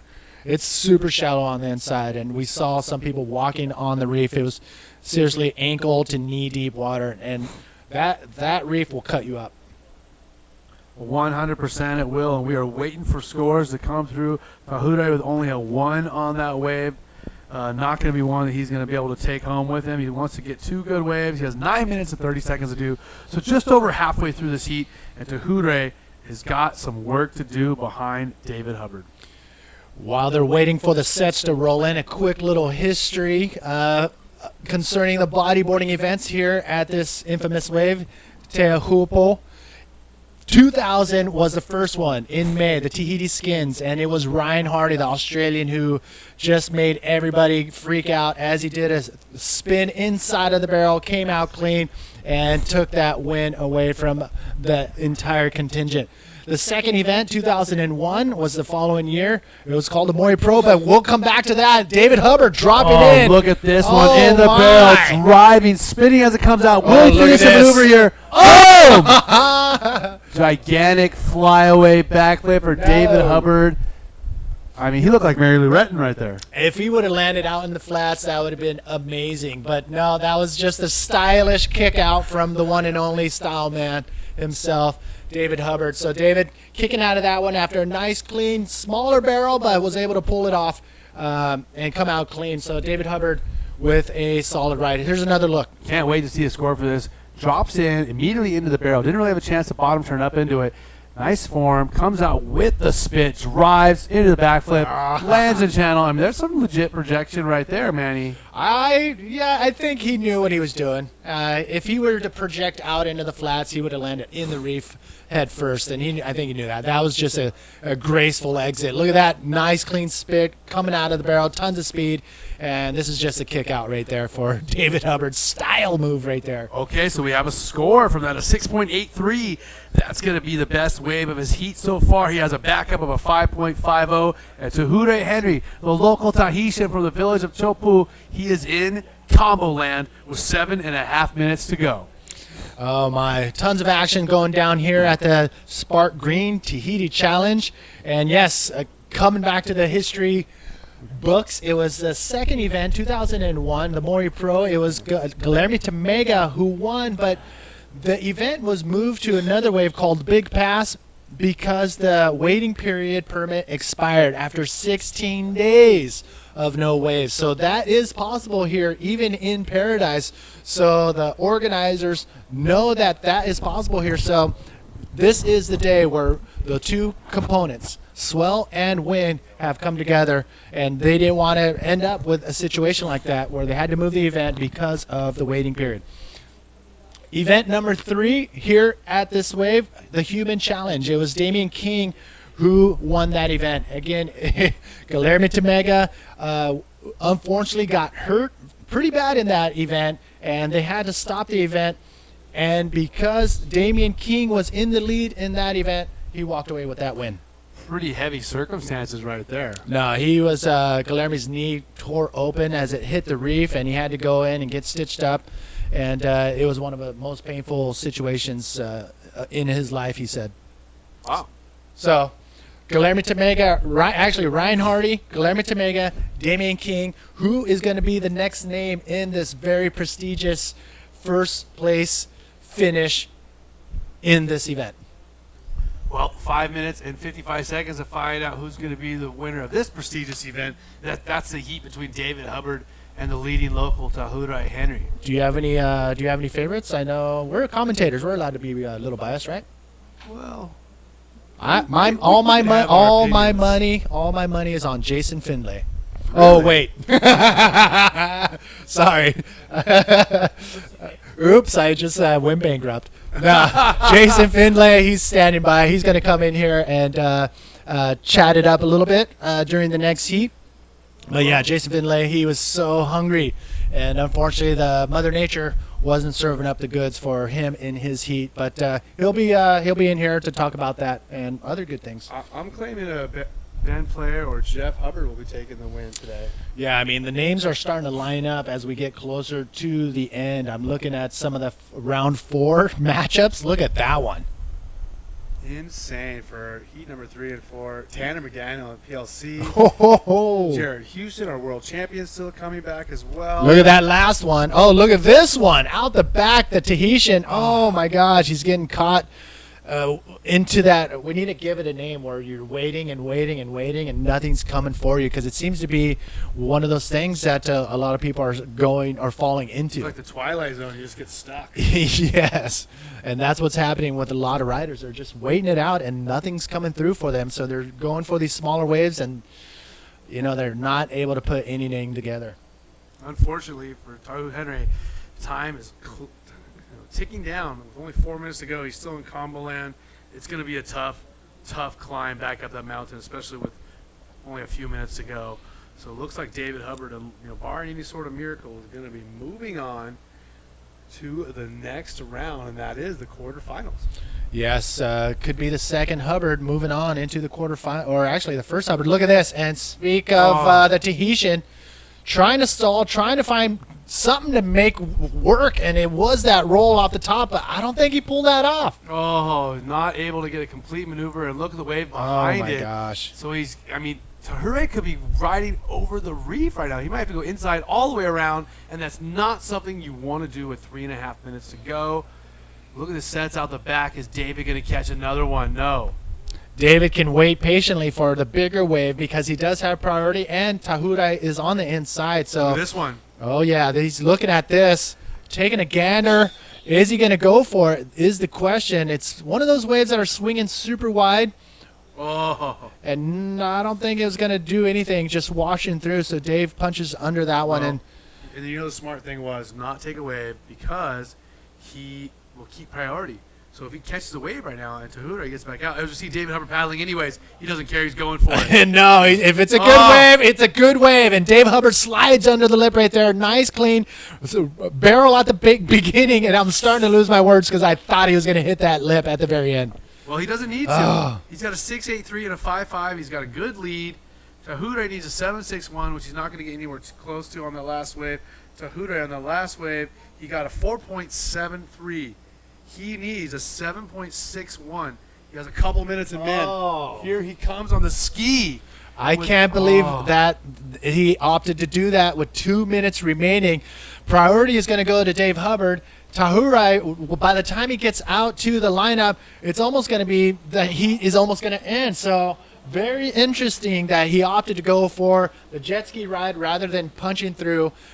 For him to make that decision, he must have been really, really caught inside. Here's another look at that wave from Tahura, just getting super deep. Great barrel. And right here when he came out, he was just so far inside and wasn't able to get back out through there. So that was actually a solid ride for Tahura. For sure. And here's spit there. This is Dave Hubbard getting covered up, not able to find the eggs now. But let's look at the one from before. Yeah, this is the one. This is the one he came out of and came around the section and tried to make something happen. But you know what? A good wave exchange right there. But very interesting to see the Tahitian take the jet ski ride out and around. So just so you know, Tahura is still not out. He's about 20 seconds away from being dropped off by the ski. And Manny, do you know the rules? Is the ski allowed to drop you off literally right in the lineup, or is there a limit where they can go? I think from what I've seen, just past the channel where all the boats are at, there is a buoy marker. I want to say it's the yellow ones that have a pointy top. Those are the buoy markers, and they can't go past that imaginary line. So Tahura needs an 8.44. David get a 6.33 on his last wave. David Hubbard, to let you know the situation, he has a 6.83 and a 6.33. Tahura has a 4.73. He needs an 8.44. You see him right there. He's got 40 seconds to go. We just saw a solid set coming through, and I'm thinking it's not going to play out the way Tahura wants it to. No, so it looks like another Hubbard brother will be advancing on out of round number 4. Actually, the first Hubbard brother to advance on. Yes, Hubbard brother. Say that 10 times. Wow, 10 seconds. 10 seconds remaining in this heat. And here we go. Both of them are out there now. And will Dave Hubbard use that priority to his advantage and fend off Tahura? Of course. That's what he's out there for. And which means, yeah, and I think that's it. Heard the horn in the background. So the Your first quarterfinalist is David Hubbard, one of our commentators, one of the best bodyboarders in the world. It's unfortunate to see Tahura Henry leave the competition because he's pretty much one of the premier Tahitian riders. It's great to see local riders do well. And it's very unfortunate for us because that's going to cut down on our breaks. Oh my, starting off that first heat, that heat right there, I think it was Cedric Estal, the Tahitian. Oh my, try to escape from getting axed by the lip, but gets destroyed anyways. Here's Julian Marimont's first wave. The Tahitian, nice clean stall, gets into the barrel, comes out with a little bit of the spit, comes to that inside section. Is he going to hit it? No, ducks out of there just in time. But wow, Cedric Estal, the Tahitian, trying to bail out of there and just gets destroyed by the lip. And that is a lip you do not want to be in front of. Julian Marimont, the Tahitian, with a solid ride between those two. Oh my, jet skiers making sure he is okay. Coming in the inside, and it looks like it's early in the heat, so it's not going to be a bad decision for Cedric Estal to get on there and get hauled out and around. So it looks like we got some sets rolling in. Pretty good for Julian Marimont. So Julian out there all by himself. Woo! Oh my. lost for words. Let's take a look at these replays real quick. And that was Julian in the yellow jersey getting nice barrel time right there. And some of these riders are coming around the section and hit the lip if they have the opportunity. Here's a different angle. Jason Findlay in the booth. Take it away, brother. Yeah, beautiful wave here. One of the roundest ones we've seen for this size, and you can see it's picking up throughout the day. And that was a pretty magic tube. I think he'll get a good score for that. So, yeah, Julian Marymount with the solid run right there. And fellow Tahitian out in the water, Cedric Estal in the red jersey. So, Jason Findlay, Manny V, bringing you the live feed from the Sparkgreen Tahiti Challenge. So, thanks for having me. Yeah, man. I want to say congratulations. Well, are you enjoying? Well, first tell everybody what your experience in the event and your experience in Tahiti. Yeah, awesome event. Been looking forward to this for so long. It's just to get it back at Chopu, one of the best waves in the world. Yes. That's such a great step for the APB to have that back, because it's just going to grow from now on, and the waves are getting better and better on this final day. We could have some incredible waves in everybody's crossing their fingers, because the forecasts are calling for 3 meters. For us Americans, that's 9 feet. Yeah. But yeah, it's going to be pretty exciting if the forecasts hold true, and as we go through the event, we're going to see the big hitters punch their way through and deliver. And the best guys have to surf in all conditions as well. Yes. So those guys that are through now have been making it work every heat. And yeah, some do get unlucky with slow heats. Where it's a bit inconsistent with the waves, but I mean there's still contestable waves out there, and guys are shredding. I mean, I'm hanging for the Savo. Yeah, no, this afternoon should be the stage for a pretty amazing, action-packed final day of the event here. So, out in the water right now, if the ocean were to take a quick nap, what goes on? I mean, let me ask you, because it happened to you. What goes on in your mind, mentally? How do you handle that when Mother Nature just shuts down for 15 minutes out of a 20-minute heat? Yeah, it's tough. I mean, the guys with competition experience probably know how to handle it more, but I just feel like you need to stay calm, because you can't make a good decision if your mind's erratic. So basically stay calm. If you've got enough time in the heat, try and wait it out for a set. But if that clock's ticking down, you've got to get hungry, because we've seen guys get knocked out with scores under 5, and you can do better than that on one wave, even if it's a scrappy little wave. So it really depends on the time factor, how much you got left. But I guess I didn't really prove that theory myself. Oh man, I was hungry for it, but yeah, unlucky. You're really at the mercy of Mother Nature. Yeah. I mean, if she's going to throw waves in your heat and you catch it, stoked. But if it goes flat and you don't have anything under your belt, it's work. Yeah. So, in a situation like this, let's say the waves start to slow down. Should Cedric Estal in the red jersey come to the inside and get away from Julian, who has the priority, and try to get a couple waves? Yeah, it's tough. I know. I can imagine. I know he's grown up here his whole life, and he knows exactly which wave to get. So, in his mind, I'm thinking he's going to wait for a bomb. He wants to do his local boys proud. But yeah, with Julian with priority, it might be worth just getting something under his belt while he's waiting around anyway.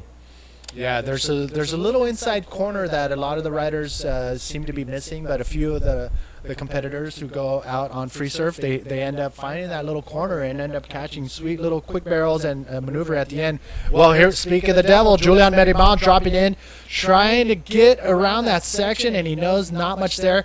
So, giving the priority to Cedric Estal. Yeah, Cedric got lucky there. Now I guess he's got 14 minutes left, and he can wait a little bit for that bomb if he wants, which I'm sure he will.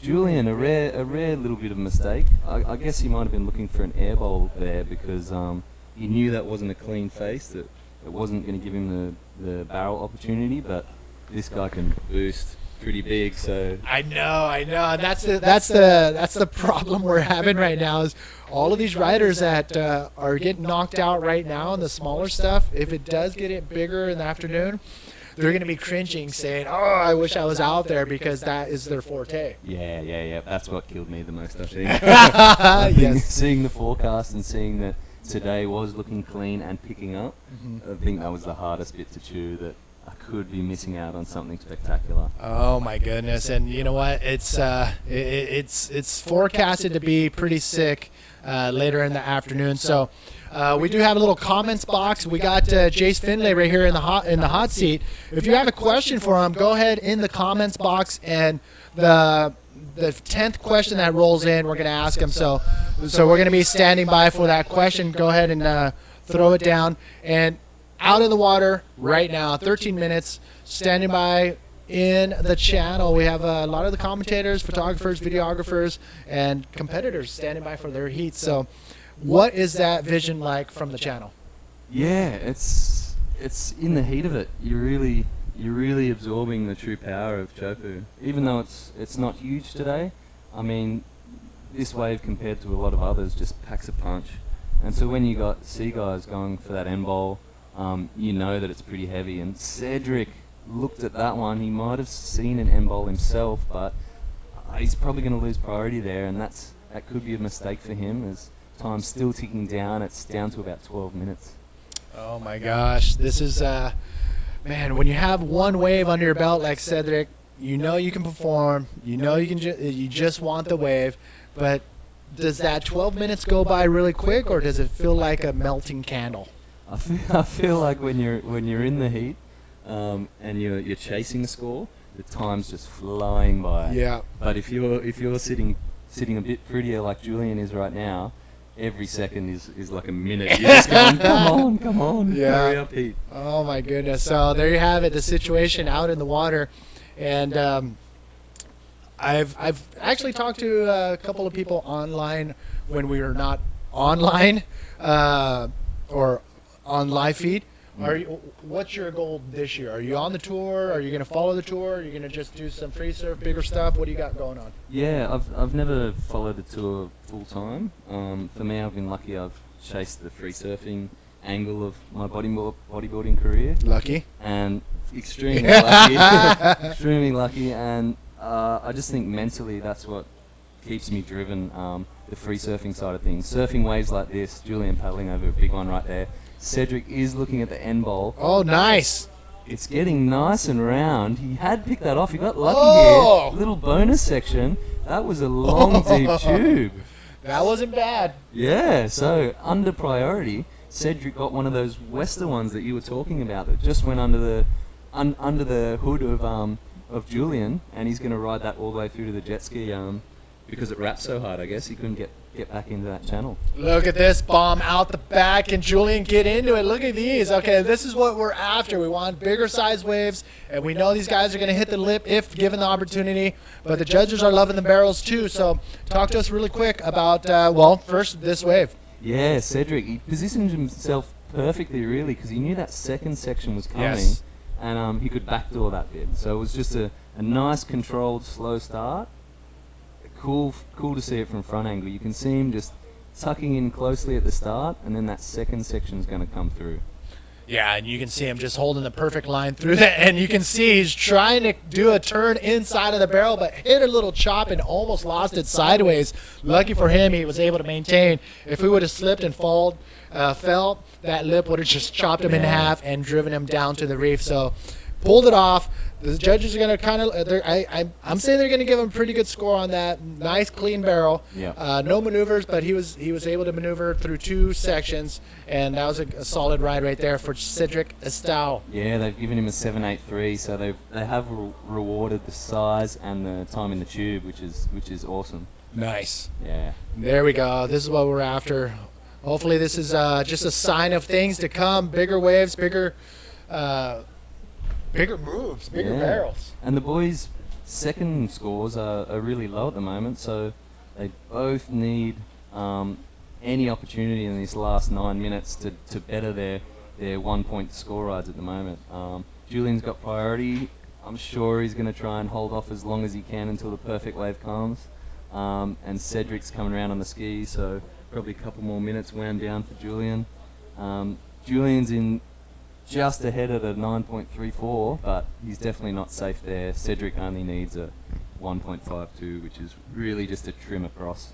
Pretty much. Yeah. Pretty much. And question from JD. JD wants to know, this inside section, the end bowl, how is it one of the hardest sections to hit as far as doing any type of lip maneuver? Because we've been talking about it, and we talked about how shallow it is, but what is your take being out there in these situations? Yeah, it's sketchy, that end bowl. You could see when Cedric tried to kind of doggy door out of that wave, he hit a chop, but it's not really a chop, it's a surge. It's so dry on the end there that it's surging off, and it's a really inconsistent face.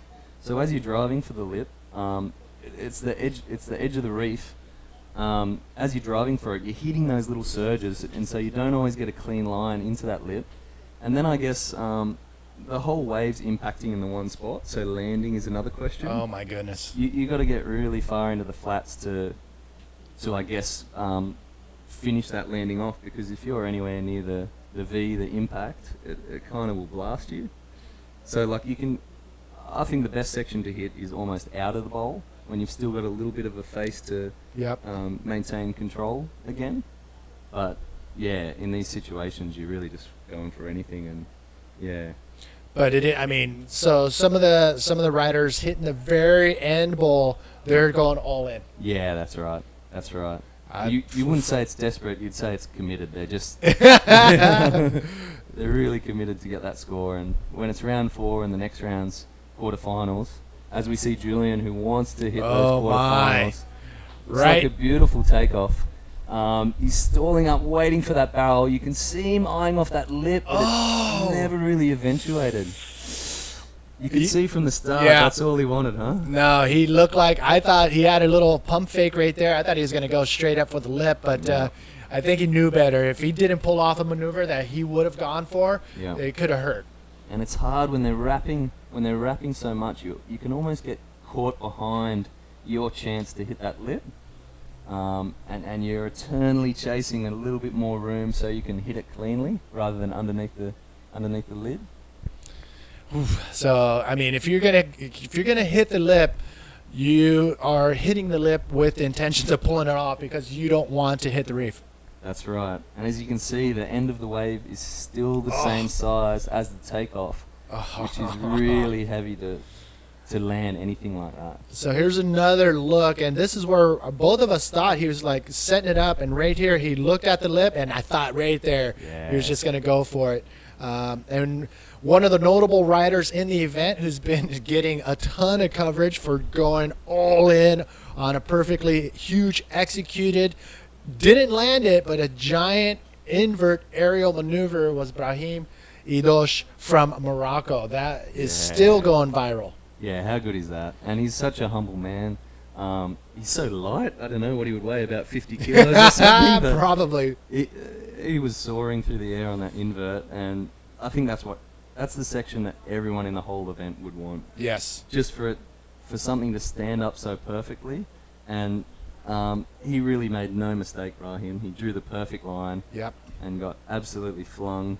It was awesome. No, I think that is going to be just a little sample of what's to come when the waves start getting bigger throughout the day. So, again, bringing you up to speed. Round number 4 here in the Sparkgreen Tahiti Challenge. Manny V here with Jace Finlay in the booth. And we are currently in heat number 2, round number 4. And we saw in heat number 1, it was David Hubbard taking out Tahudai Henry. And David Hubbard is your first quarterfinalist. He is going to stand by and wait for the winner of this heat and face off in quarterfinal number 1. But wow, look at this next heat. Multiple world champions. The legend himself, Mike Stewart, facing off with 3-time world champion Ben Player. That is a stacked heat. I am hoping that is one of those heats where the waves start coming in. Yeah, that's insane, isn't it? Ben had his first heat. It was the first heat of the day actually today, and it was a beautifully groomed morning. Perfect pumping waves, and just as his heat went out, the little bit of onshore squall. Bummer. So he was fuming that a wind came at that point, and I know he's looking at these conditions right now, just praying that it stays as it is and picks up. As we see Cedric in the last few minutes of the heat, about 4 minutes left, he's stalling up for a beautifully little round barrel. Nice. Not a big one, but long again. He could be looking for an end section. Magic roll. Oh. And you can see how shallow it was on the end there. I mean, you can still see how shallow it is there. It's pretty crazy that the bodyboarders, I mean, if you slide up on the reef and you're dragging your knees, done. Yeah. Both of your knees are going to get totally scraped up and cut. But to do a maneuver and land and get out of there in time, that is priority. Yeah, it takes commitment. And you see guys like Tamaga in that Chile comp who knew that after the big roll he was coming up on dry reef, but he had that commitment and he had that positivity that he knew he could land. As we have another look at Cedric's wave, nice little tuck up, only a small wave, but a beautiful combo. He had a pretty decent barrel and completed the wave with a roll. Yeah, it wasn't a bad wave at all. Here's another look from the front camera angle, which is pretty cool. This is what the judges are seeing as well. So they get the full wave, the full view, clean cover up in the beginning of the wave. And here, where most of the people are kicking out, he decides to go for a roll and lands perfectly on that nice, clean foam. Perfect landing. Yeah, and Julian's going to be feeling the pressure now because Cedric has jumped up. He's got a total of 13.56. Julian's only got a couple minutes to chase that down. He's going to have to get desperate, I think. I mean, the time is pretty much one of those key components today. If time is on your hands and a set rolls through, you're stoked. Yeah. If you have just a small amount of time and Mother Nature decides to take a quick little nap, you're bummed. And again, I'm going to say throughout the entire event, we're pretty much at the mercy of Mother Nature when it comes to today's showdown. That's right. And two boys that fell victim to that today, I guess, were the other two JG riders, Jared Gibson, the owner, and Tahure Henry. They would have loved a little bit more opportunity at the end, but Mother Nature, as we see Julian, his last-ditch effort, beautiful clean roll, couldn't fit in a second, which I know he would have loved. He needs a pretty decent score, so he's going to have to paddle hard right now to possibly get another one. Otherwise, it's pretty close, eh? Well, Julian has the opportunity right now because Cedric is sitting pretty far outside. We've seen it happen before where riders paddle out and on the way out get this little nice inside section. So it could happen for Julian. Here's another look at his wave. Yeah, it's a nice clean takeoff, and he's got just a classic style on that roll. But I don't know if the wave was long enough. You saw Cedric get barreled to a roll, where here it's just the one maneuver. Possibly a little bit more size, but it's going to be tough to reach that 5.4. Oh my gosh, a 5.4 is all he needed, and he only has a minute left. And as I was mentioning, he's more inside of the rider in red on the outside, Cedric Estal. Yep. So if Cedric bypasses a wave and Cedric's in that zone, he can still pull off that 5.4 ride from a clean barrel to a big projection aerial maneuver on the inside. But will it happen? That's the question. 20 seconds. He's going to be his heart's going to be pumping, that's for sure. Oh, do you think Cedric should win on this? Well, 15 seconds left. Julian could have caught it. You're right. It looked like not much of a wave, but who knows if Julian could have popped a little backflip or invert off that. He's a talented guy.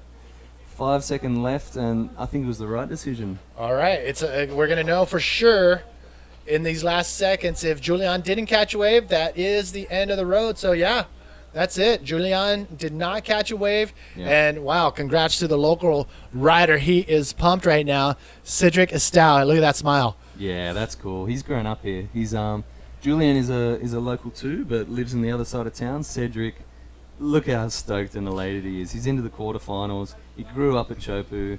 You dream of these kind of things. So it's a little bit of a town and country rivalry right there. That's right. Being in this area, country, and the other side, the townie, Julian. Yeah. Wow. So there you have it. Moving on. Hey, wait, right off the bat, look at this. The man himself, Mike Stewart, sweeping into a nice barrel and goes straight into a roll. Is he going to hit another one? Goes for another roll on the inside and slides onto the shallows. Mike Stewart starting off strong, but answering back. Right Ben behind Player. him, Ben Player, possibly a nicer barrel. Absolutely beautiful. Oh, couldn't get the end section. So Mike Stewart did get a bit of a combination there, but both quality waves for the first few seconds of the heat. That is what we wanted. And look at this, a little paddle going on right there. And this is what you're going to see from this point on as the competitors, but I'll get back to that. Look at that nice, clean check turn. Stewart slides under the pocket, gets barreled, and comes out with a roll, and he's not done yet. He knows what it's going to take to beat Ben Player here in these conditions. So, as you can see, quick little barrel, comes out with a roll, perfect textbook Mike Stewart roll, lands perfectly right where it needs to be to maintain that speed, and he knows he has to hit this section on the inside if he wants to beat Ben Player. Yeah, he's not holding back at all. He's just timeless, Mike. I mean, that style, it's like he's riding a magic carpet. He just flows with the wave so much more than a lot of other people, and he can always be in the right time. As we see Cedric celebrating the last win into the quarters, the local boy, what a legend. Yeah, no, he's super stoked, and I actually wanted to catch up to him. I saw him the other day. I'm like, hey, I really want to sit down, just ask you a few questions. Is it cool if we sat down? And he was just looking at me and nodding yes. And I'm starting to wonder if he understood anything. Yeah, he's got reasonable English. But he's not in practice with it, I guess. I mean, a lot of the local boys don't need to. Yeah, they're living the island life. They're living a beautiful, fruitful life. So in this part of the island, do most of the locals speak French or Tahitian? Would you know that? I think there's a pretty strong Tahitian, there's a really strong heritage pride in this area. Yes. Yeah, they really believe in the power of their forefathers and whoever was before them. So I think they stay pretty true to their Tahitian ways, but they do need to know French as well. As we see Ben's last ride, wow, it was a throaty one, a little bit of a chandelier at the end, and you can tell he wanted that air bowl. It just didn't hold up enough for him. And here's another great angle. Look how perfect that is right there. Ben Player, he's happy for that barrel ride, but this is a contest, and he knows he's got to piece together a solid run of barrels and maneuvers to beat the likes of Mike Stewart and advance on. Again, round number 4, heat number 3 of 8 out in the water. Look at this. Ben Player dropping into this thing. Nice, clean barrel. Is he going to have time? Ooh. My goodness, that was a super west one. As you could see, he couldn't really escape that, but that was one of the roundest barrels we've seen all day.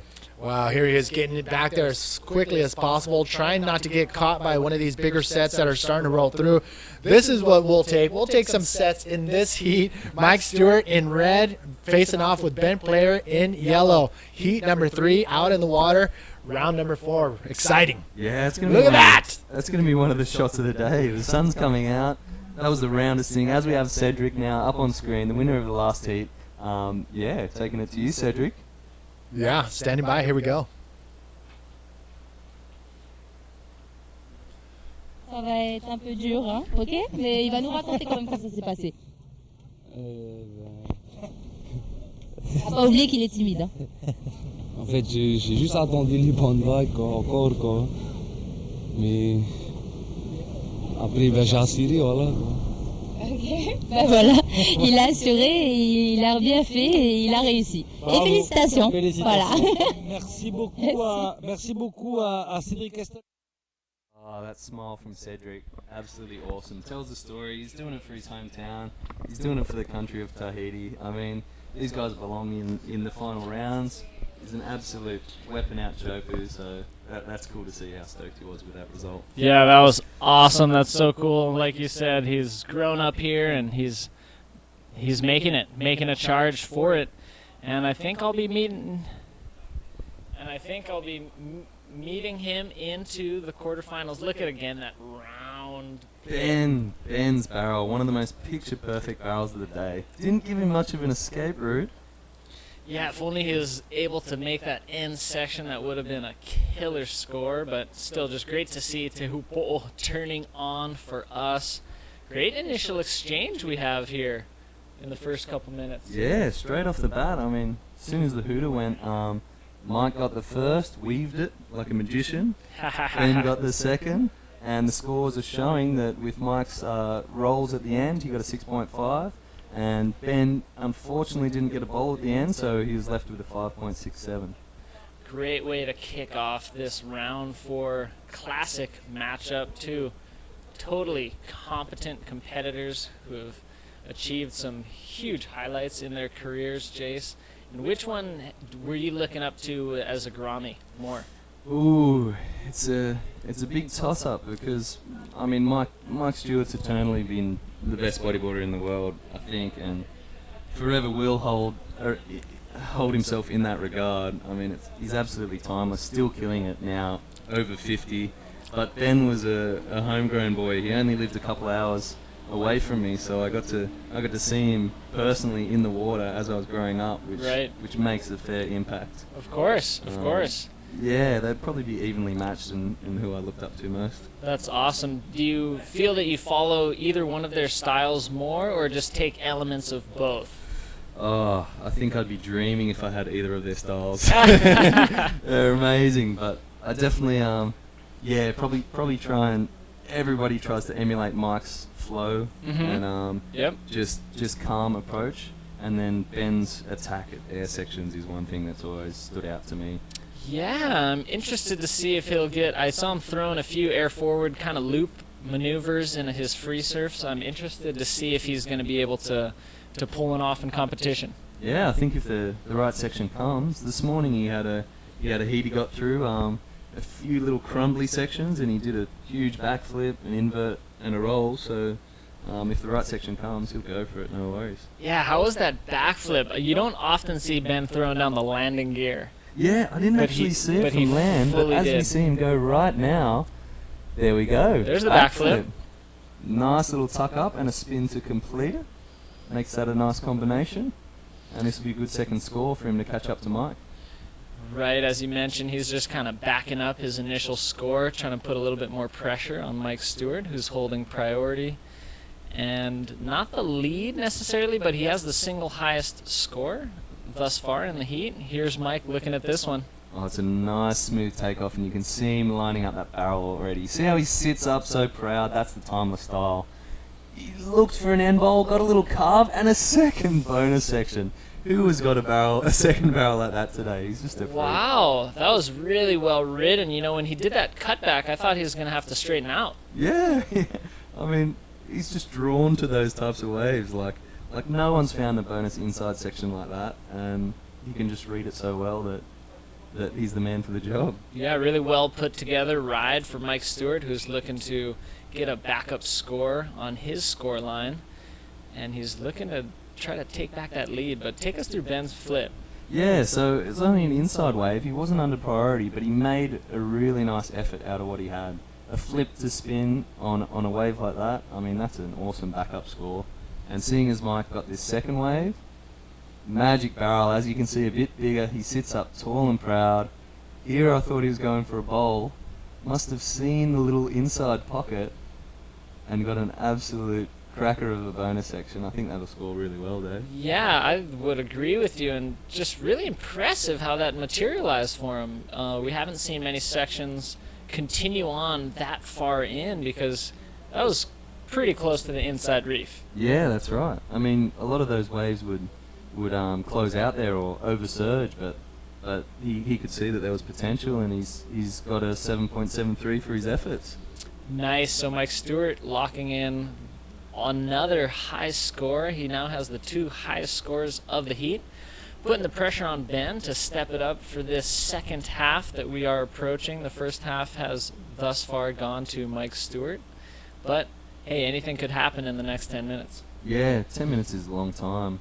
I mean, these boys have got 4 solid scores from the first 10 minutes, so let's fingers crossed Huey brings a couple more bombs and we see at least another 4. That would be awesome. We love seeing the action, and we love bringing you the action live on apbtour.com. Thanks so much, everybody, for joining us here at the 2016 Sparkgreen Tahiti Challenge. And here's our competitors just reassessing their position in the lineup. working with their priority. I believe it belongs to Mike Stewart, and so Ben's going to be. What do you think he's going to adjust his strategy for the second half of this heat? Oh, Mike's a tough competitor. You really have to be on the best waves and performing the best you could on that wave, because that's what Mike always does. So Ben did chase his little backup score and received a 4.1, but now he's going to have to step it up. So I'm sure he's going to need a bigger wave, and he's going to really need to go for it. Either one big maneuver after a barrel, or maybe a combination to try and step it up. You think he's going to hunker down, or do you think he'll stay active? He's in second priority, so that's got to play into how he approaches the next several minutes. But if he's able to gain priority, do you think he'll really hold on tight and look for that 8.57 with one wave, or do you think he's going to continue to build a house? Ben's a really smart competitor, and he does probably need either one large score, one 8.57, or two medium scores. I guess the waves are going to dictate how he's going to react to that, because he's got the ability to achieve those scores if the waves do come or if they don't, and he can chase some insiders. But yeah, I don't dare guess what he is going through his mind. He's an experienced man, world champion a couple times. I think he knows what to do. Just fingers crossed the waves bring it in. Exactly. Well, way to dodge that bullet I served up at you. I'm not trying to set you up for failure or anything, but love to get the insight from professionals like Jace Finlay. And did you already go through your board and talk about that JG you got sitting over there? No, not today. Actually, JG being the supporting sponsor. Certainly is, along with ISS. And is this an ISS board that you have? It is, yeah. Okay. It's, now that this ISS technology has come out, it's pretty much all I ride. It just makes sense with the interchangeable stringers, depending on the water temperatures you're jumping in, or the flex in your board. As we see Ben looking at another ride, live. It does look like a beautiful one, a long deep barrel and a smooth roll out. Ooh, he's putting a spin on it, and he's looking for another section, and it doesn't happen for him. He cuts out. Here's Mike with a paddle, but opts out of that one. They kind of ran just a little away from him. He's just maybe a touch deep. Yeah, interesting. Interesting Mike left the first one. There was scoring potential, but he must have known these next few were coming. As you see, that one a bit too big and wide for Mike, but the size could be increasing, huh? Looks like it. I mean, we saw Mike was already sitting out the back and was actually just too far in for that last wave. He had to dunk it, but here he's setting up, getting in position for this. Oh, 4-wave set. We haven't seen that today, and that is got some size. As he weaves through, that's one of the biggest waves of today. Long running barrel, you can see it surging on the end. He's not going to go for that air ball, and good on him. That was cool ride from Mike Stewart, getting a nice set wave. I'm interested to see where that's going to fall into a scoreline. It had a bit of foam on it from the previous waves, but the size was still there. I think size-wise, that was still one of the biggest waves of the heat and of today. And you know, a 4-wave set, we haven't really had that today yet. Let's hope this swell is continuing to pulse. We can only hope. Here's the replay. Beautiful. He just tucks in there so well. He just can see how it's gonna unfold in front of him, and he maximised the tube time there. It'd be cool to see the front angle to see actually how deep he was. As we see it now, beautiful under the hood. Had some good time disappearing, which is what the judges love to see.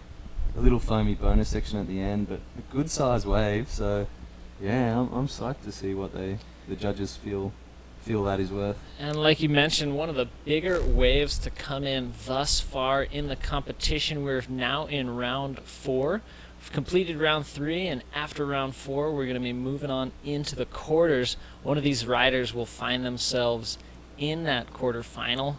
And how exciting is it as we whittle down the remaining competitors? Yeah, only 5 minutes left, and yeah, it's cool how it comes to a point like this. And more often than not, you see guys, the same guys, getting in the same heats as Mike gets his second score. Was it 7.83 or the 7.73? Yeah, it's the 8.3. Wow, how cool So is that? again, Mike Stewart continues to get each consecutive wave the highest wave of the heat thus far, but Ben Player also building his own house, improving on his scores. He's now got a 6 and a 5.67 in the skyline.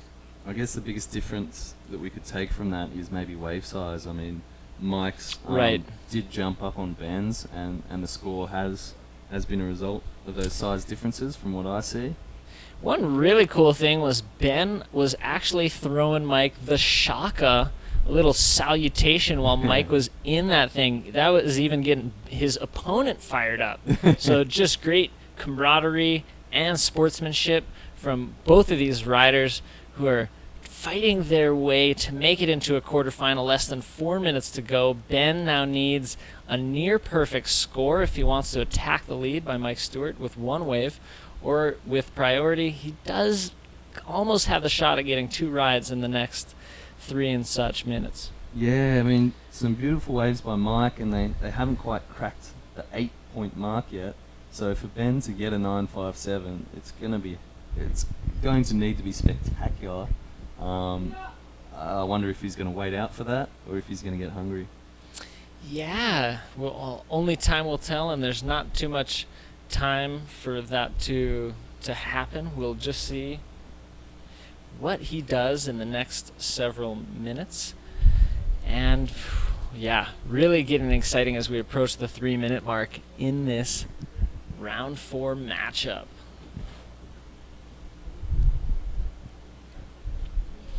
So I'd like to take this moment in action to thank our sponsors for this Sparkgreen Tahiti Challenge: Vaira'u Surf Club, OPT, FTS, Air Tahiti Nui, our media sponsors here in French Polynesia, TNTV and TBS5. Definitely a big maururu to the whole Tahitian government, as well as ISS Bodyboard King and JG Bodyboards. We do have another media partner, U-Riding, and forecast partner Magic Seaweed, helping us to make the call, and hopefully by the end of the day we'll see that this was the best day in our window, because that's what we're gaming on, running it all the way through to the finals today. Yeah, the guys behind Magic Seaweed, they're the best at reading forecasts in the world, and they've called today as the day, and I trust them. I mean, that little puff of wind in the morning scared us all, but you know, right now it's groomed, it's picking up. There's some incredible waves, high scores in this heat, and I can see it improving even more so from what it is now throughout the rest of the day. Yeah, we're so stoked to be here in Tahiti, this second event on the APB World Tour. Here we have the men's going at it, and by the end of the day we will be crowning the first Tahiti Challenge champion in the last 13 years. So just a matter of hours until we crown a very historic champion of this, now becoming a historic event in this present age. It's a dream to get back to Tahiti. It's just, what a place. And this wave is one of the best in the world, and to have the event back here, and good promise that it'll continue every year to be back here, that's the best thing for bodyboarding. As we see Ben, he's got a minute left. He needs a huge score. You can see him eyeing off the bowl. Will it stand up for him? It didn't. Very unfortunate for Ben. He didn't get that opportunity. He was taking a lot of speed, hoping that end section was going to provide a huge air bowl, but that's the gamble with taking all the speed to the end. Sometimes it shapes up, sometimes it doesn't. A decent wave coming in underneath Mike's priority. Mike's just going to sit with priority because he's in the lead right now and make Ben paddle back out. And with just a few minutes remaining, seconds, it's looking like this is Ben's last chance. He knows he needs a 9.57. He knows he needs a big area remover to reach that score. But as you can see, it's surging and foamy on that end section. It's just not a clean enough bowl to perform anything, and that's just unlucky. Yeah, and as he took off, he probably scoped out that the barrel wasn't going to give him, a near excellent score. Yep. So he figured, okay, take it to the air because it's great. Judging nowadays, one solid huge air maneuver, Yep. you can get a 10. And previously it was a combination of maneuvers and with a barrel usually that gave you that score a decade or two ago. But yeah, now if you just crank one solid huge air move and it's awesome. Yeah, and the judges can give you an excellent score. That's what the public want to see. That's what bodyboarding is all about. Right, yeah. That's what sets us apart. I reckon. Big aerial maneuvers. And in the next heat, I'm going to leave you, but it's Tanner McDaniel versus Pierre-Louis Costes. And yeah, good luck to the boys. Back with Dave and Manny V. Thanks, fellas. Yeah, thanks so much, Jace, for joining us. Here we have the first ride for our rider in yellow, PLC. He's looking to roll that end section, and he gets a nice start, leaving Tanner McDaniel out in the lineup with priority. And so this heat has already started underway.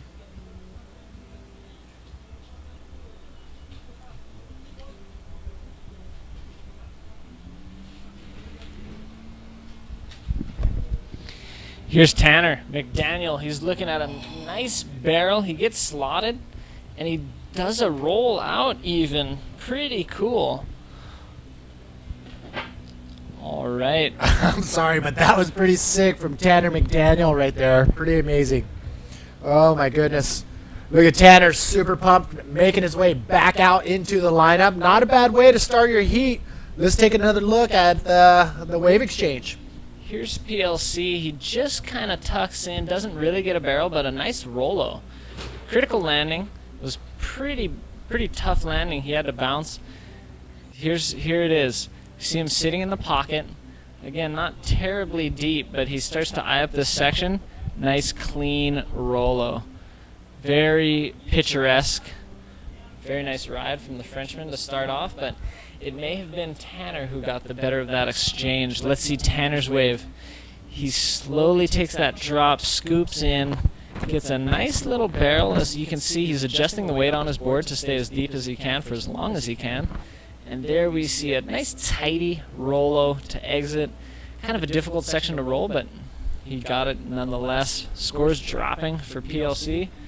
A 5-3-3, waiting for scores for Tanner McDaniel.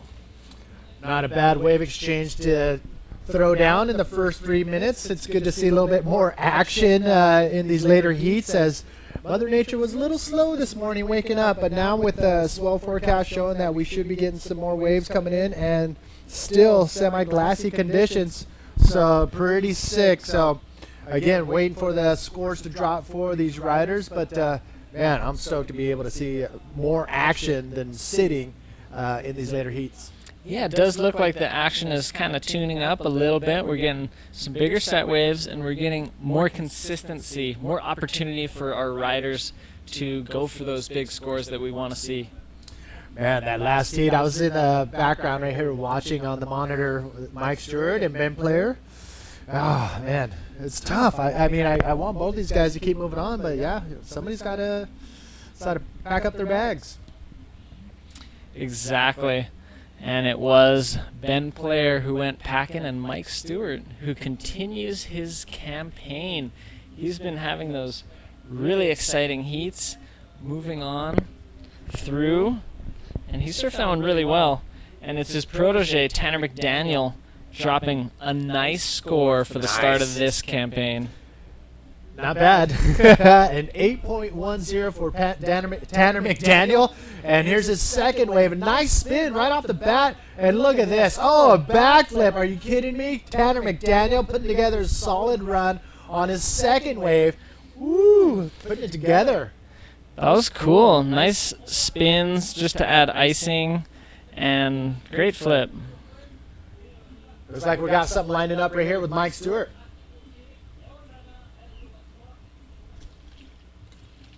Voilà, je suis avec Mike Stewart qui a gagné sa série. So can you say a few words about your hit, please? Well, first of all, it's a total honor to compete with Ben Player, and he's one of the best riders in the world. For me, it's a huge accomplishment to be victorious in a heat against him. He's so amazing. So super stoked. We got good waves.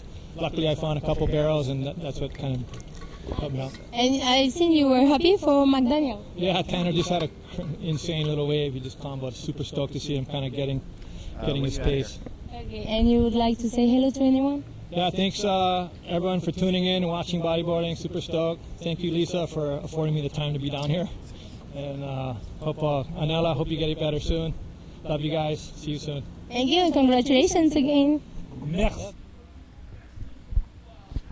Quick little shaka to the family for Mike Stewart, and congratulations to moving on into the quarterfinals. So out in the water, wow, Tanner McDaniel putting together a nice piece of work against former world champion PLC.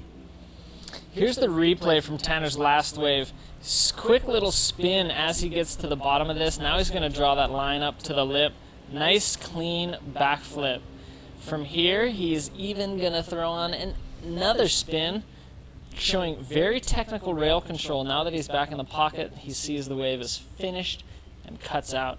So this is a great ride. It earned him a 7.0. The pressure's really on PLC now. That's a very technical place to put a spin, and he still wants to get a lit move. So he was planning 2 moves ahead on this, kind of a chess match in the water. Nice flip. Nice. Pulls it off, and another spin right there at the bottom. Hard to see from this angle, but he really carved that second spin. Now he's sitting with a 15.1 total, and PLC needing a almost excellent score of a 9.78 to attack the lead held by Tanner McDaniel if he's going to do it with a single score. Otherwise, he's going to try to get a pair of waves that would be higher than a 15.1. So the 17-year-old Tanner McDaniel, growing up or actually was born in Santa Cruz, California, and moved to an outer island in Hawaii at the tender age of 3 and grew up in Hawaii. Not a bad place to grow up. And actually, watching him ride that wave, you can tell that Mike Stewart has taken him under his wing, and it looked like I was, looking at a younger Mike Stewart for a second there. Yeah, it could have been. That was great riding, and like we said, technical, very precise. Yes. And from a 17-year-old, really rare to see that, especially with that clean style. Tanner does have such a beautiful style, and he's, followed riders like PLC and others like Mike, his mentor, to get such a really crisp style. And it's always really impressive to me when a Grom starts out, is ripping, has a good style, but then goes through growth spurts and starts growing into their adult body and maintains a good style. Really rare to see. You almost never see it. There's always usually a transition period that they have to kind of adjust to their larger frame and having longer limbs and all the changes that go through in adolescence. But Tanner McDaniels has been poised throughout those changes physiologically, and he is one of the cleanest, and I'll go ahead and say one of the best riders that we have on tour, even though he's only 17. Yeah, I mean, he's no stranger to the pressures of international competition. One of his greatest accomplishments so far. I'll get to that in a second. But PLC not holding back, getting a deep barrel, going for a maneuver on that inside section and pulls it off. You can see that end bowl just slapped him back towards the reef. Very interesting. From this angle, oh, look at that thing behind. Oh, my goodness. Where was Tanner McDaniel on that one? But PLC, good move right there. Look how shallow it is. You know now he's trying to decide right here. Does he go in? I think he's going to opt for walking over, trying to get a better exit. Oh, wait. Oh. He's turning around. He's catching the white water. And here's the replay. Nice hollow barrel to start. He's sitting behind the curtain, and he's coming out now. He's eyeing up this section, commits to a roller. That section was thick. Not easy to negotiate, but fully completes it. Proves that by riding way out into the flats.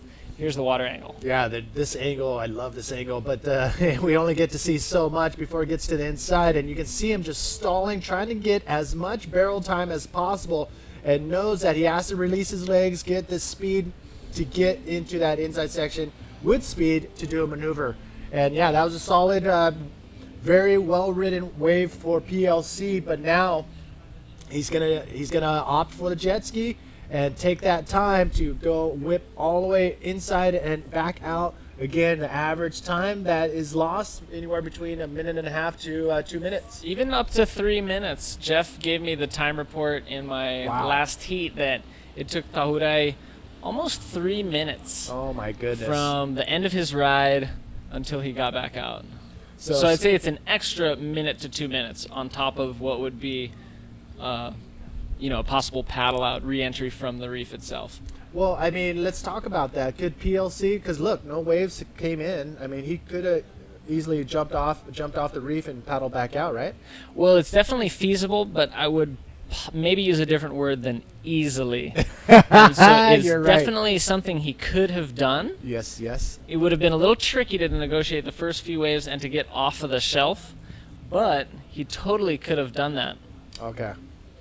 All right, so ladies and gentlemen, thank you for tuning in to the Sparkgreen Tahiti Challenge. This is the 4th event here at this infamous wave, Te Ahupo'o. Yeah, you're getting there. If I slow it down, I think I can get these pronunciations of the Tahitian language better if I just slow it down. So yes, so that's it, ladies and gentlemen. We are going into round number 4, heat number 5 after this heat, which is currently in the water. Heat number 4, Tanner McDaniel and former world champion Pierre-Louis Costas from France, the young Hawaiian versus the young Frenchman. And we have a battle on our hands right now. Oh, we certainly do. We certainly have a battle, and this is definitely an exciting battle, and it's one that we were excited about on paper. It just looks cool. One super grom against another, one well into his manhood, and another just approaching the cusp of being a man. So here we see some nice waves going unridden in this heat. And what do you think about the wave right after PLCs? It looked like a smoker. Oh, I know. I wanted to know where Tanner McDaniel was in that situation. Was he not on the outside, or did he just let it go by? Because that thing was pretty solid. That thing was super solid. Really cool, too. And since PLC took the jet ski around, he technically could have ridden it, and depending if he didn't go too far in, got back out and got priority with an extra score on the board. Ooh. Scores coming in for PLC's last wave, 7.0, matching Tanner's second best wave, now needing an 8.11 to attack the lead held by Tanner McDaniel, and we are into the second half of this heat. Well, PLC has grown up. He's grown to be known as the backflip master. So for him to get an 8.11 ride isn't going to be. It's going to be tough, but it's totally doable. And there is what I'm talking about, getting projected out into the flats and pulls in as he lands and whips it around. I don't think you could see either the water or the hair got in his eyes, and he held that line in the barrel and got shut down. That was giant. That was giant, and you guys were channeling each other's thoughts, it seemed, because you were saying exactly that a big backflip is totally possible. He's capable of doing it, and it could change the situation in this heat. Check this replay out. Pierre on a smaller, kind of inside wave, but it's bowling up super nice. Huge projected backflip. Oh, and he lands so stiff, but he turns it around instantaneously. Now he's riding the foam ball. Now he's going to try for that doggy door that he did in an earlier heat. He'll get closed out on this, but I got to say that was a totally complete maneuver. Yes, I mean, this is what we've all learned, what PLC has mastered. It's the backflip. Look at the projection. Totally gets launched out in the flats and just lands perfectly, whips it around, and the judges will call that a land. And I'm going to say that's one of the biggest moves so far, not only in this heat, but probably in this. Oh, my, look at the score. 9.0. Oh, doctor. Oh, doctor. That was pretty insane right there. So the judges like that clean, straight off the bottom, big backflip.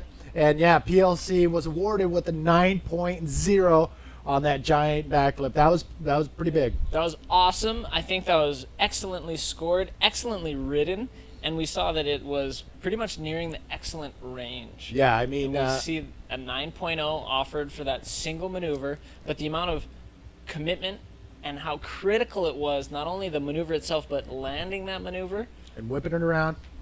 While the wave was barreling over him. simply amazing. A great way to see this battle unfold in the water now in this round 4 heat. So tell us where we're at currently with those scores. I mean, now we've got a battle on our hands. We've got a battle on our hands, and with 5 minutes remaining, Tanner McDaniel needs a 7-9-1 to attack the lead held by PLC. Oh my goodness, that was amazing. So is Tanner McDaniel going to pull it off, a 7.91? And obviously by looking at his scores, totally doable. Again, Mother Nature, is she going to deliver the goods to Tanner McDaniel? Well, she may have already delivered the goods. We don't know if Tanner was in position for that wave a couple waves ago behind PLC. That could have been his opportunity, but your question is, will he have another? PLC looking to ditch that 7 here. He pulls under the curtain, gets a nice barrel. If he does a huge maneuver on the end, there he does a simple sally, kind of just gets caught up in the lip. Here's Tanner. Oh my, Tanner dropping in really deep, pulls in under the lip, comes out of that with the spit. Does he have time to hit a lip? Oh, tries to get around that section and just kicks out of that. A solid barrel ride nonetheless, but will it be in that 7-point range? We'll find out, but man, perfectly ridden barrel ride. Look at the paddle battle ensuing right now. It looks like Tanner, this could be the difference in the heat, man. If Tanner can get the edge, regain priority, depending on the scores that get dropped for both of these last rides, this could be the difference. It could determine who catches the last scoreable wave. Let's take a look at PLC's. Goodness. PLC driving in, pulls in under the lip. Nice, clean, deep barrel.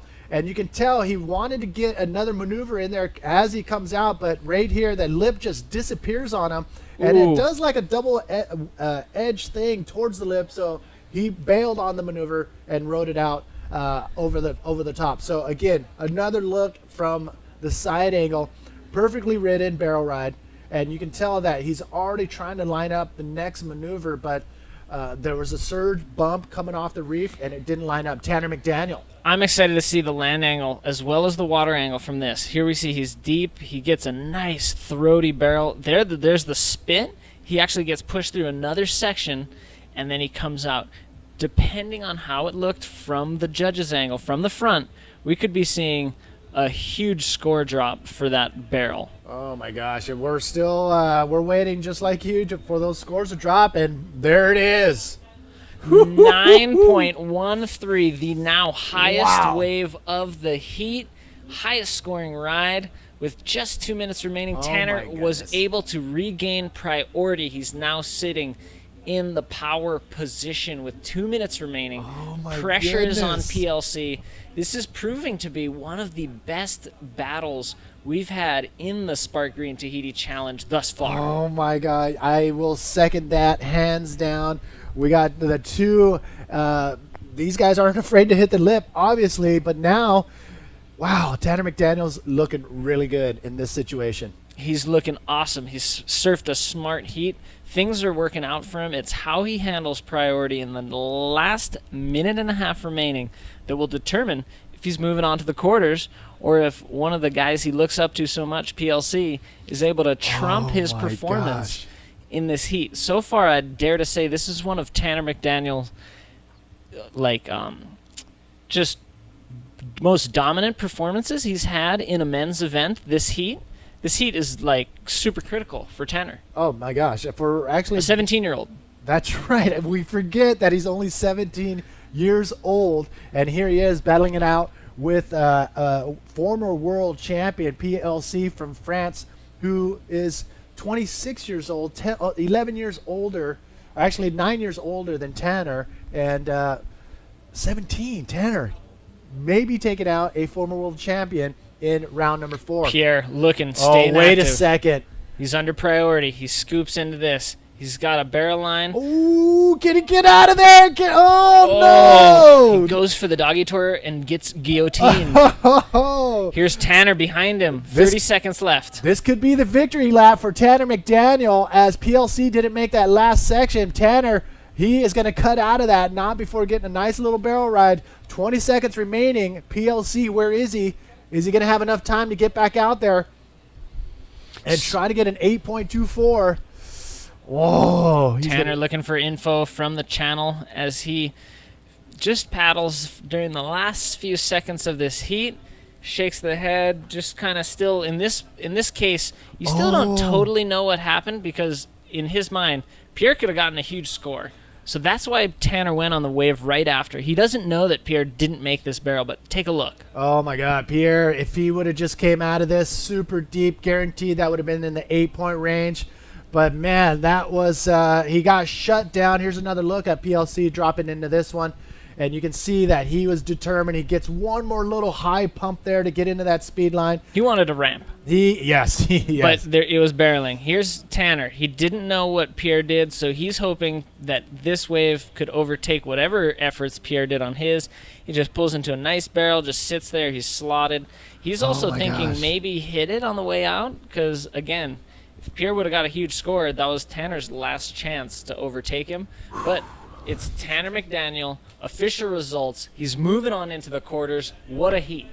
That was a pretty amazing heat. Definitely one of the most exciting with a ton of waves and two young guns going head-to-head. Congratulations to Tanner McDaniel for moving on. We're going to come back with more action. Don't go anywhere.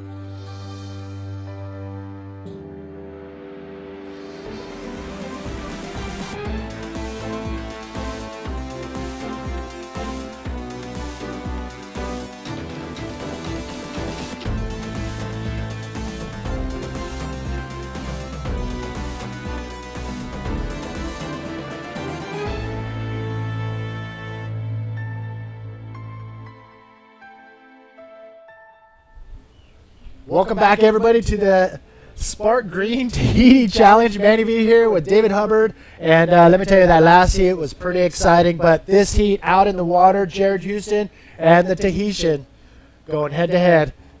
This could be radical. Yes. Tiava Nui, Dinard, and Jared Houston. If the waves continue as they have been, increasing in size and consistency, we could see a crazy battle because Jared's been one of our top performers since we've got into the main event of the men's. Also, Tiava Nui, he's been killing it. Looks like we got something lined up. Yes.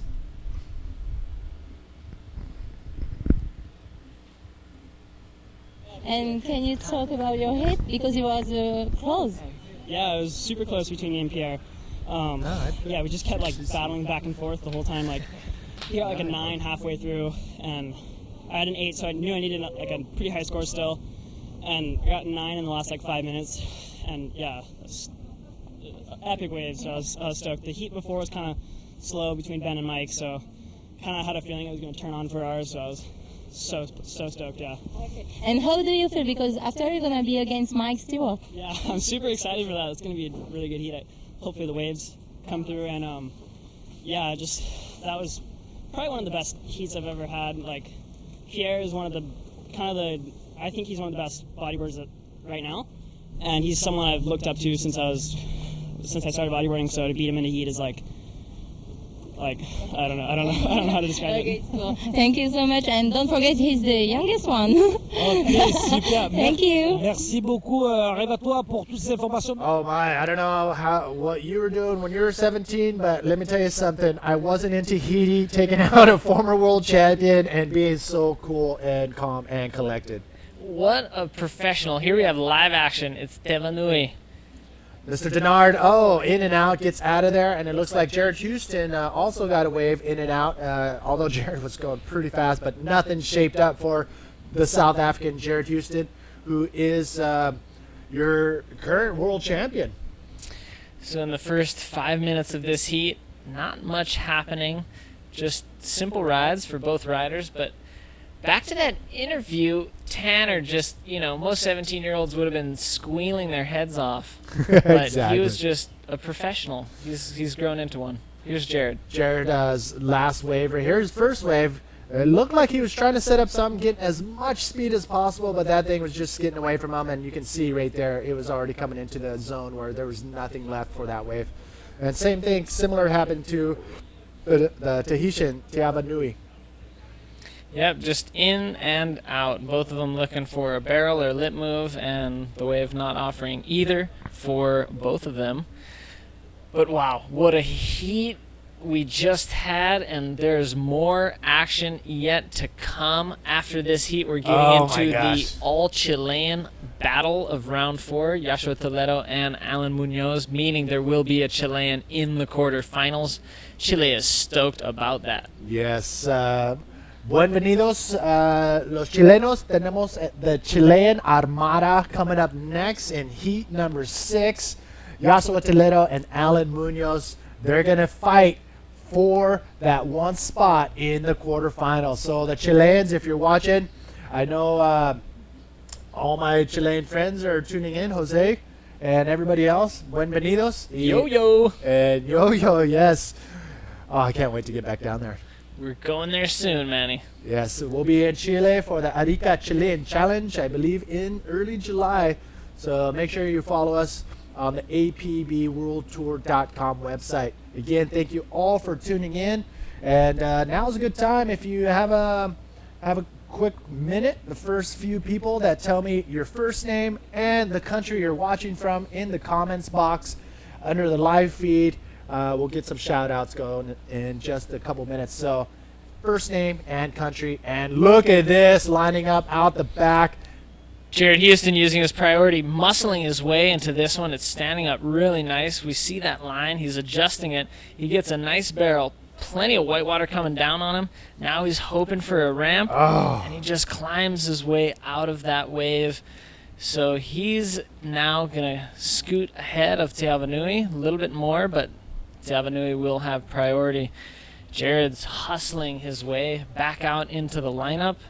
He's building a house, improving wave per wave. He's hoping to improve on this current wave on his next one. Here we see that bottom turn. He's kind of hoping for a ramp, but then you see him just hit the brakes a little bit just to slow down. But he doesn't want to slow down too much. A lot of whitewater to traverse on that section. Now that he's out of the barrel, he's again hoping for a ramp, and it just doesn't quite shape up the way he wants, and he just climbs out of that. Here's the water angle. Let's see him click the brakes real quick. Just a quick one. You can see his legs get in there. Now he's full speed throttle again. He's moving ahead through this whitewater section.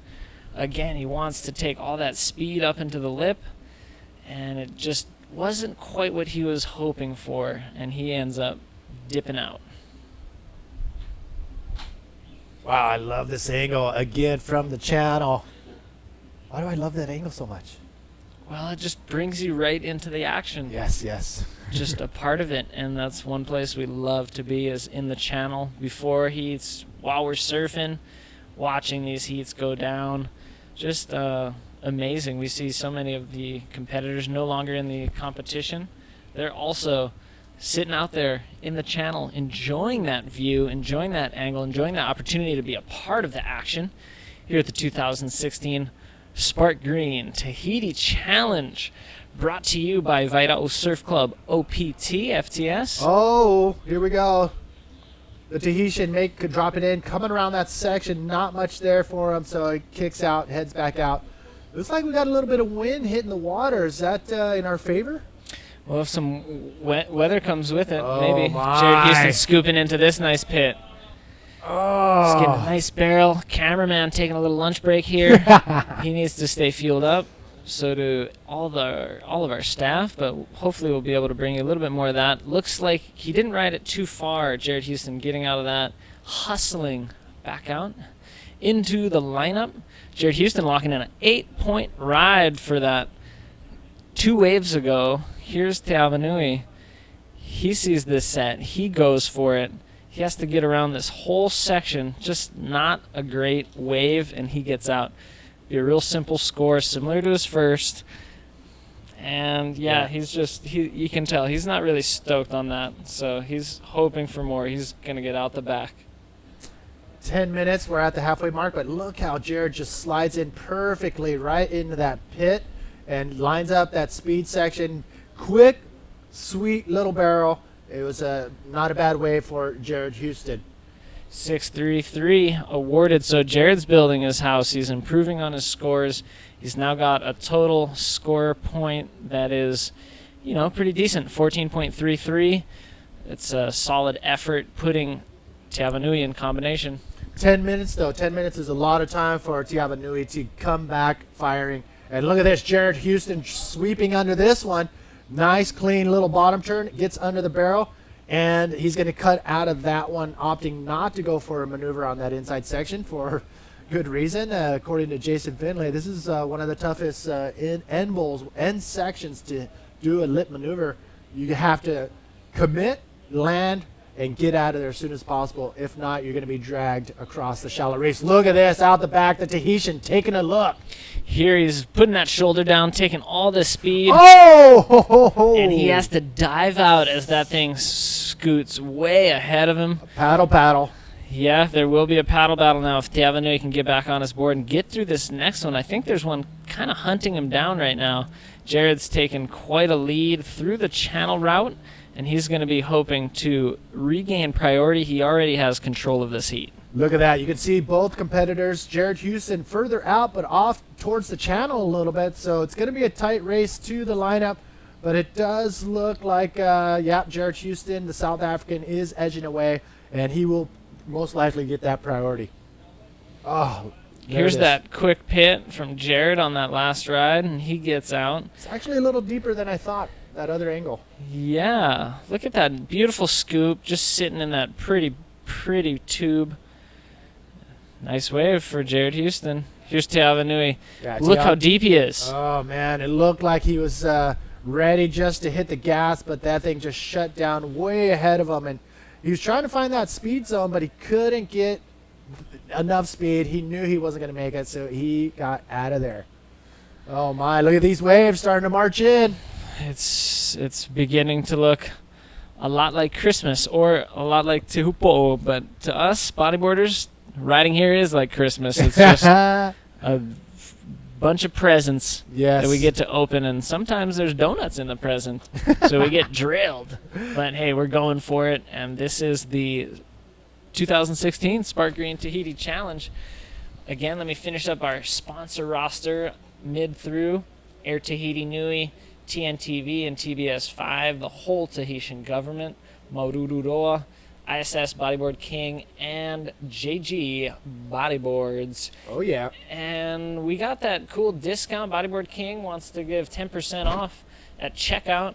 Just use the promo code APB10. Yes. APB10 at checkout. You'll get 10% off just for today. So thanks for tuning in, and thanks for supporting our sponsors. Yes, and boom. So, yeah, welcome again, 2016 Sparkgreen Tahiti Challenge. Manny V here with David Hubbard. We got Eric Apple who sneaks in here, and we got special guests rolling through the booth all day long. And if you've been watching from the very beginning, thank you for tuning in. It's a long day of action, and it's only getting better as we wind down and get closer to the final showdown. Deb, you're still in it.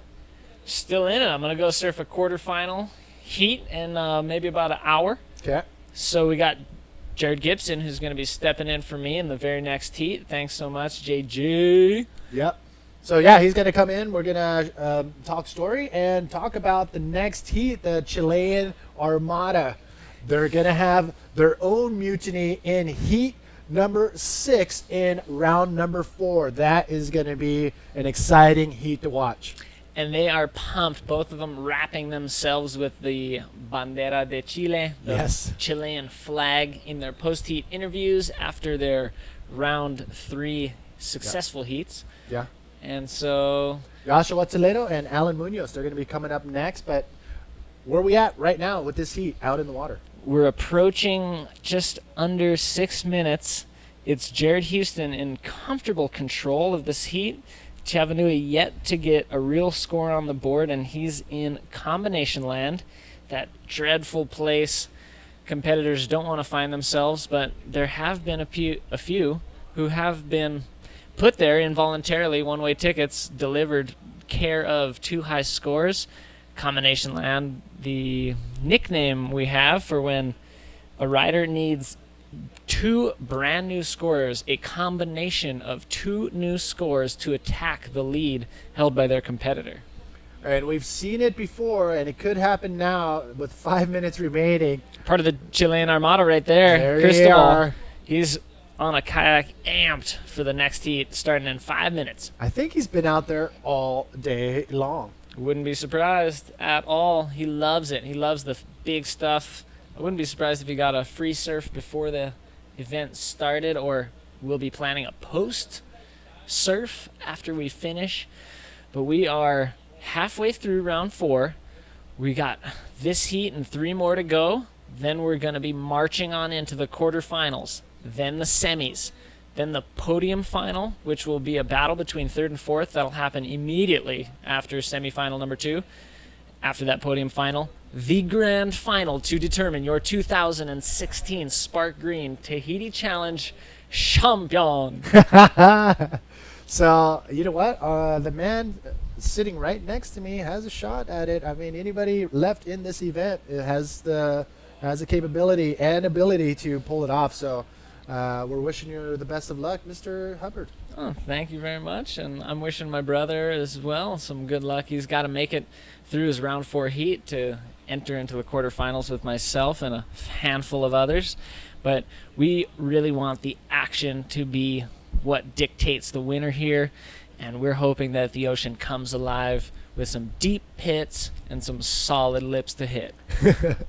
Well, quick shout out to some of the viewers that are chiming in our comment box. We got Speedy from Reunion Island checking in. We got Joao in Portugal, Amaury in Reunion Island. I wonder if that's Amaury Laverne. Oh, he could be watching. Yeah, he's coming up.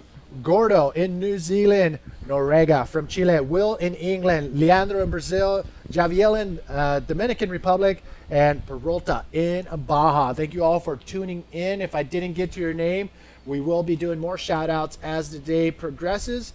And a quick shout out to all our social media fanatics. We do have a JG board up for grabs. If you can share the post on our Facebook page, and the most shares from you will walk away with a brand new JG bodyboard. What a deal. Ah. Just fiddle around on that social media gimmick and you can get a free boogie board to actually go do something super fun in real life. Exactly. And I'm sure the people watching will most likely want to do that. So we're going to get more details on how you can pull that off when we get JG in here in the next heat. 2 minutes remaining, and it's not looking very good for the Tahitian. Yes, we could see yet another Tahitian fall out of the draw, but he does have 2 minutes, but he's going to need 2 brand new scores to do so. And his competitor, Jared Houston, is sitting with priority. Well, Jared Houston, I think, is looking really good. He's pretty stoked right now, knowing the situation. And, yeah, a minute and 5 minutes, maybe, for the Tahitian to pull it off, but a minute 45, it's you need a miracle. Yeah, basically, but you know, this is his backyard. Anything could happen. We have seen competitors get rides back to back in about 80-90 seconds, which is just about what we have left here. We'll have to see if Jared plays his cards right. He will be able to fend Tiava Nui off at least one good ride. And he might even be able to increase his situation. He's got a 6.33 as his second highest score. If he gets a smoker, he could get an excellent ride and totally pull away. So, yes, the Chileans are coming up next. You don't want to miss that. Both of them are not going to back down. They're going to come out firing. And Yoshua Toledo, Alan Munoz coming up next. A little bit of drizzle coming down. Luckily, we're covered here in the tent, in the booth. But, yeah, if you looked at the water, you can see it glassing off from the droplets of rain hitting the water surface right now, making it look all spiritual and mystical. It's a beautiful place. It is spiritual and mystical. The islands of French Polynesia, known as the Society Islands. Here we are at the main island of Tahiti. And some people occasionally think that the whole chain is named after Tahiti and it incorporates more than one island. But no, Tahiti is just the name of this main island. There are several outer islands in the rest of the Society Islands. And from I asked a couple of locals, and I got a couple quotes. One said 120, and another one said 150 islands that make up the French Polynesian island chain. So wow. Yeah. So several different island groups. The heat has come to an end. Oh my. It is Jared Houston moving on into the quarterfinals, and we say farewell to Tiava Nui. That was a tough one for the Tahitian, absolutely getting steamrolled by the South African. But he had a great campaign all the way from the trials. That's right. Can't take anything away from this Tahitian who did come all the way from the trials. And also coming from the trials was this man who will be taking your place. All right. Thanks, guys. Enjoy. And JG going to be showing up here. Au revoir. All right. On behalf of all the viewers and the staff here, Dave, good luck in your heat. Thank you. So let me do a quick refresh on my heat draw here, and you can do the same. The heat draws are right underneath the live feed of, look at that, Drainer. Right under the live feed on the apbworldtour.com/live website. You can see the heat draws. The same thing what I'm watching on my computer, you can have it too. Just click on those heat draws right underneath the live feed on the apbworldtour.com website. So I'm looking, and Dave Hubbard will be going against the local Cedric Estal in that first heat in the quarterfinals.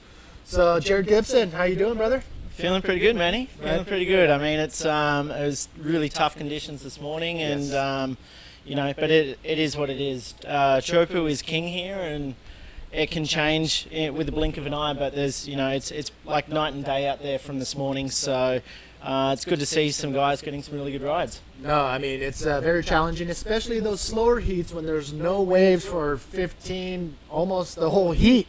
But when those waves do come in, it's pretty awesome to see the riders take full advantage. Yeah, exactly. I mean, some guys are starting to take to the air a little bit out there now, and yeah, it's going to be exciting to watch as we go into the quarterfinals and then semis and finals later today. Awesome. Yeah, so right now in the water, we have the Chilean Armada. We have two of them going head-to-head, heat number 6, round number 4, Yoshua Toledo and Alan Munoz. Who do you got on this one? They've both been surfing really well, so you know, I'm kind of going for Alan a little bit here. So you know, I've worked with him a little bit over the years, last few years, and yeah, regardless, it's exciting to see two Chileans through this far in the event. So you know, one of them definitely going through to the quarters, and that's a huge statement to how these guys have been surfing the last few days. So. Yeah, no matter what, we're going to have a Chilean into the quarterfinals.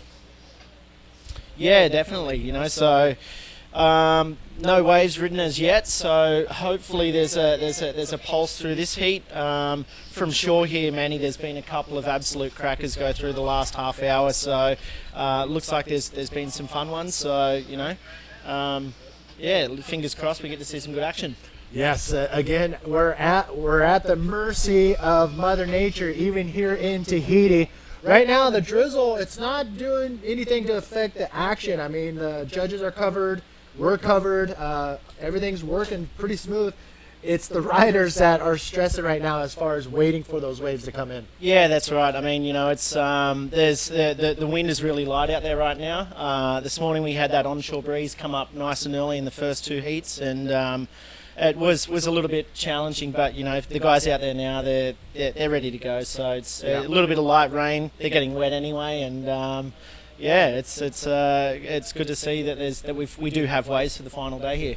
All right, take a look straight to the action. The first rider to catch a wave in this heat, Yoshua Toledo, and not much there, just streaking along the face of the wave. I think he may have gotten a quick little cover up, but you know what? It's a wave within the first 5 minutes, which seems to be a rarity now in these conditions. But the last few heats, we've been getting some action. So stand by. It looks like we may be having the interview setting up with Jared Houston. So let's wait for Revatua. Jared Houston, encore une fois, qui est vainqueur de sa série contre Tiava Nui. Donc, désolé Tiava Nui. So, Jared, how was it? Yeah, it was pretty consistent at the beginning of the heat, and then luckily for me at the end just went completely flat. So unfortunately, the other guy in the heat just didn't really get a chance to get started, but I'm happy to go through anyway, so stoked. Yeah, that's cool, and congratulations, you did it again. So see you soon, I guess. See you soon. Thank you. Merci beaucoup. Un petit mot sur Quel talent, Congratulations to Jared Houston. He will be going into, I want to say, heat number 3 in the quarterfinals. So he's going to be facing off the winner of this heat. And look at this, Alan Munoz in yellow on a nice size wave. Oh, ducks out of there just in time before it shuts down in the shallow part of the reef. So you were out there. How crazy is that inside section?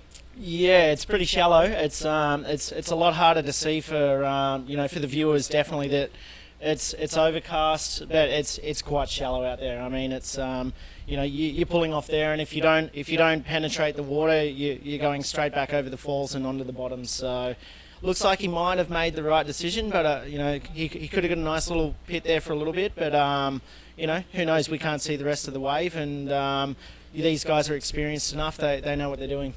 Yeah, here's another angle of Alan's wave right there. I mean, it looks perfect from this side, but that front angle is probably the best angle for the viewers and for the judges. That's the view of the judges, so it's pretty cool to see what the judges are saying. Look at these things forming in out the back. It looks like we have some beauties coming in, and it is Yoshua Toledo, the Chilean, or they're both Chilean, so I'm just going to say the Chileans one last time. But Yoshua on the outside. Oh, there's not much. I thought that dark color was another wave out the back, but this could be something. Alan Munoz, is he going to turn around? Yes, he's turning around, taking a quick look, drops in, comes around that section, seeing if it is going to set up, and he's holding steady, hitting the brakes a little bit, and not much there. Tell us firsthand, what kind of wave makes it look like it's going to shape up? What are you looking for? Yeah, well, it's today, knowing that it's you've got a southwest swell out there at the moment, but you're still getting a cross swell as well. So there's some south ones that do link up, but I mean you just got to try and find that one that's got a nice wrap on it. Not a lot of them are staying nice and open, but just having a look at the replay here again, we see yellow just coming around and setting up, hoping for it to open up, but not a lot on offer, and the guys know that they're not getting through the quarters without some good scores, so get out early. Still about 14 minutes left, so plenty of time for the guys to get 2 good scores. Yeah, I mean, here's another look at Alan's wave from the side angle, and it really didn't do anything for him, so you'll see him kick out right there. But yeah, I mean, they got their work cut out for them as far as standing by waiting for the sets to roll in, and it's kind of scary when you're sitting out. I get all nervous and I get anxiety when there's no waves coming in for the riders, especially when it comes down to the last few minutes. But here's Yoshua Toledo. Looked like he may have dropped in onto something, but we'll take a look once the replay gets set up. Yoshua making his way back out to the lineup as quickly as possible, as he knows time is really not on your side. Yeah, it's not. As we just go back to the replay now, so we see Yoshua with almost a little cover up there, but it's one of those things. It looks like that west bowl is going to come in nice and quick, and then it just kind of hits that foam section, and it just kind of stalls you there. I mean, these two riders are pretty much going back to back as far as their wave exchange and performance. As you can see, they're low scoring waves. I'm gonna go on the edge and say first rider to actually do a maneuver is probably going to walk away with that first place in this heat, because I mean the conditions right now, if you get that perfect wave and get barreled, sweet, but if you don't, you gotta hit it. That's right. There's been a couple of little sections there for the fellas, but I mean they're waiting for the really good ones, and they are coming. It's just whether it's going to come during the heat, so it's pretty lully at the moment. So, you know, generally there's a flurry of action it's been around a 17-second period for this morning. So it's, 4 or 5 waves, and then it will go really slow for a while there. Yeah, that's the one thing we did point out is, and it's been happening essentially through the entire event, where you'll have one heat where it's really, really slow. And right off the bat, for instance, Ben and Mike Stewart's heat, their heat prior, really slow. And then boom, their heat started, and they just had sets pretty much through the whole heat. So this could be one of those heats where we're gonna be standing by, or it could turn around and we'll be seeing sets roll through for the rest of the heat. Yeah, which we all want. Yeah, exactly. So looks like that rain's starting to pick up a bit out there now. So conditions starting to deteriorate a little bit, but hopefully it's just another passing squally storm, and we're back to some clean offshore conditions again. Well, I mean, it's not. I mean, the winds, as you can see, it's still semi-glassy out there. I'll take that over onshore winds. Oh, for sure. Any day, Manny. Any day. When was the last time you rode in the rain? Whenever I can. Yeah. Married with a 1-year-old, Manny. I'll be in the ocean whenever I can. So it's. Are you caught up on your sleep yet? A little bit while I've been here in Tahiti, but don't tell my wife. Oh yeah, shh, keep it quiet. No, it's been amazing, this trip so far. It's for us to be back here. 13 years since the last event, and everyone's just really excited. And we haven't had the conditions that we've been looking at on the forecast, but that's Mother Nature. We can't have it all the time, and we've made the most of it. That's for sure. So. Again, hopefully we get something this afternoon with another pulse, and boys will be going at it for the finals. Yeah, you brought up how long it's been since we've been back here with a bodyboarding event. So the first event, the 2000 Tahiti Skins event, was pretty amazing when Ryan Hardy did a spin in the barrel in the final and took the win away from Alistair Taylor, Guillermo Tamega, Mike Stewart, Jeff Hubbard. I mean, the list goes on. And you know what? We got a little lull in the action. Keep an eye on there and tell me if there's action. But I'm going to go ahead and read the list of riders that did attend that event, which was pretty amazing firsthand. Jeff Hubbard, Andrew Lester was in town, Brian Wise, Steve Bullet McKenzie was here, Ben Player, Damian King, Andre Botha, who is still killing it to this day, Fabio Aquino, Kelly Hunt from Kauai, Spencer Skipper was here, Tyson Williams, Ben Holland, Alex Kinamaka showed face. Even Paul Roach was here. Can you believe that? Florent Moana was the Tahitian holding it down. Simon Thornton, Joe Grodzin was here. Nicholas Rashad, Eddie Solomon, rest in peace, big brother. Mitch Rollins and Toby Player. They were all here for that first amazing event in 2000. So it was awesome. And we're having history in the making right now with the fourth event here at this very sacred and special place. Yep. Yeah, it's that I remember that first event. I've actually had the video, the Tahiti Skins, on replay for the last three to 4 weeks. So I'm gonna say that you probably weren't the only one. Yeah, trying to do my my homework as much as I could, and yeah, it's that event, seeing some of the waves those guys were going at the time, that was something else. Ryan spinning the barrel, phenomenal. Yeah, that was amazing. And if I get a chance later on in the heat, we'll go down the list of riders that were here for the 2001 event and the 2003 event, which, I mean, I'm looking at the list and there's a lot of awesome names in there. But yeah, so this is it. It's raining out in the channel. It's raining out in the water, but it's not stopping the action here at the Sparkgreen Tahiti Challenge. Manny V here with Jared Gibson. So give us firsthand, what do we got? We're giving away a free board. We are. Yeah, that's right. So the more shares of the live stream going on today, we're going to be getting a board out to some lucky winner anywhere around the world. Wait a second. So if some guy locked up in a cave watching the live feed right now in, I don't know, Senegal wins, he's going to have a very good Wi-Fi reception, and all we need is a delivery address. Awesome. So again, how can they win? So basically, anyone that's been sharing the live feed for us today, they'll be going in the draw to take the win. And here we are with live action Alan Munoz just he knows he needs a score, and just trying to set up, and there we go. Yeah, nice backflip there. So Alan with the first real maneuver for this heat. So I think he's definitely going to be taking the lead with that one, and with just over 5 minutes, 6 minutes to go. It's looking pretty tight.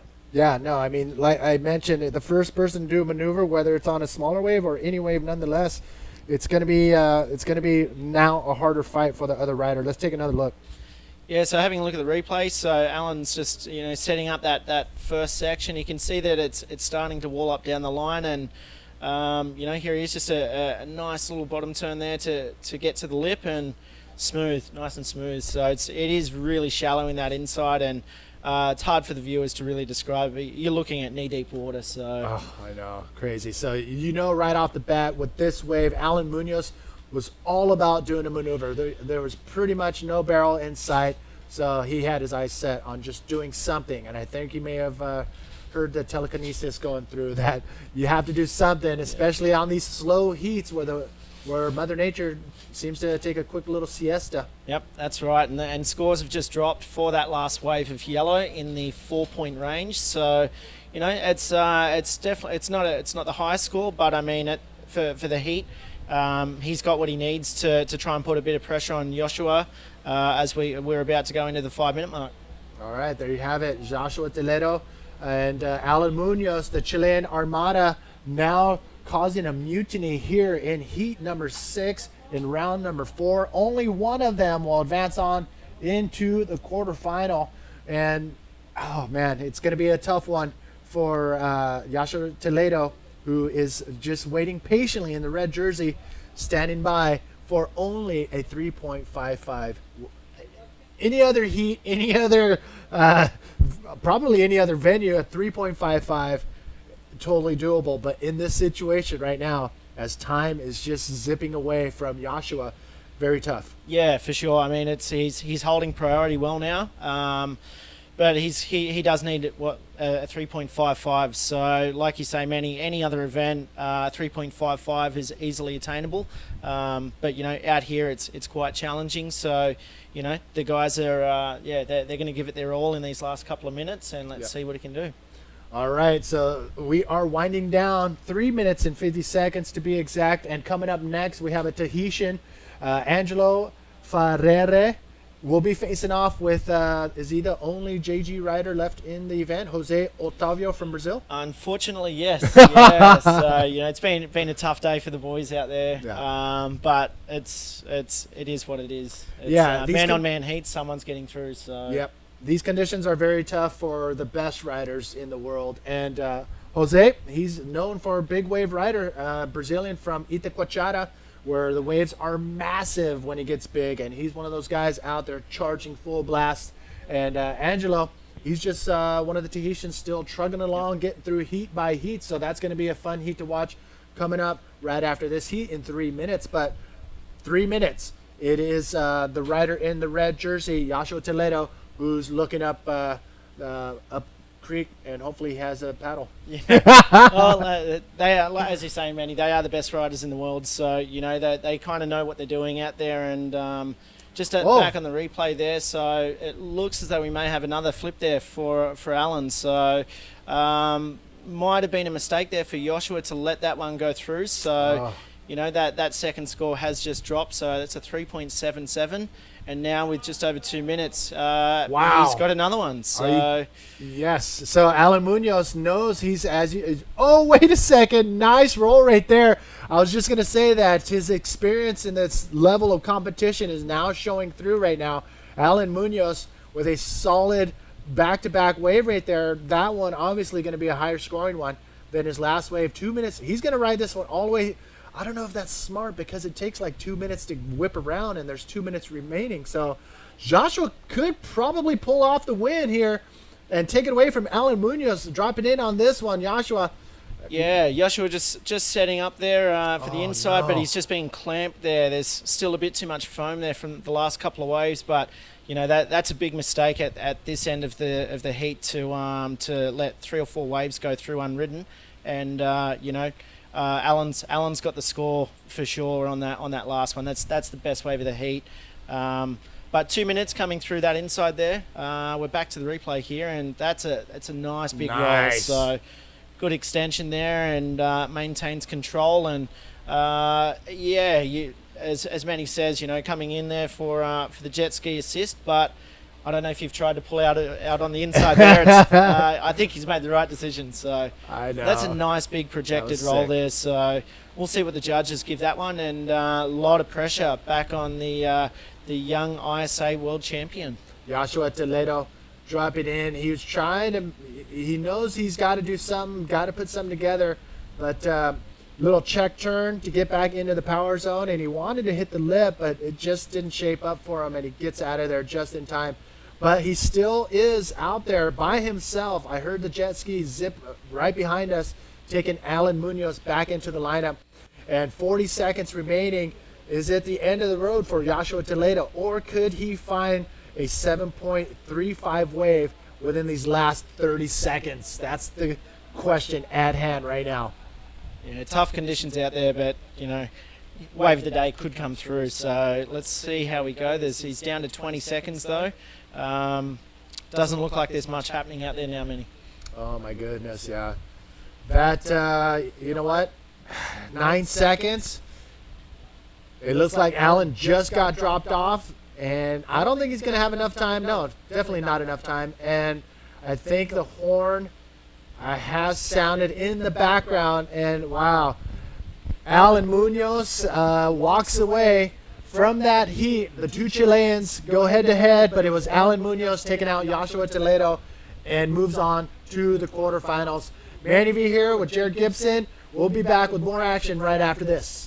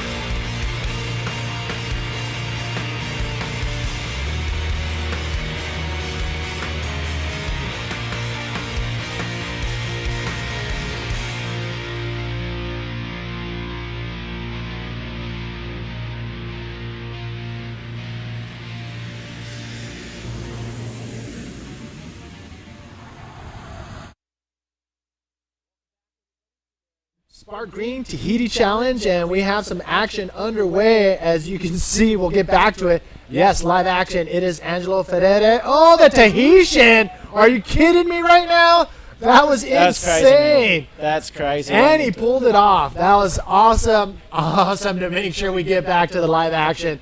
Angelo Fera, the Tahitian, and I think the Brazilian in the yellow actually caught a wave as well. Oh, man, that was pretty insane. Yes, Jose did catch a wave. Look at that, at 8.1. We're going to get the replay going, but Angelo Fera answering back with a nice air forward.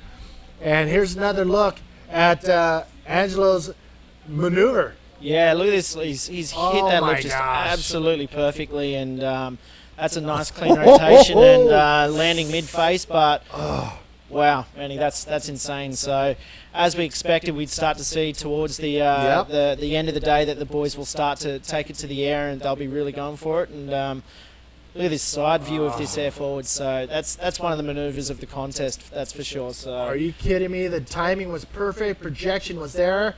Alan Munoz making his way back. He is stoked. He's smiling. The lone Chilean moving forward to the quarterfinals. But man, that was a pretty awesome wave exchange right there. Hopefully we'll see Jose Otavio's wave at 8.1. Yeah, what a start to the heat, Manny. You know, it's what a flurry of waves, and 8.1 dropped as a first wave, and scores still coming through for Angelo. So, you know, it's going to be a good battle for that second wave now. Yeah, that was pretty insane to see Angelo's wave, and I'm still anxious. I'm really anxious, along with all of Brazil and all the bodyboarders tuning in from Brazil to see that 8.1 ride from Jose Otavio. Woo! Yeah, hot. It's hot out there, man. And it's getting hot in here too. It's going to be a full heat. As I mentioned, you get one heat who's really, really slow. You get another heat that's going to be turned on. And right in the first 3 minutes of this heat, we had back-to-back solid waves from both of these riders. Angelo Fera, the Tahitian in red, and Jose Otavio in yellow. Wow. Yeah, I think the local knowledge for a lot of the Tahitians here is really coming to play. For me, more so than any other location on tour, because these guys, you know, they know this wave inside out. You know, it's breaking at any size, and they're out there every day. So, you know, that's they're surfing this wave in these conditions more than most other guys. Generally, you'll have people that are coming here just for those really big swells, but, you know, if they want to learn how to surf this place really good, you've got to be here for all conditions. No, you're right. And they're putting, we're going in. Vainqueur contre un ami à lui, Yoshua Toledo. So, how was it there? Condiciones difíciles y salieron un par de bombas que no las encontramos y nada, estoy contento de haber pasado, pero me quedé con las ganas de pegarme un buen tubo, un good barrel. Thank you, and felicidades, congratulations, besos, everyone. Muchas gracias, chileno. Wow, that was amazing. 9.17 for Angelo for that air forward. Landed smoothly, got the projection, got some height above the wave, and the judges love that. That is one of the more difficult maneuvers, as your momentum and the timing has to be dead on, and Angelo did that. That's right, Manny, and it's, you know, off that first section there, it was just one of those real perfect west bowls, and yeah, he's hit it flawless. The rotation was great, so, and to hold control all the way through, you know, where he landed on the wave face, and to get out cleanly, that shows his experience here as one of the local boys. Yeah, so Angelo with a 9.17. We're still standing by. Hopefully we can get that replay from Jose Otavio, the Brazilian, with an 8.1. I mean, right there, those two guys would have made it out of that last heat with just one wave. But here, with waves coming through this heat, this is just the beginning. Yeah, for sure. With this swell, it's been really pulsy. So, but yeah, we're just taking another look at this replay of Angelo, and he just kind of stalled a little bit there as he's approaching the lip, and waited, and you know, just perfect air forward off the main bowl there.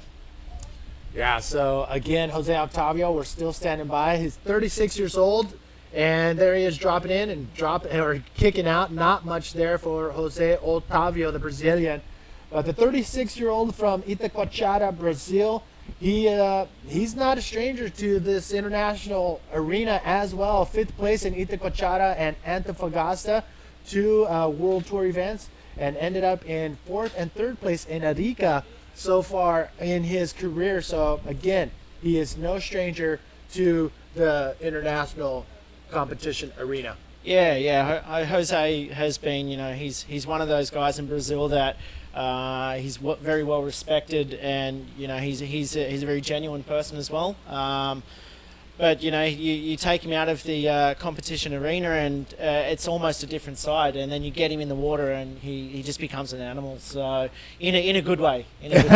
Of course, but no, in a bad way for fellow competitors. I wouldn't want to be in a heat with any of the Brazilians, because they're some of the fiercest competitors on the planet, and Jose is you know, one of those fierce competitors. So right now he's standing behind Angelo Fera's 9.17, but again, it's not over. top 2 waves out of 10 possible are scored, and Angelo cannot stop here. I mean, if he wants to make it out of this heat, he's got to back that up with another solid ride. So, again, for our viewers that are just tuning in, we do have a brand new bodyboard up for grabs. Give us the insight on how they can walk away with a brand new bodyboard. Okay, so, anyone logged on to the live feed, share through Facebook, and the more shares, the more entries that go in the draw. So, we're looking like we're going to have a really good, solid end to the competition here.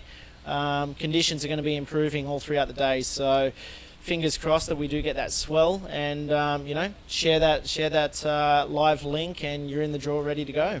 Just like that. There you go. Hopefully not in a cave somewhere, as many pointed out. No, but with the mail, you can ship pretty much anywhere. But I know if you got to ship somewhere very far away, very desolate, that's a pretty expensive shipping bill you got to pick up. I'll talk to the distributors about that one. Exactly. All right, so ladies and gentlemen, 11 minutes in this heat. We are in round number 4. The riders winning these heats will advance on into the quarterfinals. Coming up next, we're going to see another stacked heat in about 10 minutes and 40 seconds. Jeff Hubbard facing off with Amaury Laverne. But first, the Brazilian Otavio goes for a maneuver under the lip, but it gets tangled up and just loses it. Yeah, he just kind of he's lined that one up, and it looks like it's kind of maybe broken a little bit quicker than he was expecting, and hasn't got a clean exit out of the lip there, and just come off through the rotation in that backflip. All right, let's take another look at what happened. Yeah, so this is the slow-mo gives us a really good view of this, and so he's just kind of mistimed a little bit as he's hit the lip there. Definitely got nothing to do with the board, that's for sure. He's on a JG board. But Jose, there's plenty of time left in this heat where we've still got 9 minutes 50 seconds to go, so Jose's got plenty of time to back that score up. So he's only chasing a small score at the moment, but with the start of this heat, it came out with a bang. Hopefully we see another stack of lines come through for the fellas, and we see some big moves. Oh my gosh! So we're hoping for those lines to come in out the back to get feast our eyes on Jose and Angelo. But Angelo right now, he is currently in second. But I mean that 9.17 ride. Hopefully he doesn't get sucked into that twilight zone that a lot of riders are falling into, where you wait, and nothing comes in. And it would be very, very sad to see Angelo get into that zone where a wave does not come in. And even though he has the high score in the heat, it's not enough. So I think he's smart enough. I think he knows he has to get that second wave. Yeah, for sure. But it's easy to do. Garth McGregor the other day had a perfect 10 point against Mike Stewart and just couldn't find the backup wave, albeit different conditions, though. It deteriorated really quickly for the guys on that first day of competition. But you can score a 10 and be out of the comp. Unfortunately, that's the way it goes. It is best 2 waves. So both these guys understand that they've both got really good scores, but they need something else that's going to help them get through to that quarterfinal. And it's going to be very interesting on who gets the next wave, because with Angelo in priority, here he goes. He's going to take advantage of that priority, sneaks under the lip. I don't think he's going to make it out of this one. Way too deep, chandeliering, water just coming down, falling out of the ceiling of the barrel. No way for him to get out of that one. So Angelo, very interesting. I think he was fending off this guy right here, Jose Otavio, on a good one. Yeah, so here we see Jose with a nice clean bottom turn, but there's no lip there for him. So Jose, as Manny mentioned, he's very experienced in the competition arena, so he would have seen where Angelo was positioned in the lineup then, and knowing that his wave wasn't quite going to stand up, just get back out there and hold priority with 7 minutes to go. Oh my goodness. Now this is where my hands start getting all sweaty, I start getting all excited and antsy, so it's going to come down to the last 7 minutes to see who will advance on out of this heat. Again, coming up next, we have Jeff Hubbard going head-to-head with Amaury Laverne for heat number 8 in round number 4. Then we're going to see Dave Hubbard go against the local Cedric Estal in the first quarterfinal of the event. Look at Jeff Hubbard right there standing by in the channel. And we'll probably get a look at Amaury Laverne in the yellow jersey. But yeah, Jeff and Amaury, a.k.a. Moz from Reunion Island, coming up next. That is going to be very, very exciting. It could be one of the heats of the contest, Manny. Unfortunately, Moz did get a walkthrough earlier today, so I say unfortunately because he's been excited to get out there and he's so competitive. He just wants to be out there and be surfing his heats. And back to live action. Live action. You see Jose lining up another ramp. Oh, my! There he goes. Big invert there. Can he make it through? I think he's just been pushed off in the wash, though. Oh, man, if you're going to go big on those maneuvers, you're going to have to pull them to get the scores. And right there, Jose had a section right in front of him, and he opted to go for it. Got fully extended on that invert, but could not land it out in the flats. Just got eaten up by the whitewash. Yeah, I think if we get a replay of the view from the tower, we'll be able to see that what happened there exactly for him. But it did look off that first section. That second section wraps pretty hard, so you can't quite. Here we go, replay here, and nice big invert. He's just kind of maybe overextended a little bit and just hasn't been able to maintain out of the wash. You can see him just eyeing up that section, goes straight off the bottom, and then boom. Nice full extension, almost too much. Had his rotation carry his legs over, and it looked like he landed in that part you don't want to land in. We call the V, where the wave breaks and then explodes outward. And if you land in that little pocket, you're pretty much done. Yeah, it's kind of just his direction there, push him back towards the right a little bit, and the way that that it closes out here at Chopes is that all of that whitewash just converges back on you, and if you don't have proper control in front of it, it's really hard to maintain and get out in front. So unlucky there for Jose, but there's still 5 minutes to go, and that's plenty of time. It's a very short paddle back to the peak. You're looking at 20-second turnaround, 30-second max. So the boys will be there with 5 minutes to go, and hopefully we get something come through. Yeah, one of the biggest moves of the event so far was an invert, a big aerial maneuver by the Moroccan rider, Brahim Idosh, who just absolutely went flying Air Morocco in the form of Brahim, going for a big move, and that video clip has been going viral. Yeah, that it was, Manny. That's for sure one of the biggest moves I've ever seen out here at Chopes. From any video or anything, it's just going. He went for it. He actually was saying before the heat that why is no one going after the lip? But at the moment we're back at live action with Jose again, and he sets up another ramp here, and nice. It's a nice big round roll. So the guys have been getting good scores for the control out of their maneuvers. So we'll see what Jose gets for this one. Again, back to live action with Angelo pulling into a nice little barrel. Ooh. He's just been pinched at the end there, so it's getting tight, man. They're down to just over about 3.5 minutes coming down, and the boys are trying to back up those big scores from the start of the heat. I'm very interested to see where the riders are sitting right now. Jose Otavio, okay, so Jose is way far near the channel, and Angelo is really closer to the peak. And I was just wondering, because if Jose had priority, then we may have some action as far as using that priority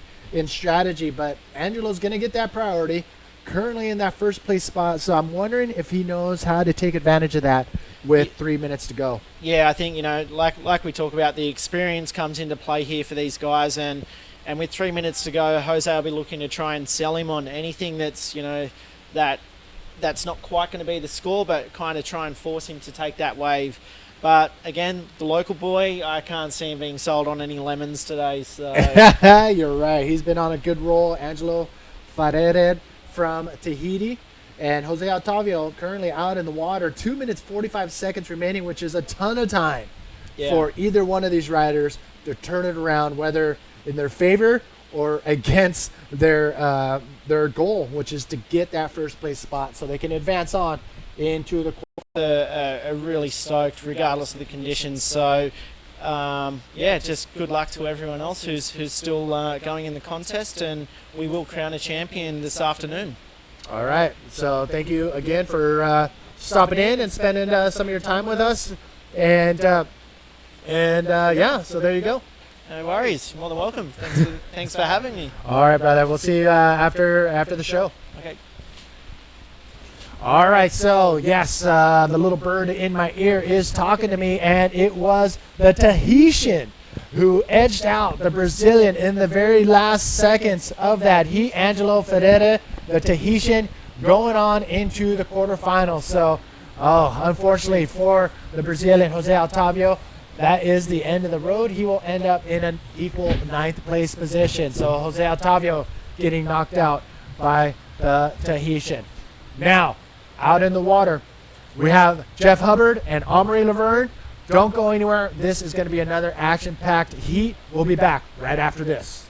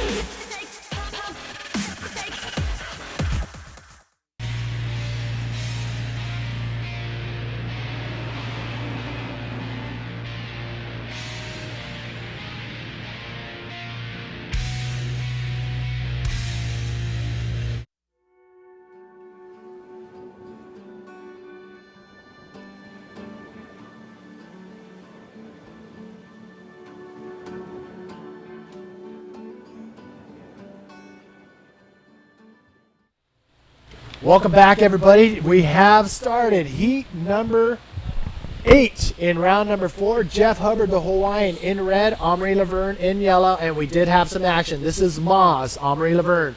This is going to be a heat that we've really been waiting for. Amaury Laverne, man, driving that barrel. Speed check right there with a nice cutback and back in the section, driving. What is he going to finish it up with here? Jumps out the back, elects not to risk life and limb for one more maneuver. Amaury Laverne, another look. As you can see him perfectly lined up for that barrel, but as you can see, it doesn't stay completely open, but he manages to get out under the whitewash, and it looked like he wanted to line up a maneuver, but he opted to kick out of there, and judges awarded him 6.17 for that long barrel ride. So, yes, you can see the water drops just dropping on the surface of the ocean and making it and keeping it nice and glassy so far. And yeah, this is it. Coming down to the end of round number 4, and we're going to jump right into the quarterfinals with Dave Hubbard and Cedric Estal. Again, Manny V here with Eric Apple. That's right. Thanks so much for Jerry Gibson. As we see Amaury Laverne dropping in quick barrel right off the bat, driving. So a lot of speed. What's he got? A big roll. Finds a barrel and a nice roll to close it off. Amaury with his typical solid performance coming through here in round number 4, trying to make it on to the quarters. Oh, wow. So 2 waves already for Amaury Laverne, and Jeff Hubbard only has, looks like we're lining up an interview. Looks like we're lining it up, and so we'll stand by, ready for it.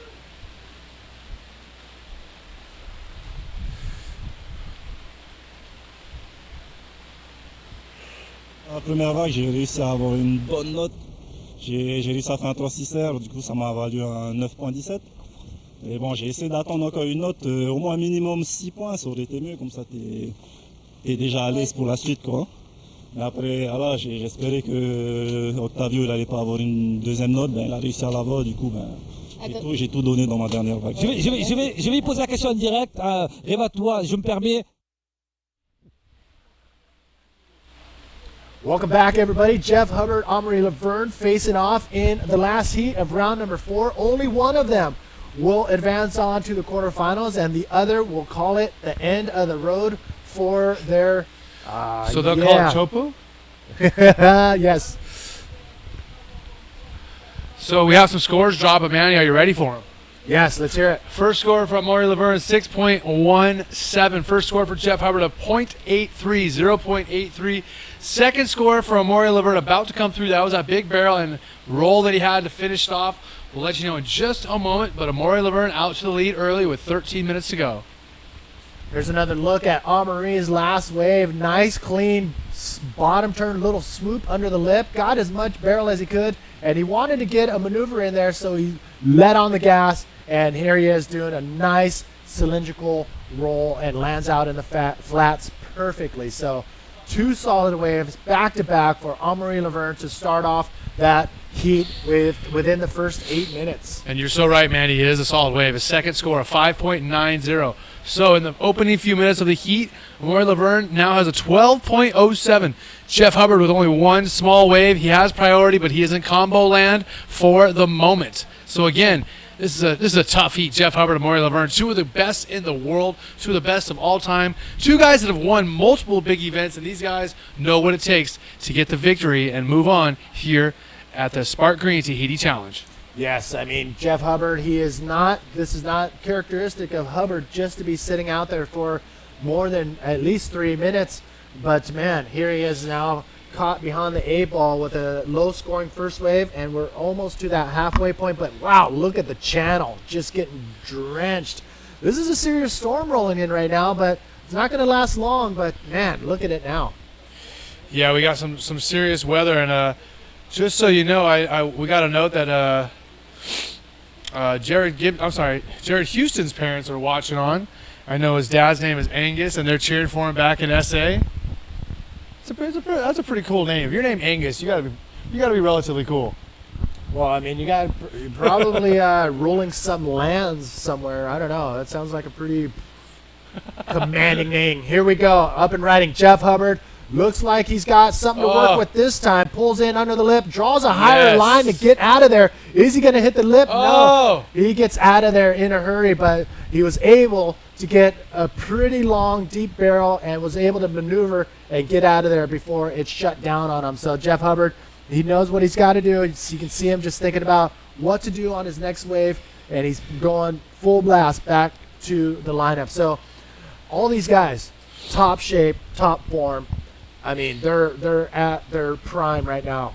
And we just want to let everyone know that, like I said, check out the replay here. We were talking about one of our contests, though, but Jeff Hubbard driving this barrel. Look at all the chandeliers. He keeps on driving, maintains speed through that big section. Man, drives off that bottom again. He goes a big dismount out the back. Looking stylish as always. But again, yeah, we want to thank the Houstons for watching at home in South Africa as we still see Jeff Hubbard again pushing through that white water. Just so much speed and poise does a champion like Jeff Hubbard have. Also, we want to remind you guys that if you go up on social media and you share our APB live feed, whether on Twitter, Facebook, or Instagram, you are eligible to win a brand new JG bodyboard. Also, just so you know, we're giving away T-shirts and rash guards all day long. So if you share our stuff, we will reward you. So Jeff Hubbard clocking in a nice clean barrel ride. Scores are starting to drop for that one. And yes, a free board for sharing. Totally pull that off. Just share as much as you can. Amory Laverne, 30 years old, currently living in the city of Galdar, which is home to the infamous El Fronton. So we'll be going over to his now hometown. He's married to the beautiful Malene, and they have a kid together, Oliver, who is already at 2.5 years old. Oh my goodness. I think I was there when Malene and Amory first met. We were at an after party, and I did a little breakdance session, and she comes in and just destroyed me in a mini skirt and high heels. I walked out of there with my tail between my legs. Ooh, I don't know if I'd tell anybody that story, man. Well, I'm a man. I can handle it. You got it. You can. No shame. No shame. You're a glutton for punishment? There we go. Amory Laverne, priority, looking strong. Jeff Hubbard, He's got a 7-point score, so he's looking pretty solid too. Now he needs that backup score with 9 minutes remaining. Yeah, so let's set this up. We have just under 9 minutes remaining. In the lead, Amaury Laverne with a score of 12.07. Jeff Hubbard has a 7 and a .83. That adds up to 7.83 for those of you at home who are good at arithmetic. Jeff still needs a 5.08 to take the lead away from Amaury. Oh my goodness! So this is a heat you don't want to turn the channel, because you don't know what to expect from one of these guys except for awesomeness. So out in the water right now, we have two-time former world champions, Jeff Hubbard and Amaury Laverne. Yes, both of them having 2 titles under their belt, and it's gonna be a showdown. I mean, one of these guys is going home. Man, getting down to the wire with some great action and great guys. Let's take a look at the draw and talk about the quarterfinals that we have coming up, Manny. Our first quarter, we'll have David Hubbard versus Cedric Estal. Yeah, and I mean, it's just stacked up all the way through. Mike Stewart and Tanner McDaniel. Yes, the Jedi and Jedi Master coming head-to-head in he's not a Jedi. Quarterfinal number 2. Mike Stewart and Tanner McDaniel. Jared Houston and Alan Munoz going head-to-head in heat number 3. And heat number 4, Angelo Fera will face off with the winner of this heat out in the water. You know what I was going to say, right? No. Tanner's a Padawan. Okay. The 7 minutes. learner's a Padawan. 7 minutes and 25 seconds to go. Jeff Hubbard, he is currently in second place. He only needs a 5.08 wave. Totally can do it. Very, very doable. However, Amaury does have priority that, of course, is going to play into his favor. And he's a seasoned veteran, so he's not going to waste that priority, I think. No, he knows what he's got to do with that. And you can see them paddling paddle for paddle out in the lineup. Amaury Laverne. Oh, man, I think he's gonna drive Jeff as much as he can with that priority, just trying to fend him off any wave. But Jeff knows both of these guys are world champions. They know what's at stake here, and that is a shot at that first place spot at the end of the day. You know, another thing to look at, I don't know if we've talked about it, but if the Hubbard brothers do meet in the contest, it won't be till the finals, I don't think. And it's totally possible. That would be one for the history books for sure. Up and riding, Jeff Hubbard. Oh, taking a look. Looking at an inside wave. Again, he only needs a 5.08, so he could get it on an inside wave with a good backflip or ARS. And if you combo it with a barrel or another maneuver. Yes, Jeff Hubbard, he does not lose priority because he didn't have it. So he's waiting on the inside. He knows that these little inside waves have the capability of producing 7-point rides easily. But he only needs a 5.08. Ooh, both of these guys, I may have to say, they're probably the 2 fittest bodyboarders in the event right now.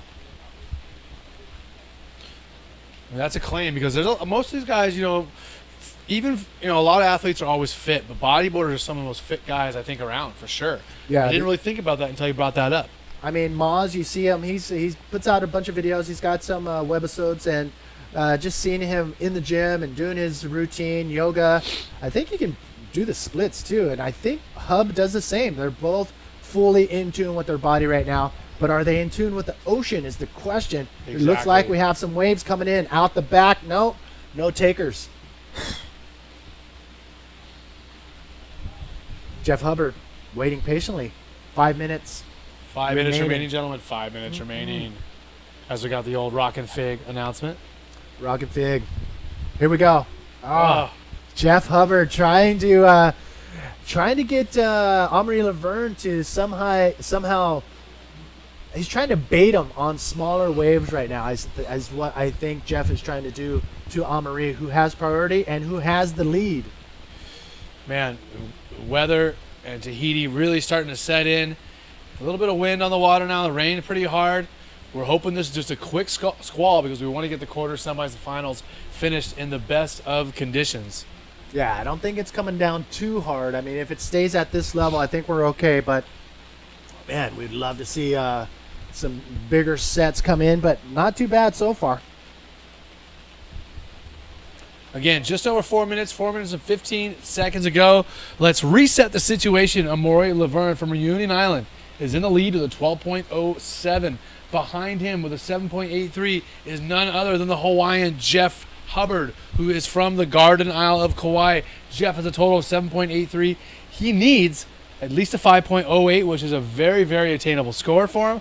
However, Amore is in priority. But with 4 minutes to go, I have to believe that Jeff's going to have another chance at least a decent wave, Manny. Yeah, you know what? I think it's just a matter of if that wave comes in for either one of the riders. And we talked about being fit. How can we forget about the 52-year-old bodyboarder who's just killing and slaying his way through each one of his heats? Mike Stewart, definitely one of the fittest in the event and in the tour and in the world. Mike is the guru, the master. He's the Jedi Master. Yes, he is. And I got to give credit to Diogo who pointed that out. So, Diogo, you're right, brother. Yes, Mike Stewart is looking really sharp and really fit. And he is going to be heading into quarterfinals against Tanner McDaniel. That's going to be insane heat to watch. Both of them pretty much, well, you know what? We'll save that. We'll come back to that. 2 minutes, yes. 50 seconds to go. We were both thinking the same thing. Manny Vargas sitting next to myself, Eric Apple, here at the 2016 Sparkgreen Tahiti Challenge, brought to you by OPT, Air Tahiti Nui. Oh, man, we got all kinds of great people helping us make this possible. TNTV, ISS, Bodyboard King, Vairao Surf Club, and, of course, the Tahitian government for helping make this event possible in so many ways that you guys don't even know about. They've really opened their doors and their arms to the entire APP tour, invited us here, welcomed us here, and helped us get things going. And feeding us. I haven't had one bad dinner yet at the staff dinners, and you know what? They all have been handmade. I've learned what poisson cru is with cocoa. That is going to be on my to-do list when I get home, and I'm pretty excited to get that going. And breadfruit. I fell in love with breadfruit here. And baguettes. Don't forget the baguettes. I've always loved baguettes. Pretty much a staple here. But yeah, no, it's been pretty amazing experience for myself. And I can speak for a few other friends that have been enjoying Tahiti and all its offerings. But here we go. 1 minute, 40 seconds remaining. Are we going to see the end of the road for Jeff Hubbard, or is it going to be Amaury Laverne? Stay tuned. 1 minute, 30 seconds remaining. Oh my goodness. Oh, this is it. This is where I get all antsy towards the end of the heat, where either one of these guys can pull off the win. But man, priority, Amaury Laverne. Moz is holding on to that. Jeff Hubbard only needing a 5.08. He can do that in his sleep, but can he get that wave away from Amaury Laverne? Great showing on how to use priority right now from Amaury Laverne. But Mother Nature, she's got to deliver the waves. That's what's at stake right now. Can she send a pulse right now? And from here, looking at what you're seeing, it looks like it could come in. 40 seconds. 40 seconds remaining. Yes, we see lines on the horizon. So we could see one final exchange. Again, Jeff Hubbard needs a 5.08. What will Amaury Laverne do to defend his score? Will he get a bigger score? It looks like he's on one right here. Amaury Laverne fending off Jeff Hubbard, deciding to go on this wave. Nice clean bottom turn, clean roll right there. Lands softly, lands perfectly, throws a spin, comes off the bottom. Is he going to hit it again? Yes. Nice section. Another roll for Amaury Laverne. Definitely going to improve on that 5.9. Will he improve on that 6.17? Question is, 10 seconds. Is Jeff Hubbard going to be able? Look at this thing lining up.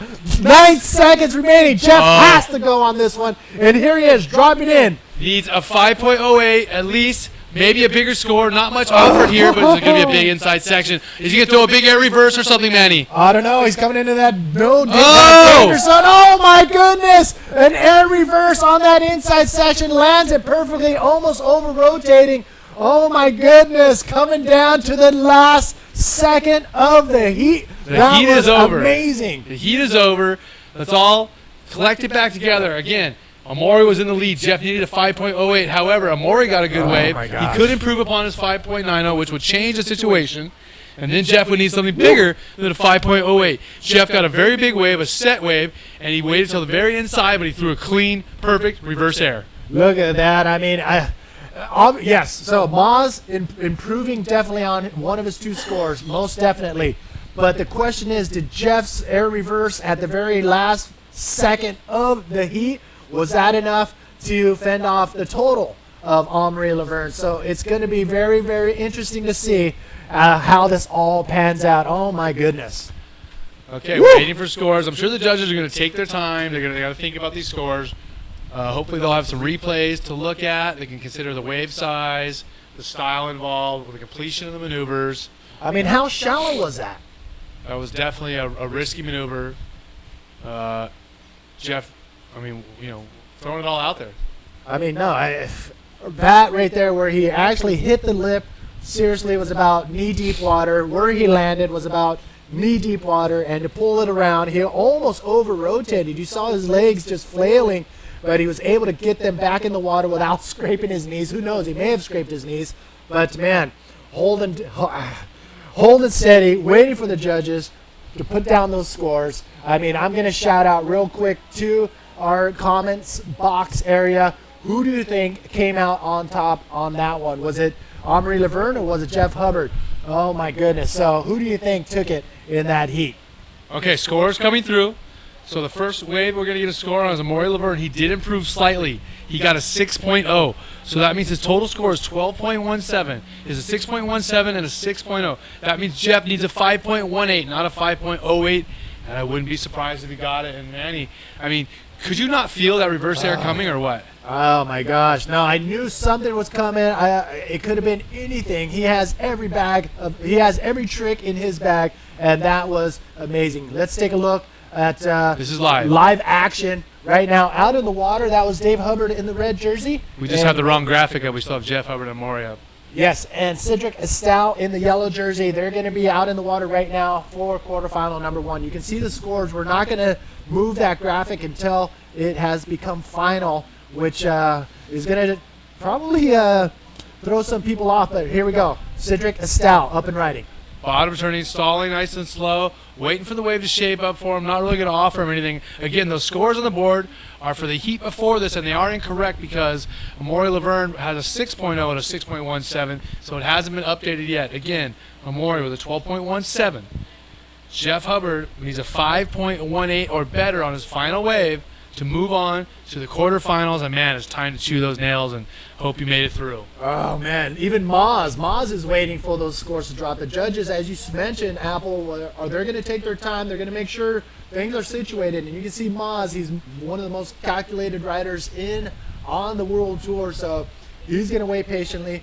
We're waiting patiently, and we ask you to wait patiently for those scores to drop. But man, that was one of the most exciting heats of the day, taking it all the way to the last second. Yeah, 100%. Again, we're waiting for the scores. As soon as we have them, we will let you know.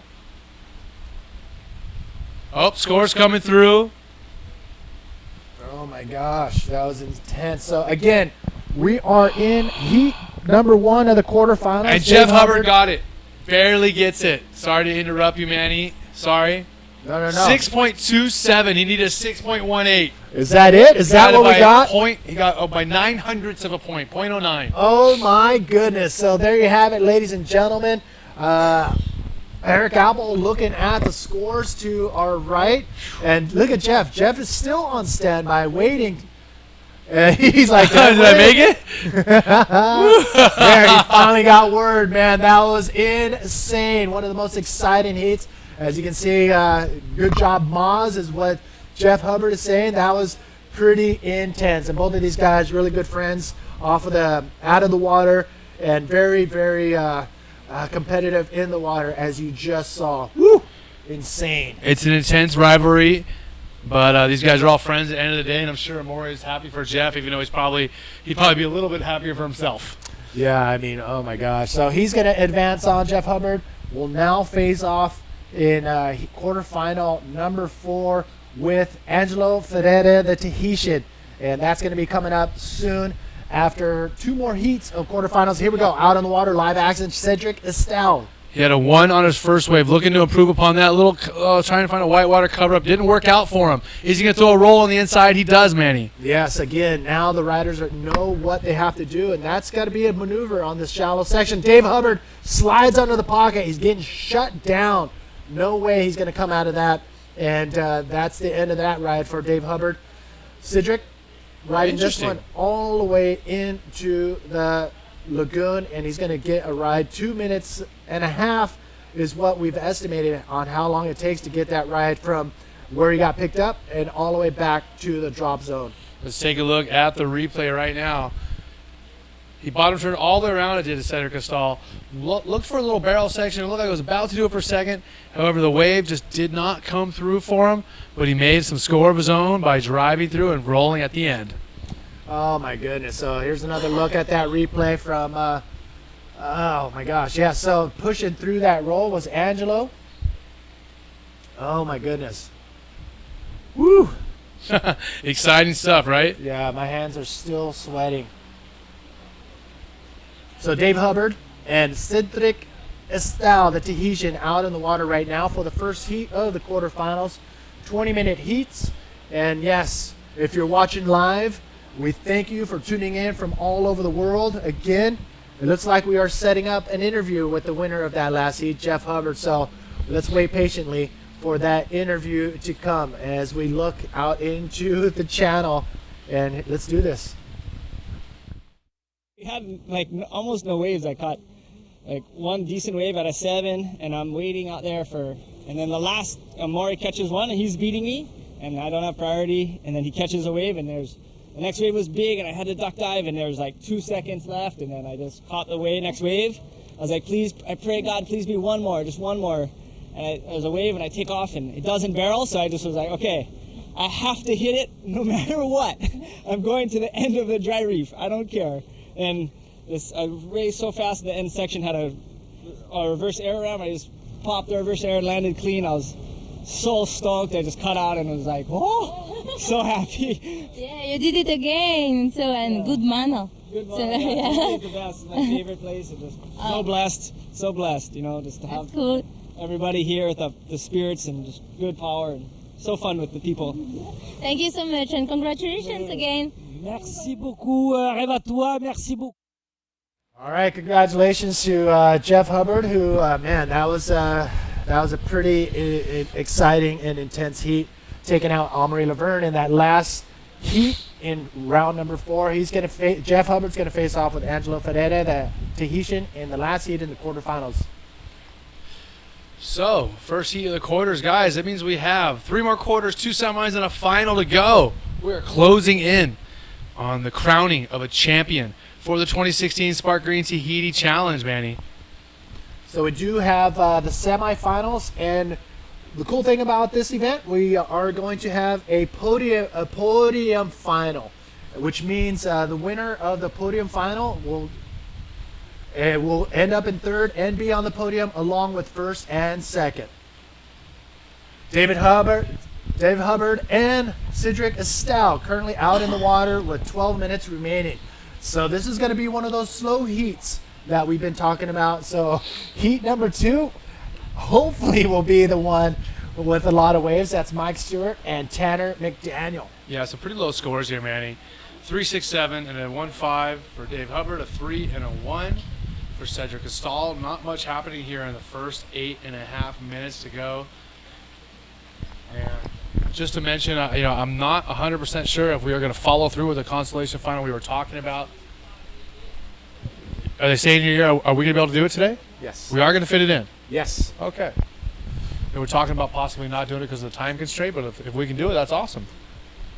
So let's get up to speed right now with the quarterfinals, heat number 1. Well, we just talked about the scores a minute ago, but we have a 1.5 and a 3.67 for Dave. He's in the lead. And Cedric Estal, like I said, a 3 and a 1.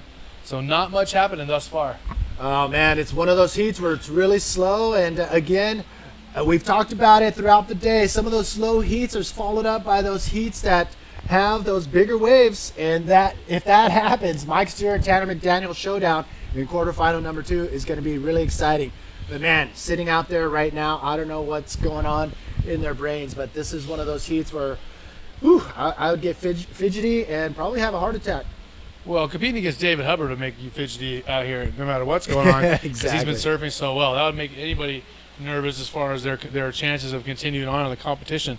We are halfway through this first quarterfinal. Again, we have 3 more quarters to go, 2 semis, a consolation final, and a final. So by the end of the day, unless the weather really turns bad, we are going to have a champion of this event. Oh my goodness. So here we go, ladies and gentlemen. Manny V here with Eric Apple. We're winding down the full day of action. Again, quarterfinals 1, 2, 3, and 4 are on tap, followed by 2 semifinals, a podium final, and a final. And here we go, David Hubbard in the red jersey, dropping in on this one, slides under the pocket, comes out clean out of that barrel, goes straight off the bottom with a nice clean roll, and he will kick out of that.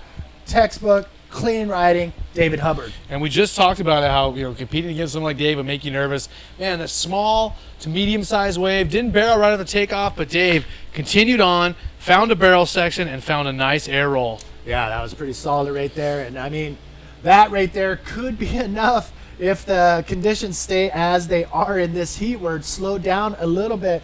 And I hope the Tahitian, Cedric Estal, doesn't fall into that twilight zone where you don't get any waves for a ton of time. Here's another look at Dave Hubbard's last barrel. Sneaks under the lip.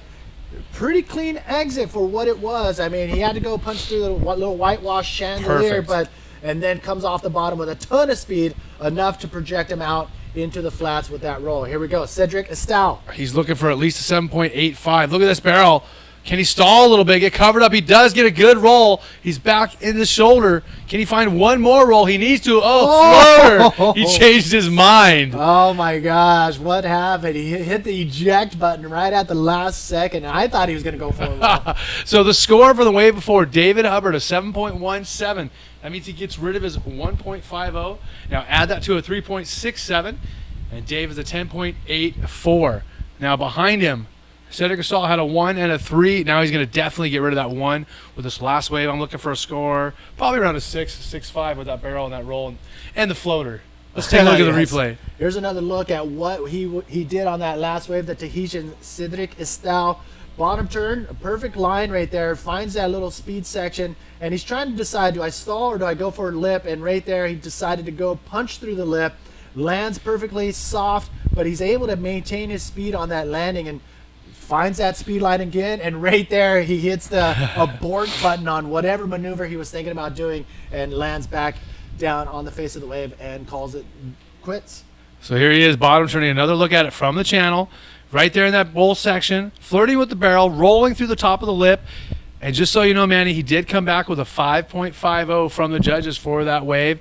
So a decent score there. He's on the board. He only needs a 5.35 to take the lead away from David Hubbard. And I'll tell you what, in the last 7 minutes of the heat, to only need a medium wave to take the lead away from David Hubbard, that's got to be a moral victory. Exactly. So he's getting closer. It's not over until 7 minutes from now. So plenty of time for Cedric to put something together, and plenty of time for David Hubbard to even get further away from the Tahitian. Following this heat, again, Mike Stewart, Tanner McDaniel. You can see Stewart right there getting as close as he can to get a first-hand look on what to expect. And I think Tanner's right there, right next to him, too. Will it be time for the learner to become the master? That is the question. Can I just throw out all kinds of Star Wars little innuendos in here? All of them, okay. All the ones you can. It's gonna be is this like fun. Obi-Wan and Darth Vader? It's going to be pretty awesome to watch. That's coming up next in about 6 minutes and 20 seconds. Then we're going to see Jared Houston face off with the Chileno Alan Munoz and Angelo Fera going against Jeff Hubbard. So that's our quarterfinal lineup. And it looks like we have, speaking of lineup, it looks like we have some waves in the lineup. Oh, doctor. And remember, Dave Hubbard with a 7.17 on that last wave. And all that Cedric needs is a 5.35. Are there some waves coming in with 5 minutes and 50 seconds to go? Oh my goodness, I wish I was on that kayak right now, just dipping it into that nice warm water. I'm so amped to be able to go to a place where I don't need a wetsuit. How could you want to be anywhere else but next to me, Manny? That hurts. Oh man, believe me, I want to be so much in that water. Why don't you say I wish we were in that water? That would make me feel better. I wish I was in that water right now. All right, David Hubbard, is he going to fend off Cedric Estal in this first quarterfinal? 5 minutes, 20 seconds remaining. Totally enough time for both of them to make the situation change. Man, I keep looking over to my computer screen and I see those two names, Mike Stewart, Tanner McDaniel. They're coming up next, but I shouldn't be because we have this heat out in the water with 5 minutes remaining. The conditions, as far as the winds, have been awesome. Yeah, rain has let up quite a bit, and the wind has let up quite a bit. We can see some glassing off here as we see a set coming in, and David Hubbard is paddling out towards it. He does have priority and the lead. Oh my goodness, it looks like and that's a good combination of things to have. Yeah, especially when you're coming down to the wire with what, 4 minutes 40 seconds remaining. Oh my goodness.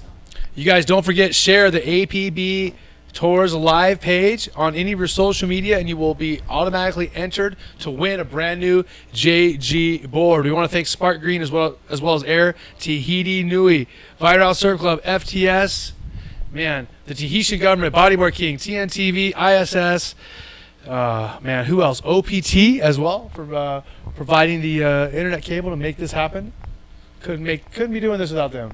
Also, we had a Bodyboard King. We have a discount code of 10%, APB10. You can use that on the Bodyboard King website. 10% is 10%. Take advantage. Head over to bodyboardking.com and get your goodies. 3 minutes, 50 seconds remaining. Dave Hubbard looking really strong. Cedric Estal, the Tahitian. He's needing a 5.35. That's all he needs. It's totally doable. Question is Mother Nature going to deliver that wave? Wow, look at that. I'm looking at glassy, perfect conditions out there. And from the channel is my favorite spot. I feel like I'm in the water with everybody. The competitors, Tanner McDaniel, Mike Stewart, look at that right there coming up next. I guarantee you all of Hawaii's bodyboarders are going to tune in to watch that heat.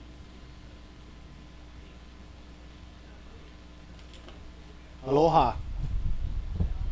And let me know right now. It's perfect time to ask for those tuning in. Si estás mirando de no sé dónde, si estás mirando de los países españolas o portuguesa, tell me your name and where you're from. Here we go. Cedric Estal dropping in on this one. Remember, he needs a 5.35. Finds a barrel. Nice. Can he find an exit? He does. Will there be one more maneuver? No. Ducks out the back. I don't know if that's going to be a 5.35. It's going to be right in that range between a 4 and a 5.5. Oh, my gosh. 2 minutes, 30 seconds remaining. Can he get back there in time is the question for the Tahitian. Woo. Oh, my goodness. This is going to get crazy. Quarterfinals, semifinals, and the finals are coming up. Here's another look at the Tahitian's wave. Driving down the side. Kind of slid out for a moment there, but there he finds the barrel section. Nice and clean. Yes. Kind of threw the door inside, but came out cleaner than he went in. Popped through that little chandelier. Had tons of speed. The wave just didn't stay open long enough for him to throw one more maneuver. And we'll have a score for you in just a moment. Waiting patiently out for the scores, the two riders. Again, Tanner McDaniel, Mike Stewart coming up next. And then heat number 3 in the quarterfinals, the South African versus the Chilean. Jared Houston versus Alan Munoz. Is anybody from Chile tuned in? Si hay alguien de Chile, por favor, dime tu nombre y de dónde estás mirando the live webcast here. And if you're in South Africa watching your very own Jared Houston in heat number 3, let us know where you're tuning in from. We do have another score for Cedric Estal. It is a 4.07, so not quite the score he needed. He was looking for a 5.35. But he's still within striking distance with a 5.35 is all he needs to get in that first place spot. And Dave Hubbard knows that. With priority, he's waiting patiently for that bigger wave. He's trying to improve on that 3.67. And it's totally doable to wait patiently. Here we go. Taking a look. The Tahitian once again. Again, bottom turning, finding a barrel section. Will he find an exit? Clean entrance. Get out of there. Oh, this is a big one. Oh, again, he's gonna get rid of that 4.07 maybe. Yeah. Because there's a little bit bigger wave, but I don't know if it'll be quite enough to knock Dave off. But there's only 30 seconds. Look at this. Oh, Dave Hubbard going all in. I don't think he had the speed and projection to get out in front of that wave to land it. Oh, my goodness. Okay, so 23 seconds ago, and man, we're going to see some scores, and they're going to be really, really important to find out who our first semifinalist is here in the 2016 Sparkgreen Tahiti Challenge. Clock is counting down 8 seconds ago. Looking for scores. Again, we need a 5.35 for Cedric, and this is going to be important because it was right there. Oh, my gosh. Is there a paddle battle going on? Look at Dave Hubbard. No, the time's over. Oh, my gosh. Okay. Whew. I got too excited. All right, so the end of the heat, another look at the last two waves that went down. It was Cedric Estal's last-ditch effort right here. You can see him sliding in under the pocket perfectly, coming up higher on the face of the wave to draw that higher line to have that speed and punch through that last section. And here's the front view of that. Yeah, let's see if we can get a better look at how long he was in that barrel. He does disappear for quite a little time here. Very nice. Back out to the open face. Does he do anything? Nope. Just straightens out and then ducks under the white water of the oncoming section. So keep in mind, here is David Hubbard. Now, he threw that big invert, but it was not a completed maneuver, so he's not going to improve upon his lowest score, which is a 3.67. That was amazing. Full extension right there for Dub, but unfortunately could not pull it off. But nonetheless, he's moving on. No, we don't know that. Oh, we haven't got a score. We do not know that. Okay, a score does come in. We just did get a score. It's just coming through a 4.07. No, that was his way before. Sorry, I was right the first time. 4.07 was his last score. That's what he wants to get rid of. Cedric Estal about to give us a new score. Again, and the judges are taking their time with this stuff, Manny. They're looking at replays. They're comparing it to other similar waves and similar scores. That way they can be accurate because they want it to be, relative to the other scores. And guess what? Huge upset. Cedric Estal, he got the score he needed, a 5.73. That knocks Dave Hubbard out of the competition. Cedric Estal with 11.23, moving on to the semifinals. Hold on, standing by. It doesn't matter what David Hubbard's last score is going to be because it was an incomplete ride. Standing by, holding on. We want to make sure we're going to keep this score on there, but we have started the next heat, and there the Hubbard brothers standing by, holding steady, and David Hubbard's going to hold on to. Drawing first blood in this heat, it is Mike Stewart in the red jersey coming around that section. Is he going to hit the lip? Yes, he does with a forward air, knowing that but taking the front angle look, it looked like he just got eaten up on the landing. So we're going to stand by on the final scores. We're going to wait for the final scores right now for that first quarterfinal. We want to make sure everything's legit. So stand by and hold steady with us. But man, Mike Stewart, stand by in case we get a big score out of an incomplete ride. Going for an air spin on that first wave was Mike Stewart. Let's take another look at Stewart's wave. You can see him just holding steady with that speed line, and look at that.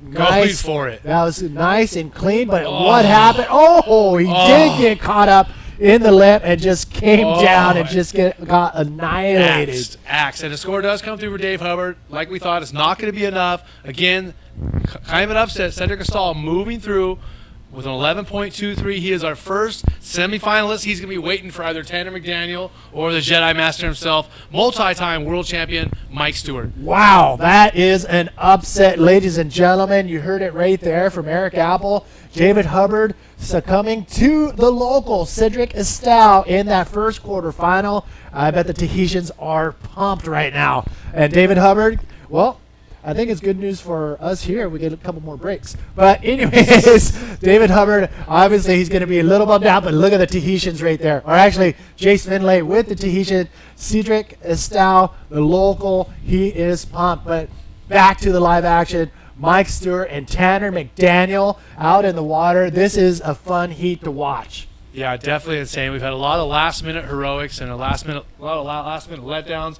I mean, Jeff Hubbard coming through last minute, and then his brother not able to come through in the last minute with that big invert, but it was an incomplete ride. But at least these guys are laying it all on the line, and they're not holding anything back, Manny. Oh my goodness, that was just crazy last-moment heroics from the Tahitian.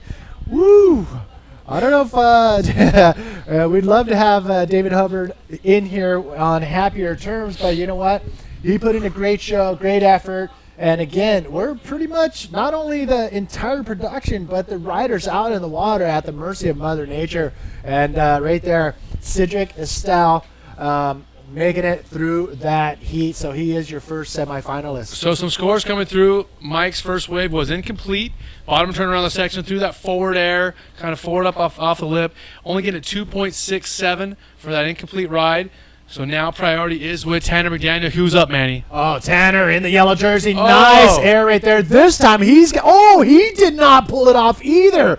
Both of them going for that big invert maneuver and actually a lip maneuver, and both of them just becoming unglued, and the tires fall off on the landing on both of them.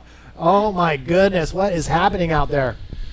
Well, at least it's fair. They both had a similar experience on the first wave, both going for an off-the-lip air maneuver, not able to complete it.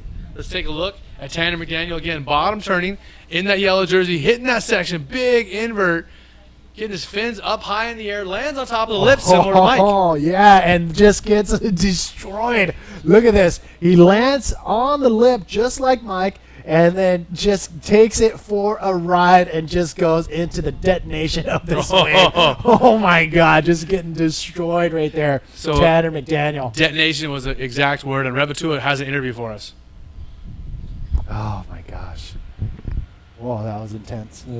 C'était difficile et c'était difficile quoi. Et j'ai pas cru que j'allais passer et ben, je suis passé quand même et je suis content. Je pense que c'est à cause de ma dernière vague. Alors je pense c'est à cause de ça. Oui, en plus moi j'ai pas eu les Donc voilà, il est content, he's happy. So merci. Merci beaucoup à toi, merci beaucoup. Very soft-spoken Tahitian, super stoked, but yeah, it's going to be interesting. He has a chance to get to the final. So again, a 2.83 for Tanner McDaniel, excuse me. Just a few points, or a few tenths of a point over Mike Stewart, the 2.67. So Tanner is in the lead. Mike Stewart does have priority, but again, both of those were incomplete rides. So hopefully we won't be taking those scores out of this heat. Again, this is quarterfinal heat number 2. Mike Stewart in the red from Hawaii, as well as Tanner McDaniel in the yellow from Hawaii. Next heat, Jared Houston and Alan Munoz passed out of Angelo Fera and Jeff Hubbard in the final quarterfinal. Yes. Final quarterfinal. The last final in the quarters coming up. That's going to be, all of these quarterfinals are going to be intense. Out in the water right now, it's pretty exciting. Both of them, look at their scores. I mean, very low scoring, incompleted maneuvers, and it's pretty cool to see them wipe out kind of like the same way, getting caught up in the lip and going over the falls. Mike Stewart with priority. What's he going to do with it is the question. Quick little shout out to a couple friends of mine.